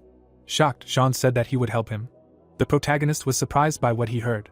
Standing in front of him, the protagonist wondered what the Dark Lord was talking about. Confused, Oliver said that Sean misunderstood him. He did not need such a thing, he had something he wanted and offered to exchange. Opening his mouth, The Dark Lord asked what the protagonist wanted. He asked him to tell him with a mad look. Sean stared at him and repeated for the protagonist to reveal his intentions, after which a notification popped up that he had a strange manner of communication. Holding his head, Oliver thought about what he thought Harry was normal. He seriously noted that if they could not talk, he would have no choice but to fight him. He imagined Harry behind him, who was saying that it was interesting that his appearance and manner of communication were completely different. In any case, everything was fine with the Dark Lord. He was just asking him what he wanted to exchange his ring for. Pulling out the ring, Oliver stated that he wanted to exchange his golden ring for the reward he received from Tromos. Stretching out his hand, the protagonist noted that the reward Sean received was worth less than this golden ring. He knew this better than anyone. In his place, he would spend all his wealth to get it. The protagonist, with a satisfied look, emphasized the fact that there would be no other chance. The Dark Lord clenched his scythe in his hands. There was a golden energy around the ring. It appeared in Sean's hand. Oliver said, surprised, that he thought they would have to fight. If he had spoken normally, he would have made a great final boss. Anyway, he was glad he was able to successfully exchange with him. Looking at the bright cloud of mana, the protagonist stated that he was sure he had received a good item. A bright aura enveloped his hand. Looking at the glove, Oliver read that it was an item obtained as a result of an exchange with the Dark Lord. It gives strength and calms down subordinates, heals light injuries and enhances skills. Clenching his hand into a fist, the protagonist said that this is amazing. This is exactly what he wanted. He noted with a satisfied look that with this he will be able to achieve excellent synergy when reviving the sect of heavenly demons. Timmy will also be able to develop faster. Looking at the school, Oliver added that he will be able to prevent future disasters. Leah hit Denise in the chest. The guy flew to the side. He asked with a dumbfounded look how she did it. The girl, covered in a green aura, cried out that it was incredible. She hadn't defeated her younger brother in a long time and hadn't felt such power in a long time. Leah raised her head and asked if her training had finally paid off. Her face was satisfied. Looking at her hand, Oliver thought that everything had turned out smoothly. Examining the glove, the protagonist noted that although he hadn't been able to kill Tromos, he had received a reward for killing him. He imagined Sean fighting and assumed that the Dark Lord would seek to kill the King of Assassins on his behalf. The plane was flying in the sky. Looking at the phone, the protagonist said that right now he was on a plane heading to the Central Plains. Timmy looked out the window and asked if they should capture the Mountain of Swords. Harry, with a smile on his face, said that it was a good observation. They should capture the Mountain of Swords. A light aura emanated from him. Timmy looked at the protagonist and asked if he needed to prepare, to which he was told that he didn't need to. Pointing at his phone, Oliver said that he should study history. The boy began to select videos about the reasons why martial artists participated in the Civil War. Smiling, the protagonist thought that these two videos could help him. Despite the fact that he was the only one who could see the author, the incident at Wonmyeon Elementary School was successfully resolved. Oliver walked down the street. He came out of the portal. Chloe was standing in front of him. It was evening, and the protagonist told us that he thought Chloe would complain about the bloodstone, but she, surprisingly, took it calmly. The girl, with a satisfied look, asked him not to worry and forget about the bloodstone. She took the protagonist's hand and asked if he was sure that he did not want to join her guild. Jake bowed and asked to apologize on behalf of the security bureau. They had mistaken the difficulty level of Wonmyeon Elementary School, and Oliver thought that he was a person who clearly distinguished between public and private matters. Looking at them, the protagonist said that everything was fine, after which he thought that in fact Mr. Author had changed the difficulty level. Approaching the door, the protagonist heard a noise in the room. Entering the house, he said that he was back. Oliver was surprised. Leah was beating up Dennis. She rushed past him, inflicting many blows.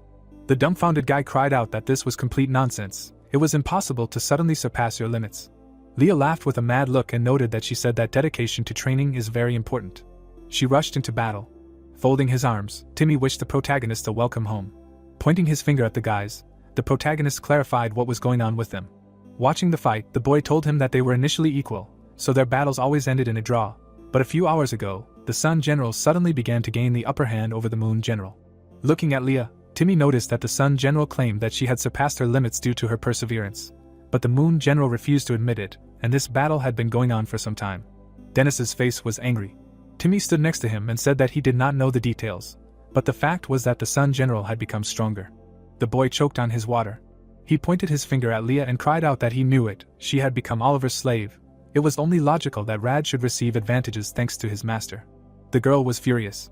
Leah looked at the protagonist's gauntlet and asked if it increased the potential and strength of his subordinates, adding that since she had mastered the Asur technique and was connected to him, the gauntlet now affected her.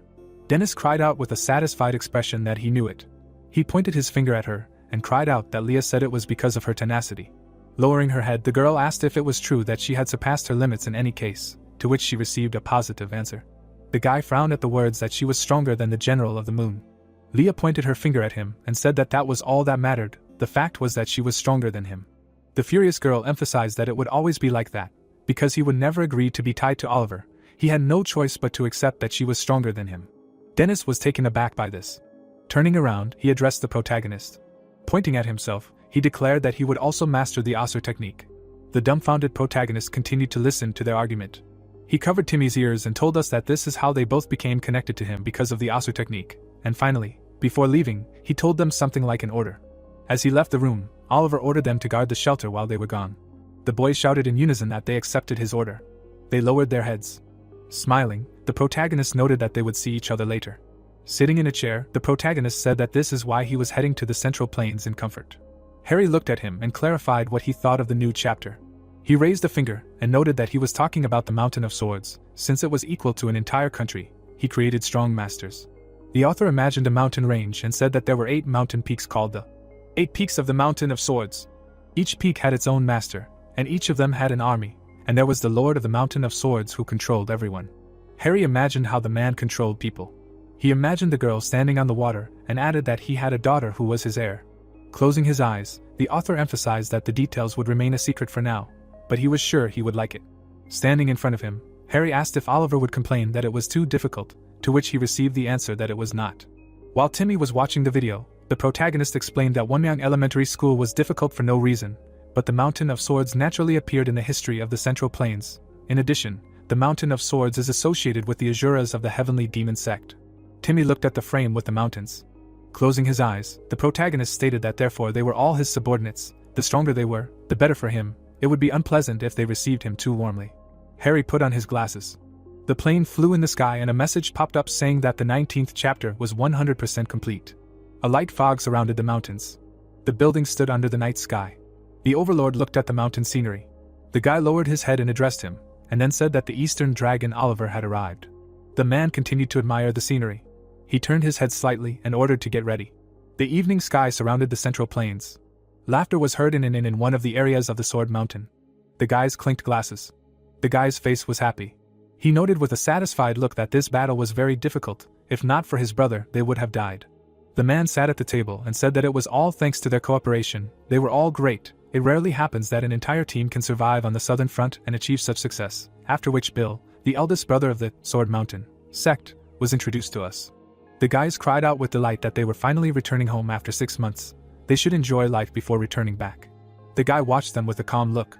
The doors suddenly opened. The guys paid attention to it. The protagonist entered there. He was dragging a suitcase behind him and saying that he was hungry. He sat down at the table. Raising his hand, the protagonist said that he wanted to order. The waiter came up to him and said that if he was uncomfortable, it would be better to leave. Looking at the men, the guy said that they were from a special squad of the Sword Mountain sect who had returned from the front. Surprised, Oliver mentally noted that he did not think he would meet them so soon. The guy looked at him and said that it would be unpleasant if he got into trouble with them. Furious, Bill heard the question whether they could eat there. His face was serious. The protagonist smiled. Harry watched what was happening and said that this is what he had been waiting for. The protagonist arrives at the hotel and an unexpected fight begins. Screams were heard in the hotel. Harry watched what was happening, dumbfounded. The guys clinked glasses while Bill shouted that he was glad to meet the protagonist, noting that he was a brave guy. Sitting at the table, Oliver listened to how all they did was drink, and people left for no reason. They were not as brave as he was. Stretching out his hand, Bill asked if they were from Korea. Furious, Harry asked what the protagonist was doing and if he was going to fight. Looking at the author, Oliver wondered why he would do that, because in the future they would become his subordinates, and they did not look like bad people. Besides, it was much more fun to pretend to be a weakling. Bill punched his chest and shouted that he had a good name, then introduced himself and asked what sect the protagonist was from.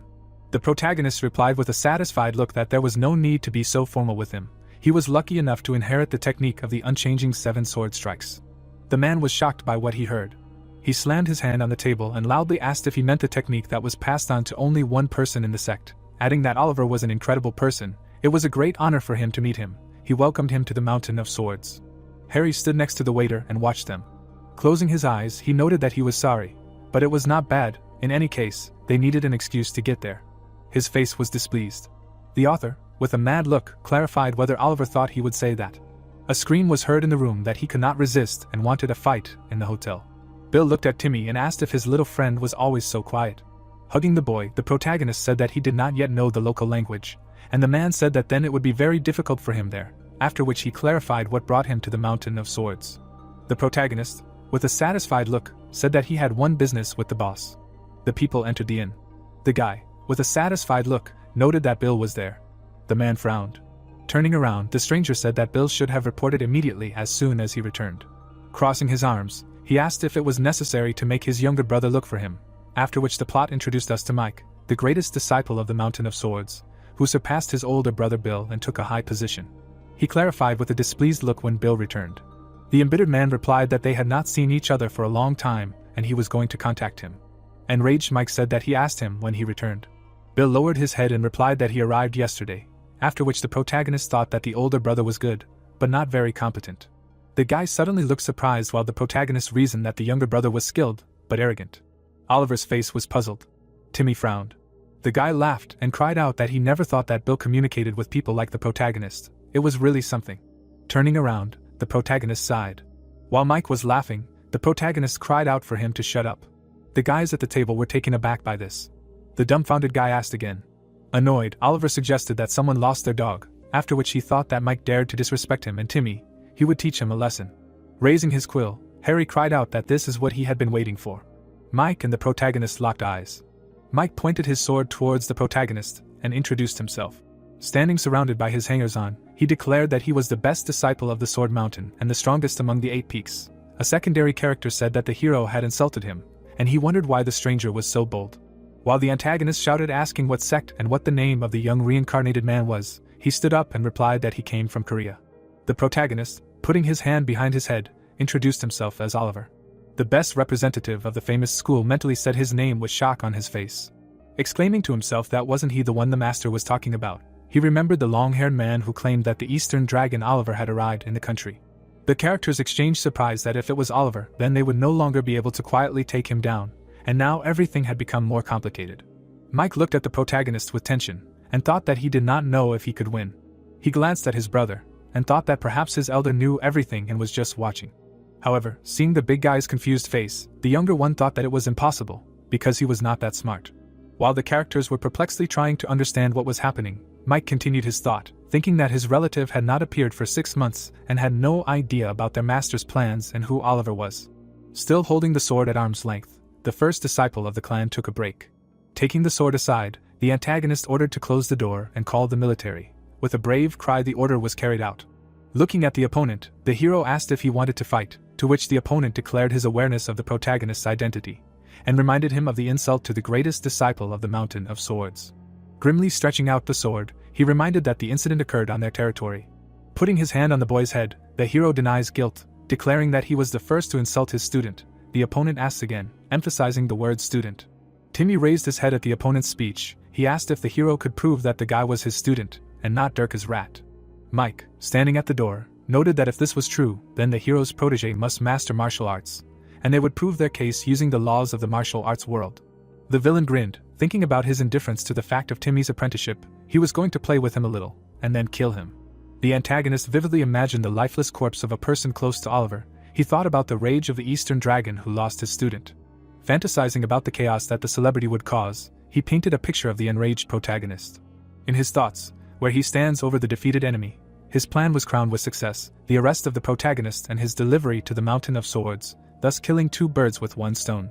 Bill's younger brother, with anticipation, thought about the lesson he would teach the arrogant hero, and convey it to his master. The villain was sure that the most important thing was to deliver the target to the Mountain of Swords.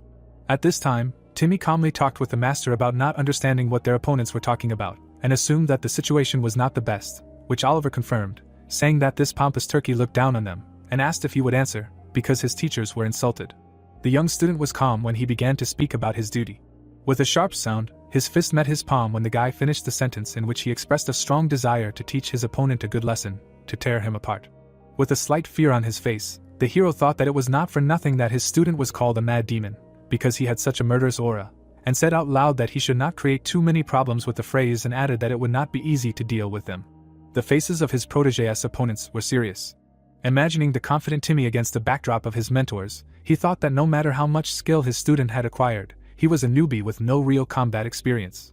Taking a look at his opponent, he noticed that on the other hand, this Mike was one of the most famous figures of the Mountain of Swords and the battle would not be easy. The nameless opponent beckoned with his hand to the hero's student, offering him to go first. Oliver pointed a finger at the opponent, and said that he wanted Timmy to make the first move. The young guy indignantly asked why this idiot went against him. Against the background of mockingly talking enemies, Oliver immediately replied that their leader did not want to personally deal with a child like Timmy. With a confident expression on his face, the student took his teacher's advice to create a situation in which the opponent would have no choice but to intervene. The young guy abruptly jumped up to his opponent, raising his fist. His target, shocked, noticed the boy next to him. Before he could say how fast the boy was, he received a powerful knockout blow. The power of the attack was so strong that he was lifted off the ground with a groan. The spectators were shocked by the outcome. Oliver smiled contentedly, thinking that this was how it should be. Timmy beamed with pleasure, and the teacher only mentally confirmed that he was, after all, a disciple of the heavenly demon. With a loud thud, the body fell to the ground. The Eastern Dragon asked with a grin if more proof was needed. Anger covered the opponents like a heavy slab. Mike turned around and nodded sharply. Having received the order, the three subordinates behind the best student of the Mountain of Swords rushed into the attack. Timmy, noticing new opponents, got ready. Bill was unpleasantly surprised when he said out loud that three of them were attacking at once. He turned to Oliver, claiming that it was unfair to fight like that against a child, to which the hero mentally disagreed. The reincarnator looked at his student, who made the first move with a concentrated face, defeating his opponents, and thought that they were acting unfairly. He watched the excited apprentice, and noted that thanks to the bloodstone, he had 120 years of internal strength, of which he could already use half, not forgetting to mentally add that Timmy had been trained by two great gods of martial arts, and had also mastered the technique of the Azuras. The Eastern Dragon laughed contentedly and thought that his current level was beyond common sense. But he said out loud that for a person with no experience in real battles, he did not think that he would be so good. The student warmed up against the background of defeated opponents. The young man put his hand behind his back and grabbed the hilt of the sword. The black-haired boy pulled the sword out of its sheath with a distinctive sound. With anticipation on his face, he called out for his next opponent. The tip of the sword gleamed in the light, and looked at his last sparring partner. Mike clenched his teeth in rage and almost shouted that he was too arrogant. Bob's younger brother silently jumped up.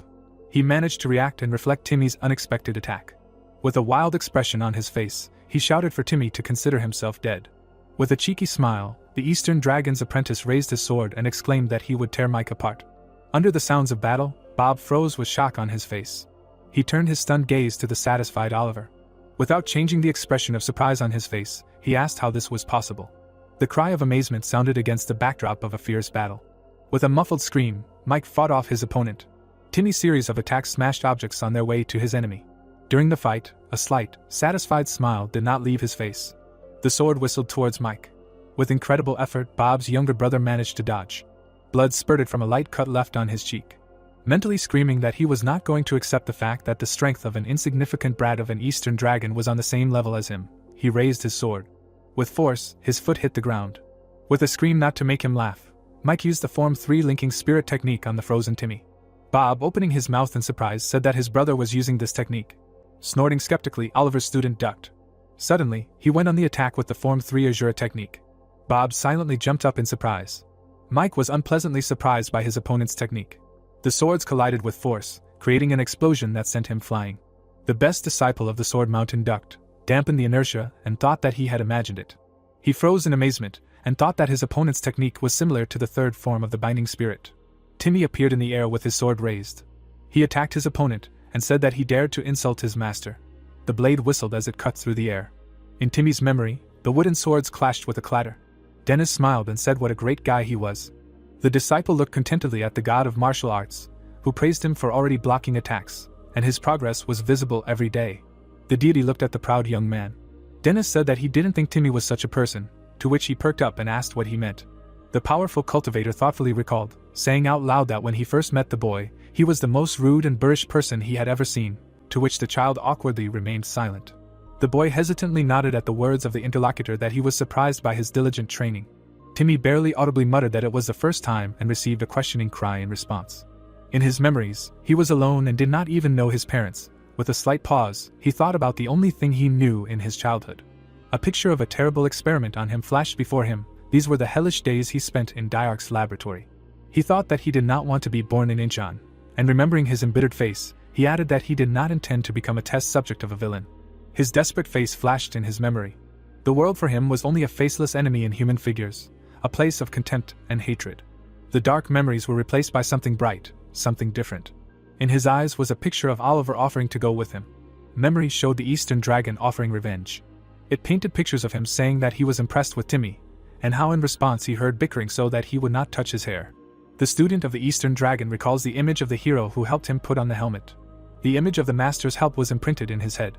The scene of the teacher carrying him exhausted also left its mark. Memories threw him a scene of the confident words of the Eastern Dragon that Timmy was his man. The memory echoed that he was not some pathetic brat. At the same time, a confused expression froze on his face. Remembering these scenes, the guy was left with only bright feelings. A slight smile blossomed on Timmy's face. Dennis patted the confused student on the head. He asked why he was smiling, to which he indignantly tried to remove his hand and shouted that he was not smiling. The teacher continued to ruffle the head of the young cultivator. He was indignant that he said not to touch his hair. Dennis smiled widely and asked for what reason, because he thought he was cute. Timmy indignantly hooted. The divine cultivator began to ruffle the student's head with both hands, and called him a little bastard. The kid cried out in pain. The sounds of clashing swords. A bright explosion scattered fragments. The opponents were thrown apart. Timmy's feet touched the floor, and he said that he would kill anyone who stood in the way of the master. His jump scattered dust. He swung his weapon, and used the Azura technique in an attack. Mike put his Jian in front of him, and called the kid a bastard. The young cultivator's multiple strikes left behind light cuts. This was the third form of his technique. Blood spurted out from the falling opponent. Mike's unconscious body was rushing towards the ground. With a dull thud, the flesh fell to the floor. The face of the fallen man was expressionless. Timmy looked back with heavy breathing. He glanced to the side. The Eastern Dragon's disciple turned towards the spectators of the battle. Oliver was silent in surprise and thought that he had no idea that his disciple admired him so much. He read about it on the screen that was hanging nearby and silently apologized to his protege, because he knew his innermost thoughts. The Eastern Dragon thought about noticing how touched he was and raised his palm in support. He thought that his disciple was much stronger than he could have imagined. Oliver was surprised by the lasers that appeared on him. Timmy was also surprised by the dots aimed at him. The master and his apprentice stood in the middle of the hall, being at gunpoint. The front door creaked open. The tramp of many boots was heard. In the silence, an accusation of an almost perfect murder was made. The barrel of a machine gun flashed in the light. The master and his apprentice were accused of attempting to kill one of the best students of the Mountain of Swords. Mike lay unconscious in a pool of blood. Light penetrated through the doorway. Nameless soldiers were advancing and told the accused that they might not be afraid to die right now. Oliver thought with a serious face that these were the soldiers from the Mountain of Swords, and this was bad. In his mind, Oliver imagined himself in the lights of the target designators and thought that if they fired demonic bullets, then he and Timmy would have a hard time. He glanced at the confused apprentice with slight irritation. The Eastern Dragon thought that this was the very reason he warned him not to get carried away. With a wild cry, Bob told him to lower the weapon. The master and his apprentice looked at him in surprise. The nameless soldier called him Big Brother in shock. Bob and his comrades stood around Oliver. The soldiers were aiming their guns at the hero with anger. The protagonist stood under the protection of the elder from the Mountain of Swords with a surprised expression on his face. With a loud cry, the cultivator repeated his order to lower his weapon. The unnamed commander looked at the one who gave the command with doubt. His gloved hand shot up. The soldiers lowered their guns to the floor. The hero turned to Bob, who confidently replied that he would take care of it. Teacher Timmy looked questioningly at Bob and thought that he didn't exactly know the situation, but he was sure that nothing good would come out of a confrontation with someone so powerful. While the new acquaintance walked towards the commander of the soldiers, Oliver thought that judging by his reaction, he was definitely somehow connected with the Mountain of Swords. His palm fell on his shoulder. Bob stood before the officer and argued that this was an excellent choice, and the request to stop was out of fear that the soldiers would be drawn into the mess that Mike had started. His interlocutor tried to object, and called him an older brother. The interlocutors looked back at the lying body. The soldier said that the young gentleman was badly wounded, to which he received the answer that he knew what he was like, and that this was bound to happen someday, and besides. Bob pointed at Oliver with his hand, and said that he was young, and was already the head of the sect, and that the officer must have heard of him. The hero crossed his arms in greeting and introduced himself as Oliver from the 7 Unchanging Sword Strikes. The soldiers pronounced his name with shock on their faces.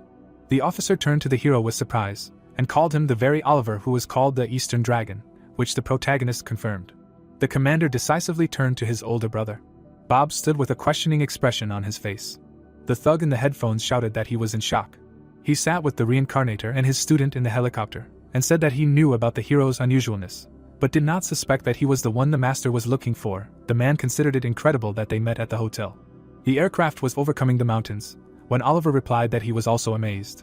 The hero turned to his interlocutor and asked why the head of the Mountain of Swords was looking for him, to which he received an answer about ignorance, and that he wanted to meet him anyway. Bob said that this meant the status of an honored guest. The protagonist asked why. The bearded man fell silent in confusion. Against the background of the flying helicopter, he said that he did not know. Oliver sat and thought that this was strange, and Mr. Author never mentioned it. He thought intently and assumed that he would end up on the Mountain of Swords because of a chance meeting at the hotel, but not searching for the head of the Mountain of Swords. The hero sat in the middle chair and did not understand the reason, because that high-ranking official did not yet know that he was a heavenly demon of this era. Oliver sat silently in the chair to the sound of the blades. He looked at the ring on his finger and believed that the author would make it exciting, and in case something went wrong, he had this. The protagonist decided to just enjoy what was happening, turned to Timmy and asked if he wanted to eat, because they could ask to feed them, to which he was advised not to say that he was going to ask for Sunday gukbap. Against the background of the mountain sunset, an exclamation was heard about the genius of the student, who decided to remain silent. The headquarters of the fifth peak of the Sword Mountain, the evening sun illuminates the city. The corner of the roof against the sunset. 2 suitcases stood next to each other. Dressed in traditional clothes, Oliver exclaimed that this is an outfit for martial artists, and it looks amazing, as if it takes you back to the past. The student questioningly repeated the phrase about the past. The hero looked at the apprentice, and said that it was nothing special and he looked good anyway. The young cultivator cleared his throat. The protagonist said that he was joking, which angered the young interlocutor. The main character turned and said that in any case, they were trying very hard to please them. The guys looked at the luxurious chambers. With a clap, Oliver fell onto the bed and said that this is the life. He lies comfortably on the bed with his arms spread out. The Eastern Dragon patted the bed and invited his student to come and rest. The hero said that the boy tried very hard to deal with that bastard. Timmy stood calmly. The teacher began to parody the teenager, saying that he would kill anyone, to which the young cultivator jumped up. The reincarnator assumed a sitting position, and parroted that whoever gets in the way of my master. The youth ran towards him screaming for him to stop. Oliver laughingly teased his student, saying that he was touched. Timmy denied everything. There was a knock on the door. A voice told Oliver that it was Bob. The guys looked at the door when the hero answered to come in. The brute was dressed in traditional clothes. He apologized for disturbing their rest. The guys were taken aback by the words that the master wanted to see them. The Lord watched Oliver using many screens. The old man turned to a nameless figure nearby and asked for his opinion, and received the answer that he was not bad. The elderly man smiled, saying that it was good, and offered to begin the test. Late in the evening, Bob brought Oliver and Timmy into the yard. The characters talked. The students seemed to be now really in the world of martial arts. The teacher agreed with him and said that they still wear such clothes, preserve their traditions. The hero followed the man and acknowledged the author's merits in creating detailed scenery. He believed that thanks to this they would be able to captivate readers who love martial arts. Bob pointed his hand at the pavilion. He suggested that his companions wait there, in the place of honor for guests.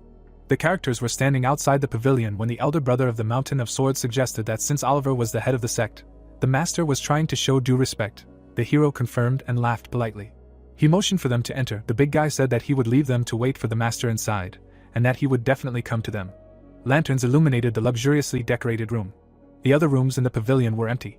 The characters were talking indignantly. Oliver noted that food was usually served. Timmy agreed and added that they had no manners. The master closed his eyes and said not to pay attention. He was sure that someone would come soon and he would ask for Sunday gukbap. The student asked if he was serious. The Eastern Dragon beamed as he confidently confirmed and said that it was his favorite food, and he once tried it with the student. Timmy remained silent. The hero was sure that when the head of the Mountain of Swords arrived, he would be able to find out why he wanted to see him. The words dissolved into the night sky. Early morning. The sun was reaching its zenith and illuminating the green crowns. The sunlight fell on interlaced fingers. Oliver sat silently at the table. Timmy fell asleep. The hero's hands were shaking with anger. He called them bastards. Early in the morning, an appeal to the master and a condemning cry sounded. Bob shouted in bewilderment that Oliver, the Eastern Dragon, was their guest, and how could they neglect him? He did not understand what the master was thinking at all. An unknown man sat in front of the bully and told him to calm down, that this was a test. Bob repeated the last word questioningly. The man said that while the elder brother was on the southern front, several events occurred. The information window said that it was the Lord of Swords, the fifth peak of the Mountain of Swords, Aldred. He nodded and said that in any case, if everything worked out, Oliver would be the winner. Bob asked what he meant. Wearily putting his palm to his forehead, the man said that he would explain now.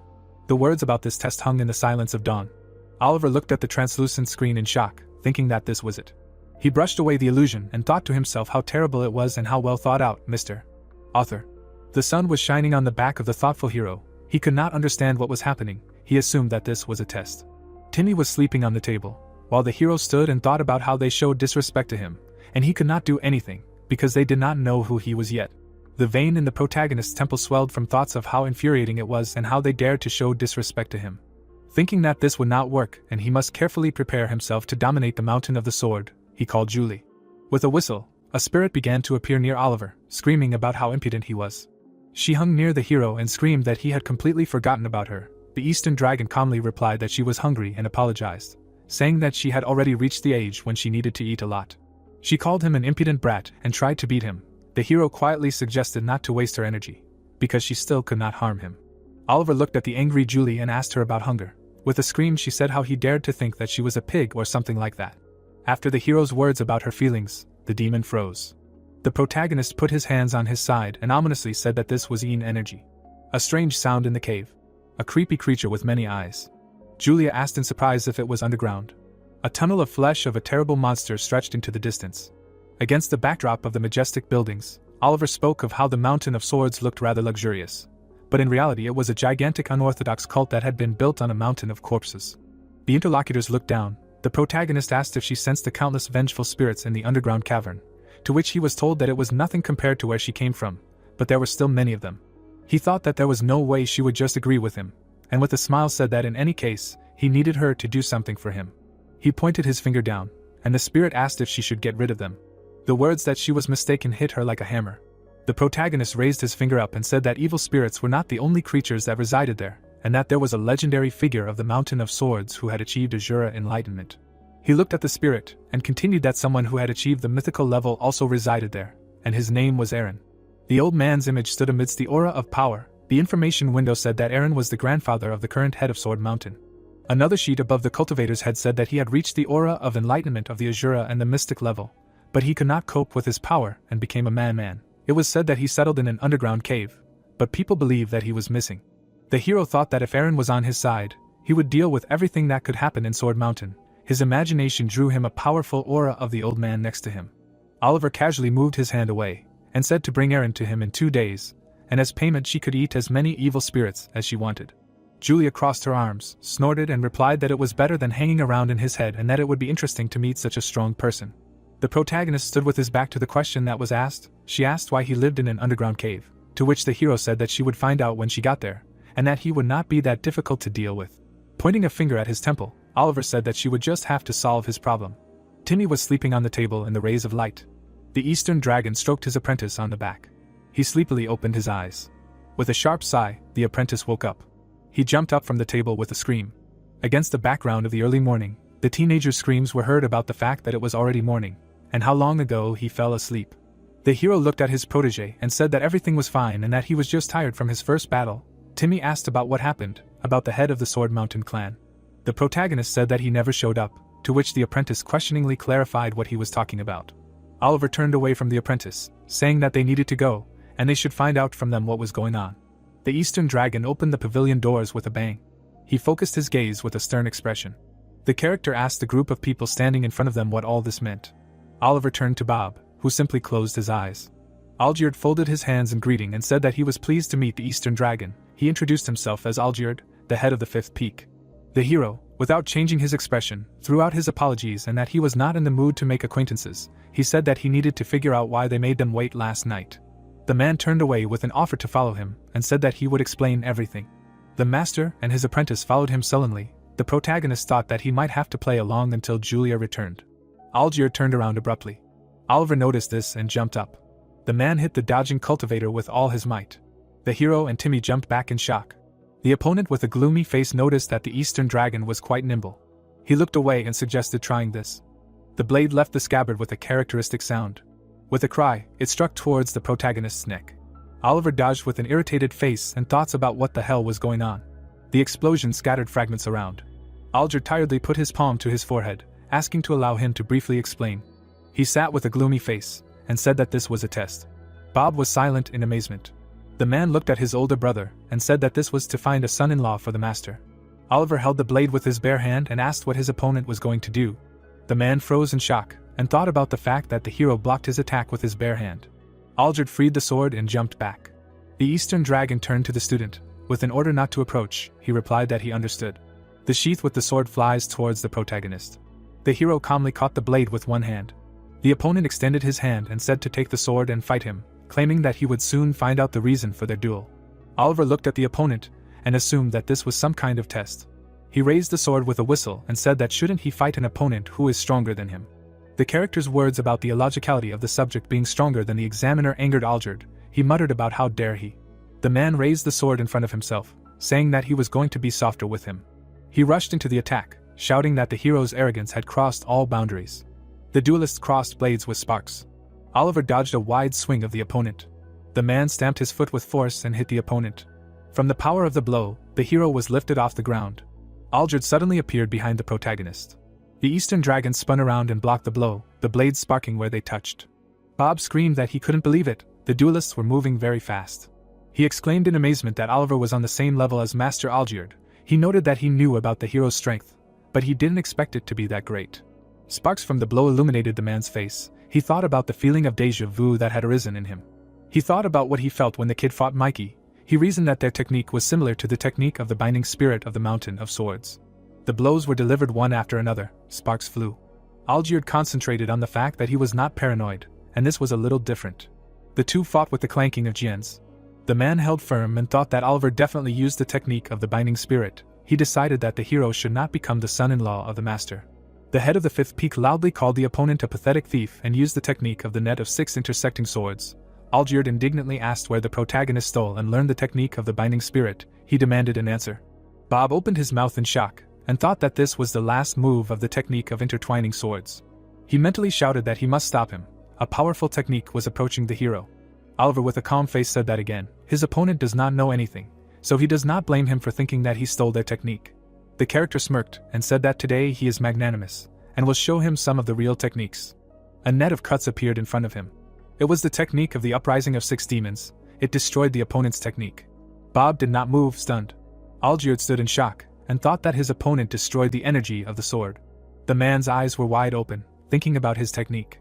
The head of the fifth mountain shuddered. Oliver quickly attacked him. The opponent blocked the Jian with difficulty. The blade whistled past Aldred's face. The protagonist delivered a slash. The opponent's strength made the head jump back. He thought with surprise that these were the moves he had used before. The hero suddenly appeared behind his opponent. The man turned around and blocked the attack. He tensely held the blow, and thought that they were noticeably different. There was uncertainty in his eyes. It seemed to him that the opponent was guiding him. The highest level of zenith. When Aldred reached it, he was on cloud 9 with happiness.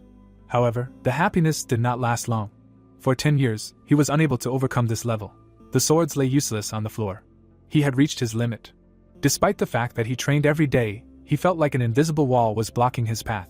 He couldn't even overcome the initial level of the highest zenith, let alone reach the mystical level. His memories were gloomy, but he saw this stage. Aldred was shocked watching the stranger. Oliver's movements had a connection. The man's eyes reflected traces of Jian. He thought that he saw the path to the next level. The head of the fifth mountain froze. He staggered and began to fall. The duelist's body fell on the rocks. Aldred's face lost signs of consciousness. Oliver looked at his opponent and exhaled. While Timmy stood calmly, Bob raised his hands in shock. A cry calling Aldred sounded over the pavilion. The ghost girl screamed. The fist destroyed the ghost.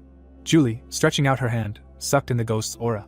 The girl, looking up, noticed that this place was filled with evil spirits. Deep in the cave, ghosts were flying around the girl. The purple-haired woman waved her hand and destroyed the monster. Julie, sucking in the spirit's aura, said that was why she liked this place. The girl with horns, putting her hand on her stomach, asked where Aaron was, and then added that she could feel his energy. But this place was so big that she could not determine his location.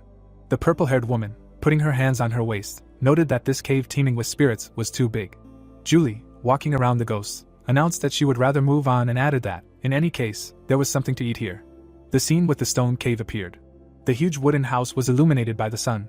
Martin's room in the tower of the Mountain of Swords, an elderly man, sitting in a small office, writing something on a piece of paper. The man, looking up at the covered woman, was glad to see her. The girl in white clenched her fists, the heiress of the Mountain of Swords, Maria. Martin smiled and asked if she had come to tell him Oliver's results. The daughter, lowering her head, answered affirmatively and added that the hero had defeated the leader of the fifth peak. The black-haired man folded his arms and was very surprised. The father, standing up from the table, laughed loudly and said that they had finally found a man worthy of becoming his daughter's husband, adding that no one could defeat the leader of the fifth peak. The guy in the red robe, getting up from his workplace, shouted that there was no time to waste and that he had to meet the hero. Maria, lowering her head, grabbed her hat. The long-haired girl took off her hat. The young girl, holding her hat in her hands, said that she would meet the protagonist herself. An image of a large wooden house appeared, the office of the leader of the fifth peak of the Mountain of Swords. At the entrance stood two guards with swords behind their backs. Algerd, crossing his arms, said that he had to thank the hero and added that everything had taken an unexpected turn. The blonde man, looking back, noted that he had to test Oliver, but in the end he had received help, added that even the master could not help him and concluded that he had been stuck at the highest zenith level for 10 years. The large man, crossing his arms, asked who the protagonist was, to which he replied that he was Oliver of the 7 unchanging sword strikes. Algerd, lowering his head, noted that this was not the best explanation and added that, of course, he was grateful to the hero for helping him move on to the next level. The blonde man, frowning, said that he had to find out the truth. The man in the red shirt, looking closely at Oliver, asked him to answer how he learned the technique of the connecting spirit. Algerd carefully examined the protagonist. The young man looked down in concern, thinking that maybe he shouldn't have helped, and that things were getting annoyingly complicated. The big man looked ahead and noted that, frankly, the hero didn't seem like the kind of small-time villain who stole the equipment, so he should give an answer that the man could understand. The protagonist thought that he could hide a lot, or say, for example, that he learned from one of the students of the Sword Mountain. Oliver, opening his mouth, thought that this wouldn't make the story interesting, and said that he thought his interlocutor was mistaken. The brown-haired boy raised his hand and said that the Sword Mountain stole the equipment, not him. The protagonist, pointing his finger forward, thought that he would take the bull by the horns. Algerd, furiously slamming his hands on the table, shouted that they treated the hero like an honorary hero, and he dared to insult them. Maria, entering the room, asked what was going on. Oliver turned his head. The heiress of the Mountain of Swords asked if she heard correctly. Algerd looked at the girl with fear. The black-haired woman, lowering her hands, asked if it was true that the Mountain of Swords stole the technique of the binding spirit. Maria, looking angrily at the guy, ordered him to answer her. Oliver, opening his mouth in surprise, thought that the heiress of the Mountain of Swords was standing in front of him, and said that he was simply stating the facts. The young girl, taking the sheath of the sword in her hand, said that the protagonist stole the technique and now dared to lie, and then added that he was no better than a scumbag, and now he was definitely unworthy of being her husband. Maria, holding the blade in her hand, asked to change her question. The blue-eyed girl, looking menacingly at Oliver, asked where and how he stole the technique of the binding spirit. The young guy, turning around, answered that, as he had already said, he did not steal this technique, but used the technique of the Azuras. The green-eyed boy looked closely at the heiress of the Mountain of Swords and explained that the real name of the binding spirit technique was the Azura technique, and added that the Mountain of Swords stole the Azura technique, and renamed it the binding spirit technique. Maria, lowering her head, noticed that the boy was continuing to make up ridiculous lies. The black-haired girl opened her eyes. The woman in white clothes walked forward. Martin's daughter, drawing her blade, said that this was a good enough reason for Oliver to die. The green-eyed man turned his head and thought that his opponent was fast. The blade came out of its sheath. Maria, taking the sword in her hands, cut the hero in half. The black-haired woman lowered her head. The young boy asked why they were all so impatient here. Maria opened her eyes in irritation. The sword shimmers with yellow light. The protagonist noted that it was ridiculous that they suddenly began to test him, whether he was worthy of becoming the son-in-law of the head of the Mountain of Swords, and now they were going to kill him. Oliver, taking the blade in his hands, said that only over his dead body. The heiress of the Mountain of Swords, turning around, did not understand how the young guy stopped her sword. The green-eyed guy, raising his sword, began to mentally reason that the Azura technique was created by the great heavenly demons for their personal guard, the Azura squad. However, the Mountain of Swords renamed it the technique of the binding spirit and passed it on by inheritance, and this is a fact. The brown-haired man, swinging his sword, thought that perhaps the leader of the fifth peak does not know this, but it is strange that the heiress of the Mountain of Swords does not know about it either, and then mentally asked how the hell the author did not come up with this. Julie, grabbing the ghost, choose something. In front of the girl, inside the cave, some person appeared. The elderly man was covered in a green aura. The purple-haired woman asked if his name was Aaron.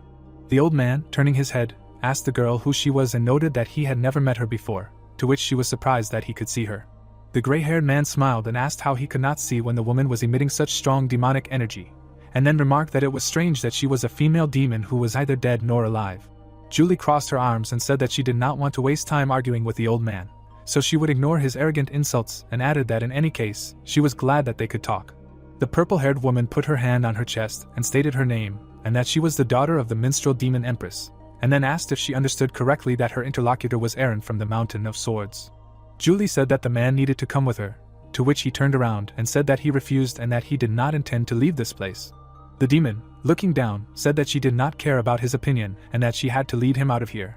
Aaron's eyes widened. The old man pointed his finger and shouted that it seemed like an impudent girl had come here and asked how she dared to talk to him like that and if she knew who he was, and then concluded that he had reached the state of Asura enlightenment and the mystical level. The old man lowered his head and ordered Julie to shut her mouth and stop talking nonsense. Aaron opened his mouth wide and exclaimed that there was no point in all this and as long as they could get out of here, it didn't matter at all, and then told the demoness to take him out of this place immediately. Many voices sounded in the cave. The young girl covered her ears with her hands and remembered that she had been told that the old man had gone crazy and that it was probably true. As Aaron shook his head from side to side, Julie thought that the only way to get him out of here was to penetrate his mind and suppress his madness. The young girl gritted her teeth, realizing that she had never imagined that she would have to enter someone else's mind, and that once she was free of Oliver, she would kill him. Julie put her hands on her hips and lowered her head. She stared ahead. The girl's eyes widened. The demoness rushed forward. Aaron opened his mouth wide in fear. The purple-haired woman raised her head. Two versions of Aaron were fighting, throwing punches at each other. Julie thought that this was the crazy version of him fighting the sane one. The girl, looking at the fight, mentally wondered if his madness was caused by a split personality fighting each other. The demoness, clenching her fists, figured that it would not be difficult, and she only needed to help his normal personality. She turned around. Julie, opening her mouth in fear, mentally screamed that she could not believe it. The purple-haired woman's eyes widened in surprise. The blades crossed. Oliver was fighting Maria. The protagonist sent the sword forward. The heiress of the Mountain of Swords, gritting her teeth, recoiled from the blade. The black-haired girl, having hit herself, realized that there was a wall behind her. The protagonist's blade pierced his opponent in the neck. Maria opened her mouth wide. The green-eyed guy looked ahead intently. The woman in white clothes standing next to the blade that pierced the wall, glared at the guy. The brown-haired guy, holding the sword, asked if Maria would come to her senses only after she saw the difference, and then added that noticing the difference in strength and understanding when to retreat is also a skill. Algierd, gritting his teeth, could not believe that the protagonist defeated Maria so easily. Bill opened his mouth in surprise. Timmy, raising his fist, mentally exclaimed that he knew the protagonist would win. The black-haired woman bared her teeth and thought that it was impossible. The blue-eyed girl looked up. Oliver looked at the girl carefully. She thought that this man, he was at least on a transcendental level, perhaps even stronger than her father. Maria, clinging to the wall, asked who the protagonist was and why he was causing them so much trouble, to which he shouted that he had not caused them trouble. Oliver, holding the blade, noted that it was they who had caused him trouble, and then clarified that they had invited him and then forced him to go through all sorts of trials, after which it turned out that these trials were necessary so that I could become the son-in-law of the head of the Mountain of Swords. The protagonist, pulling the blade out of the wall, noted that on top of everything, they had accused him of stealing, so he was only correcting their mistakes. The young man asked if he was right or not, to which Maria, looking at him angrily, shouted that it was not true, and if the hero had not stolen the technique of the binding spirit, nothing would have happened. The brown-haired man, furiously raising his hand, began to explain that he had already said many times that he did not steal the technique from them, and asked why the heiress of the Mountain of Swords could not understand that the technique of the binding spirit was the technique of the Azuras. Many men with rifles in their hands appeared behind the protagonist. Oliver, looking back, thought that he had crossed the line by defeating the heiress of the Mountain of Swords on their own territory, and then mentally added that he had to defend himself because she tried to kill him. The black-haired girl, her mouth wide open, shouted the command to stand down. The man with the rifle, very surprised, objected to her. The young girl, looking angrily, told them not to make her repeat herself. The men in black masks lowered their heads.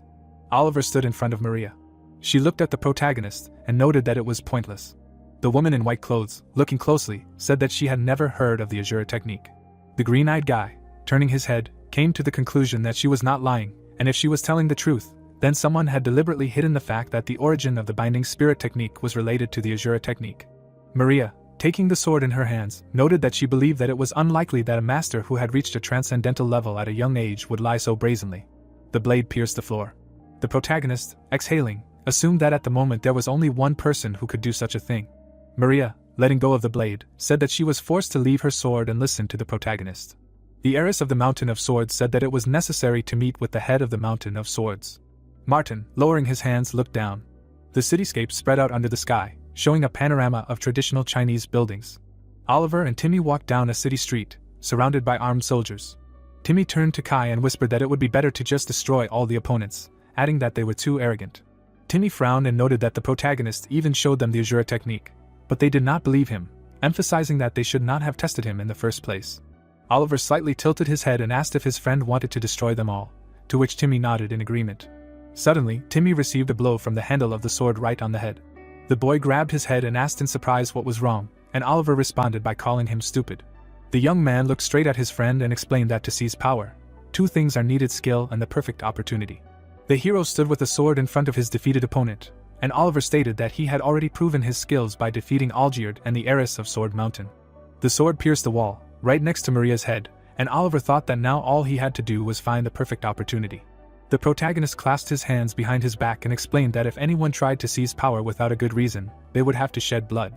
The sun was shining on a small Japanese city, and Oliver thought that if a full-scale war broke out, he would have to destroy his own army, and there was no need for that. Timmy looked up at his friend and said that was true, but asked if he hadn't had the opportunity yet. Timmy leaned forward and suggested that if Oliver married the heiress, he would have an excuse to take over Sword Mountain, to which Oliver called him stupid and called the idea ridiculous. The guy bowed his head menacingly and asked his friend how a wolf could submit to a dog. Timmy asked his comrade how to act in such a case, to which Oliver shrugged and replied that he actually thought that it would be enough to show them the Azura technique, and did not expect that the head of the sect would hide the origin of the binding spirit technique. The blonde boy adjusted his glasses and the protagonist thought that it was no wonder that there was something wrong with Mr. Author's face. Oliver looked away and thought that he would have to meet the head of Sword Mountain first, but he had a bad feeling about this, adding to himself that it was good that he asked Clara to find Aaron as a backup plan. Oliver clenched his fist and thought that there would be no problem if he came back and confirmed his identity. Timmy looked at his friend with delight and said that he knew he had a plan, and Timmy replied that Timmy would find out soon. Oliver looked straight ahead with a worried expression. Martin sat menacingly on the podium next to his daughter. The protagonist stopped in the middle of the square and asked what was going on. The head of the sect raised his hand and said that this was not the place to talk, asking to be allowed to ask a question. The man with a long beard looked at the young man intently and asked if he was right in saying that the linking spirit technique was derived from the Azura technique. Oliver nodded calmly and confirmed that it was so. Martin clenched his fist and asked what the Azura technique was then. Oliver spread his hands and explained that it was a combat technique created by the great heavenly demons for the Azura squad, and the sect leader demanded proof. Oliver pointed to himself and stated that he himself was proof, as he was a great heavenly demon of the modern era. The man slammed his fist on the table and angrily asked how dare he, adding that he only decided to listen because Oliver had achieved so much at a young age. The sect leader turned away in anger and concluded that the boy must be a madman. The protagonist calmly held his sword in his hand, and Martin shouted that he was ashamed that he thought of Oliver as a person who could become his son-in-law, calling him arrogant and stupid. The sect leader glared at the boy and said that he would tear him apart right then and there. The leader of the cult crossed his arms and explained that he had to fulfill Maria's request anyway, and would therefore give him a chance to prove his words. Oliver raised an eyebrow in surprise, not understanding what was happening. Timmy looked at his friend in fascination. The leader of the cult slowly raised his hand, preparing to give the order. The man gave the order, shouting loudly for the warriors to take their positions. A warrior jumped out from behind a gray brick wall. Another opponent appeared from behind a fence. The opponents were rapidly approaching from everywhere. The young man opened his eyes in surprise and looked up with alarm at the warriors that had appeared. The warriors landed around the protagonist with a dull thud. Shmuel calmly looked into the protagonist's eyes. Red-haired Natalie smirked sarcastically at Oliver. Luke stood coolly not far from his opponent. Gabrickman lowered his eyebrows with a deathly look. Algierd excitedly prepared for a new battle. Remus surrounded the protagonist from the other side. Moran showed Oliver his huge blades with an angry expression. Din stood not far from his comrades. These were the 8 leaders of the Sword Mountain Peaks, the greatest formation in the martial arts world. The opponents menacingly surrounded the protagonist from all sides. The 8 Moon Formation, this is the greatest combination attack formation of Sword Mountain and one of the best formations in the martial arts world. The hero looked at the opponents in shock. This formation is so strong that even a mystic level master will not be able to break through it. The sect leader chuckled and explained that it is so powerful that even a mystic level master will not be able to break through it, and added that he will recognize Oliver if he can break through the 8 Moon Formation. The guy frowned and thought that he did not expect this, noting that now he is only at the beginning of the transcendental level and from the point of view of the setting of this world, he will not be able to overcome this formation. Maria ran up to her father and said that from this world's perspective, there was no way he could overcome this formation, adding that it was simply impossible, as it was difficult to overcome even for those masters who were worthy of becoming a sect leader. The girl looked at her father in despair and concluded that he had essentially driven Oliver into a death trap, to which Martin confirmed that this was exactly the case. The sect leader laughed and said that no matter how outstanding Oliver's achievements and character were, there was no reason to keep a lying thief alive. The sect leader looked sternly at his daughter and told her not to tell him that she liked this guy. The protagonist looked up and the sect leader assumed that his daughter liked this bastard. Maria silently looked away, at a loss for words. The girl lowered her head in embarrassment. Oliver looked at what was happening in surprise. The sect leader looked at his opponent in confusion. He pointed his finger at the guy and called him a pathetic thief. The enemies of the 8 Moon Formation surrounded the protagonist, and the sect leader shouted that the boy dared to steal even his daughter's heart, and that he would not forgive him. The swords of the warriors of the formation flashed, ready to attack. Martin waved his hand and ordered Oliver to taste the 8 Moon Formation, and the boy cursed under his breath. The energy waves of the attack rushed towards the protagonist. The protagonist looked in fascination at the pieces of concrete flying towards him. The enemies of the 8 Moon Formation rushed towards the protagonist at once. Someone's booted foot took a confident step forward. Harry stopped and called out Kai's name. The white-haired boy approached Kai and said that they needed to talk. Judy looked down and wondered if the reason for Aaron's madness was the 2 personalities fighting each other. Judy clenched her fist and thought that it would not be difficult, and all she had to do was help his normal personality. The girl turned her head back in fear. Judy turned around abruptly and exclaimed that she couldn't believe it. Judy's eyes widened in shock and she said that it was Aaron. Many ghostly figures appeared in front of Judy, and she wondered in shock if this was a whole bunch of Aaron's personalities and if he really had that many personalities instead of just 2. The ghostly figures began to attack each other furiously with the sound of blows, and Judy thought that it was no wonder he went crazy. Judy raised her hand and said to herself whether she should use the power that idiot gave her, meaning Oliver. Oliver turned to Judy and the girl asked why Aaron lived in an underground cave, to which Oliver replied that she would find out when she got there, and that he wouldn't be hard to deal with. Oliver tapped his temple and told Judy to just take care of his problem. Judy looked at Oliver and asked what he meant, and the boy explained that someone who had achieved Azura enlightenment had no choice but to submit to him, the great celestial demon. Oliver pointed at the girl and told her to look at herself, adding that she was bound to him as a subordinate. Judy recoiled in shock and exclaimed if he was mocking her. Oliver calmly looked at Judy and confidently said no. He was saying that as long as she was in Aaron's consciousness, she would be able to do something. Judy's hand glowed with energy, and the protagonist said that she would be able to borrow his power.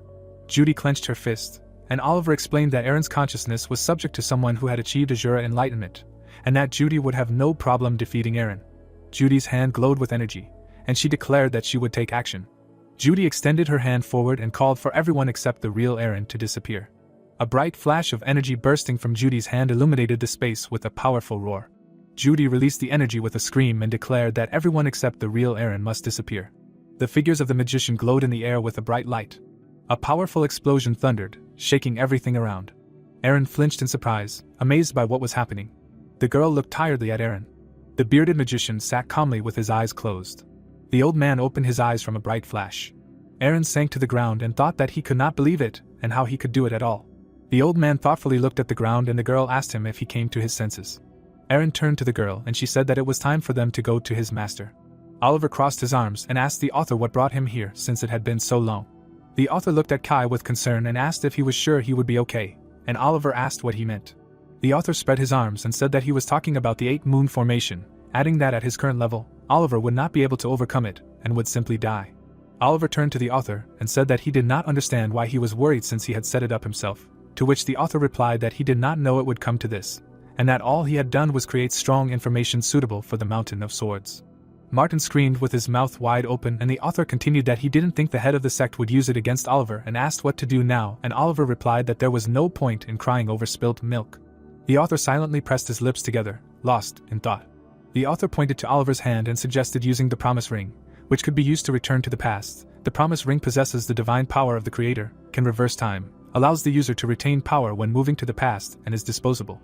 The author looked at Kai and suggested returning to the moment when they had just arrived at Sword Mountain, to which Oliver asked doubtfully if he was serious, and the author confirmed that his intentions were serious. The author, actively gesturing with his hands, said that he gave it to the protagonist in case of a dangerous situation, and that let's use it now because this is an emergency. Oliver resolutely looked at the author and flatly refused this idea. The author recoiled in shock and asked what he meant by no, and why, adding that it was similar to the situation with Tromos and that Oliver would most likely die. The monster Tromos appeared behind the protagonist, and he explained to the author that everything was completely different now and that Tromos appeared out of nowhere, but enough events had happened in the story for the 8 Moon Formation to appear as well. Oliver grinned confidently and added that, besides, the reward was quite worthy, since he was recognized as a great heavenly demon. There were many fighters in front of Oliver, and he declared that he would receive a sect that looked down on him. Oliver grinned and added that as a bonus, he would also receive an heiress. The author frowned and said that great. He admitted that everything had become very interesting and asked if Oliver had forgotten about a very important thing and thought to himself that he was a brat. The author pointed his finger right in the protagonist's face and shouted that if he died, it was all over, and no matter how interesting the story was, if the protagonist died, it was the end. The author fell flat on his bed and said that he had to go home. The ink spilled onto the table and the author added that he had to finish his story. The author grabbed his head and exclaimed in despair that he didn't want to be the kind of writer who killed the protagonist again because he couldn't handle the plot, and that he wanted to write a normal story. And in the comments, readers wrote that he had gone too far, that it was obvious, and that they wouldn't give him any more chances. Oliver put his hand right on the author's shoulder and quietly told him that there was a saying that said that in order to write an interesting web novel, you have to do a few things. Oliver turned his back to the blonde guy and said that in order to write an interesting web novel, you have to risk your life. Oliver turned to the author and said that if the story was getting interesting, the right thing to do was to leave it as is. Oliver finished his thought by saying that even if it was hard to figure out, to which the author exclaimed in despair that it was easy for him to say and that if he couldn't fix it, Oliver would die. Oliver looked calmly at the author and said that no, he could and that they just needed to add something in the background. Oliver clutched his sword in his hands and explained that they needed to add something that would allow the protagonist to solve problems that he could never overcome, and do it in a believable, fun, and natural way. The author clutched his head in despair and asked if Oliver had heard what he said, adding that he was doing it for one reason only. Oliver confidently stated that the author could do it, and the author's blue eyes widened. Oliver raised his hand with the weapon and asked the author to listen to him fully now. Oliver moved his face close to the mesmerized author's ear and declared that now they would change a few details and be able to solve this problem. The author added a detail to the story. The author added a detail to the story. The author added a detail to the story. The author added a detail to the story. Someone's footsteps confidently sounded in the silence. The opponents froze in their attack on the protagonist. The author looked at Oliver and said that he would then leave everything to him, and would do everything as he said, to which Oliver replied that he should not worry. The author asked the protagonist if he was ready, and he nodded in agreement. Oliver raised his hand and commanded for them to begin. Oliver snapped his fingers, and a stream of energy burst out with a deafening whistle. The members of the Eight Moons formation fiercely rushed at the protagonist. The leader of the sect waved his hand and furiously ordered that this thief be torn apart. Timmy ran closer to the scene in horror and screamed, turning to the master. A powerful wave of energy swept with a deafening roar from Oliver's sword. Oliver stood in the center of the storm and smiled. Energy swirled around the palace with a growing roar. Chapter: The world's strongest only cares about himself. Is 100% complete. 8 warriors of Sword Mountain surrounded Oliver, and the young man explained that a combined attack formation was a formation created so that several people could deal with one strong opponent. The opponents began to kick the one lying down with fierce kicks, and the boy continued that one would think that it would be more effective if several people attacked one.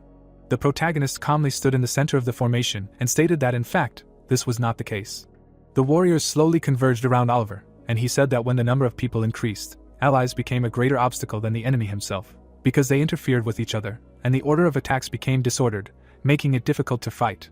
Blood splashed onto the black wall and the protagonist added that if the people who had united in the formation did not act together, they would end up losing.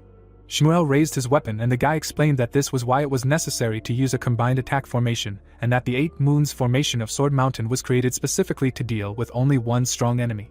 The yin and yang signs appeared on the glowing background and the protagonist added that it required a team of 8 people, which was neither too many nor too few. The sect leader named Martin chuckled as he looked at Oliver, and the guy stated that precise and systematic pressure on the enemy was also required. Something flashed through the air at great speed. The protagonist repelled another attack and said to himself that he was surprised. The formation leader sat on his makeshift throne and said that he did not think Oliver would hold up so well.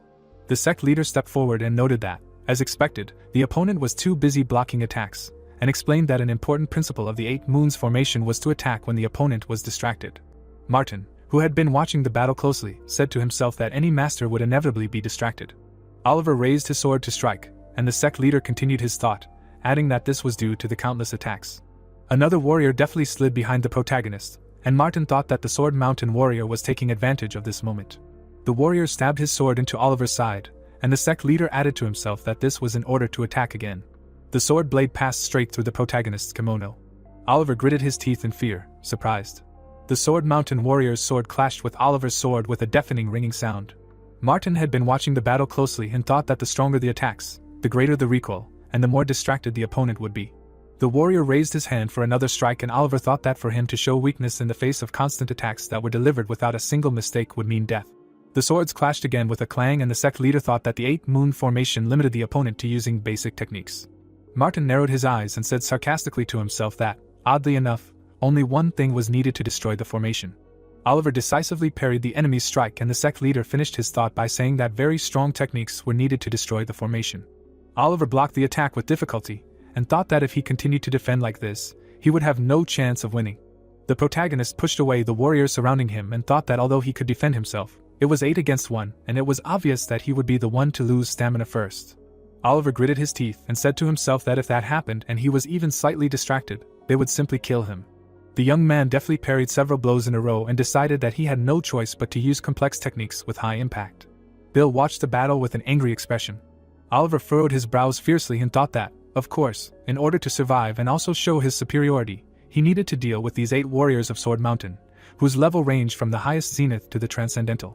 The protagonist jumped excitedly above the crowd of his opponents and understood why people often said that even mystic-level masters found it difficult to defeat this formation.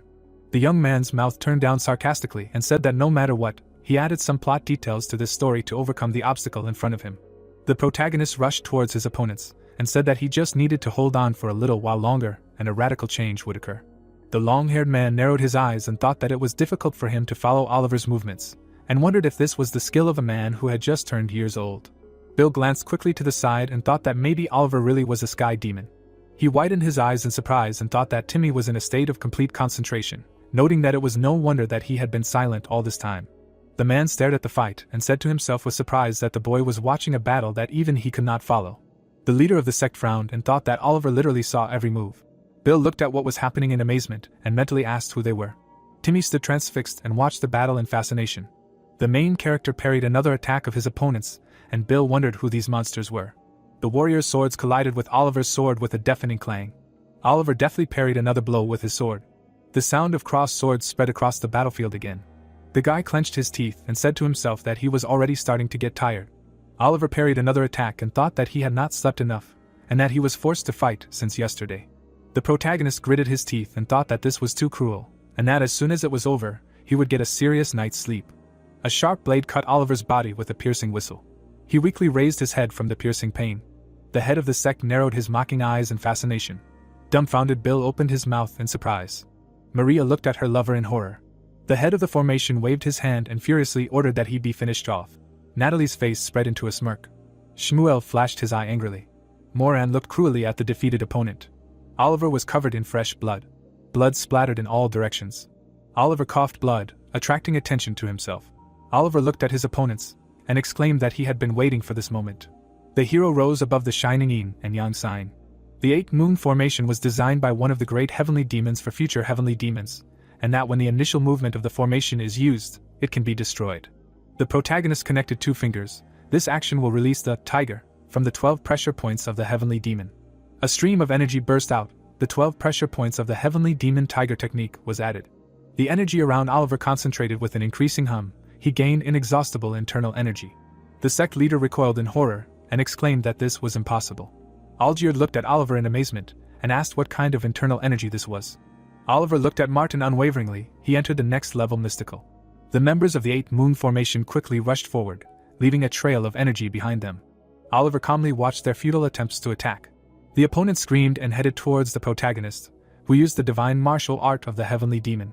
The young man clenched his fist. This was the first technique of the heavenly demon.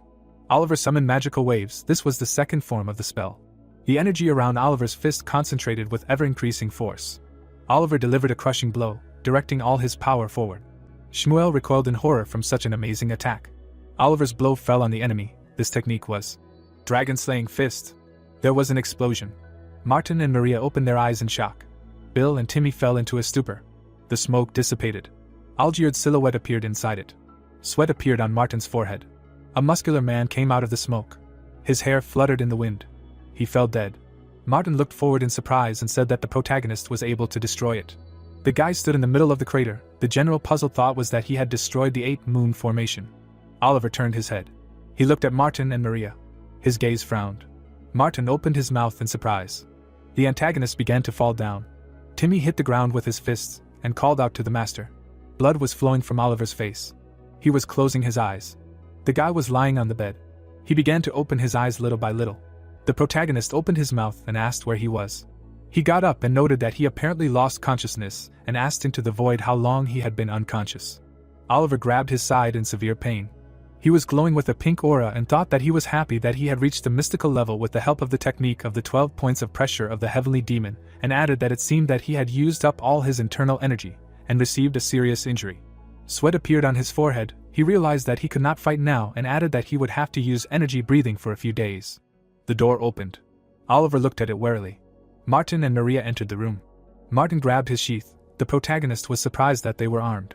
There was emptiness in the eyes of those who entered. Oliver thought about it. He thought that Martin said that he would recognize him if he destroyed the 8-moon formation, and he could not believe that this was a lie. His teeth clenched. He panicked thinking about the fact that he did not have the strength to fight. Martin inhaled and blurted out that they were welcoming a heavenly demon. Oliver sat down on the bed with his feet. He was greeted as a heavenly demon. He looked at those who entered in shock. Martin bowed to him, saying that he came as soon as he made sure that the heavenly demon was awake, and apologized for the absence of the leader of the 8th peak, and added that he was still recovering from the battle. Aaron bowed and greeted the heavenly demon. Oliver's face broke into a smile. He was happy to see Aaron and that he was brought here.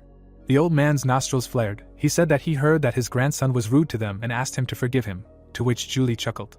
Aaron pointed his finger at Martin. Oliver reasoned that it was good that Julie brought Aaron and that it seemed that he explained everything to the head of the sect. Timmy came closer and shouted that he was very worried. Because the master was unconscious for 3 days, he replied that he was very proud of him. Aaron frowned and told Marin to apologize to the protagonist. He asked to accept his deepest apologies for not recognizing him as a heavenly demon and showing disrespect. The man's eyes began to water. He thanked the guy for finding his missing grandfather.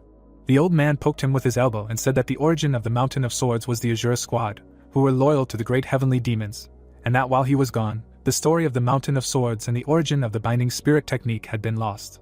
The antagonist's face smirked, asking that only he be punished for his dishonesty, and he was glad that everything had been settled now. Aaron raised his fists and told Oliver to address him informally, as no superior would address their subordinates formally.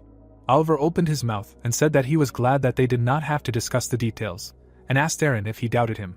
Julie looked at the boy, who continued that even though the girl explained everything to him, it was not that easy to believe that the protagonist was a heavenly demon. The old man noted that he was being tested. His eyes glittered. He said that he had achieved an aura of enlightenment. Oliver had a pink aura around him. Aaron noted that it was impossible not to recognize the sky demon. The guy thought that all the details of the story that he had come up with so far fit together like pieces of a puzzle, and added that it was amazing. The day was raging above the Chinese houses. 4 days later. The same houses in the daylight. Martin clutched his chest. Aaron wondered out loud if the guy really wanted to leave like this. Marvin added that he should stay and recuperate. Oliver laughed. He noted that it was about him, and that 1 week of rest was enough. The bearded man opened his mouth and turned to him that he wanted to ask him something. Maria became embarrassed when her father reminded the protagonist of his marriage to his daughter. The father's face turned pale when Oliver ordered him to stop. Everyone looked at him. He noted that now was not the time, because since ancient times it was believed that a person should have great ambitions. The protagonist's hair was fluttering. He continued that even though he had a mountain of swords under his hand, this was only the beginning and that he had no time for love to achieve a great goal. Aaron lowered his head. Martin agreed with the sky demon. Oliver, putting his hands behind his back, stretched. The protagonist, holding a suitcase, told Timmy that despite the fact that he flew first class, he still felt tired because flying exhausted him.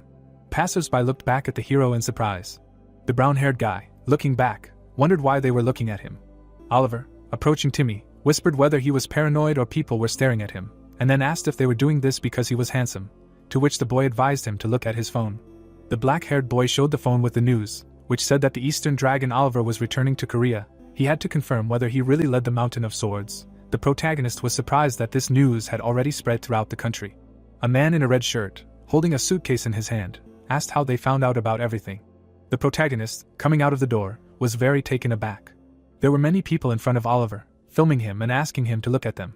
The reporter, holding a camera, loudly asked if it was true that Oliver captured the Mountain of Swords. Someone from the crowd asked the hero to answer one question. The green-eyed guy, opening his mouth, covered his face with his hand from the bright flashes. The protagonist looked forward in surprise. Emma stood behind the reporters, putting her hands on her hips. The black-haired girl bowed her head. The strongest in the world cared only about himself. Chapter 25 is 100% complete. The car was driving along the road. The jeep quickly crossed the city. Oliver, sitting in the back seat, said that he appreciated the girl's help, to which she replied that he was under the protection of the security bureau. The bureau employee, sitting in the driver's seat, explained that, As the protagonist could notice at the airport, many leeches were sticking to him, and she, worried about this, came to pick him up. Emma, looking at the road, asked if it was true that Oliver had captured a mountain of swords, and then added that they should make an official statement about this. The protagonist, smiling, thought that he needed to maintain the image of a character who looked weak but was actually strong, so he could not tell her the truth, and replied that of course it was not so, because he would not be able to subjugate such a powerful sect. Oliver turned his head and asked the girl to forget about the details and just announced that he had received the status of successor, to which she responded affirmatively and added that the fact that he headed the Mountain of Swords was, of course, too much. The man in the red shirt, closing his eyes, noted that, in any case, he would not refuse the girl's offer to take him home. The brown-haired guy, laughing, asked Emma not to persuade him to become a civil servant. Oliver, crossing his arms, looked out the window. A scene of a rainy street appeared, along which a jeep was driving. The protagonist, looking out the window at the pouring rain, thought that when it rains, you must definitely eat seafood Pigeon and Macchiali, and then mentally added that he suddenly wanted to eat it. The green-eyed guy, turning to the boy, noted that, if you think about it, the Sun General and the Moon General have been waiting for them for a long time, so they should please them with something tasty. To which Timmy replied that the main thing is that the hero does not say that he wants to buy Sunday Gukbap. Oliver, looking at his friend, asked if he wanted it, to which he noted that he did not at all. The man in the red shirt, smiling, said that the boy should not worry, because he had something else in mind. The car is driving along an empty road in rainy weather. The protagonist asked Emma to stop by the market. In the rainy city, an umbrella opened. Oliver, hiding from the rain, thanked the girl for giving him and Timmy a ride and said goodbye to her.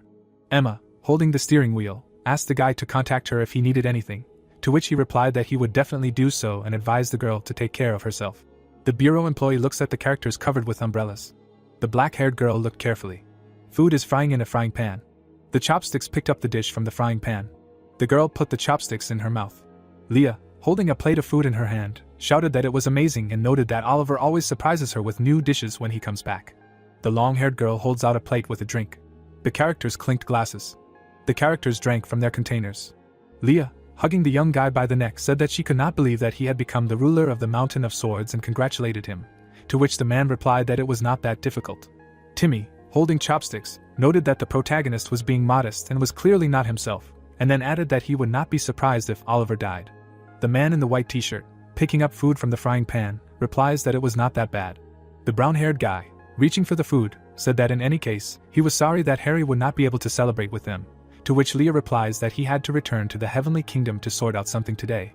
The woman in the green suit, picking up the entire dish from the frying pan with chopsticks, hoped that Harry would return soon. Timmy shouted that she could not eat it all. Leah said that she could, and the boy should let her do it, because she was his teacher. The protagonist, smiling, said that he hoped that his friend would return soon. The green-eyed guy dreamily opened his mouth.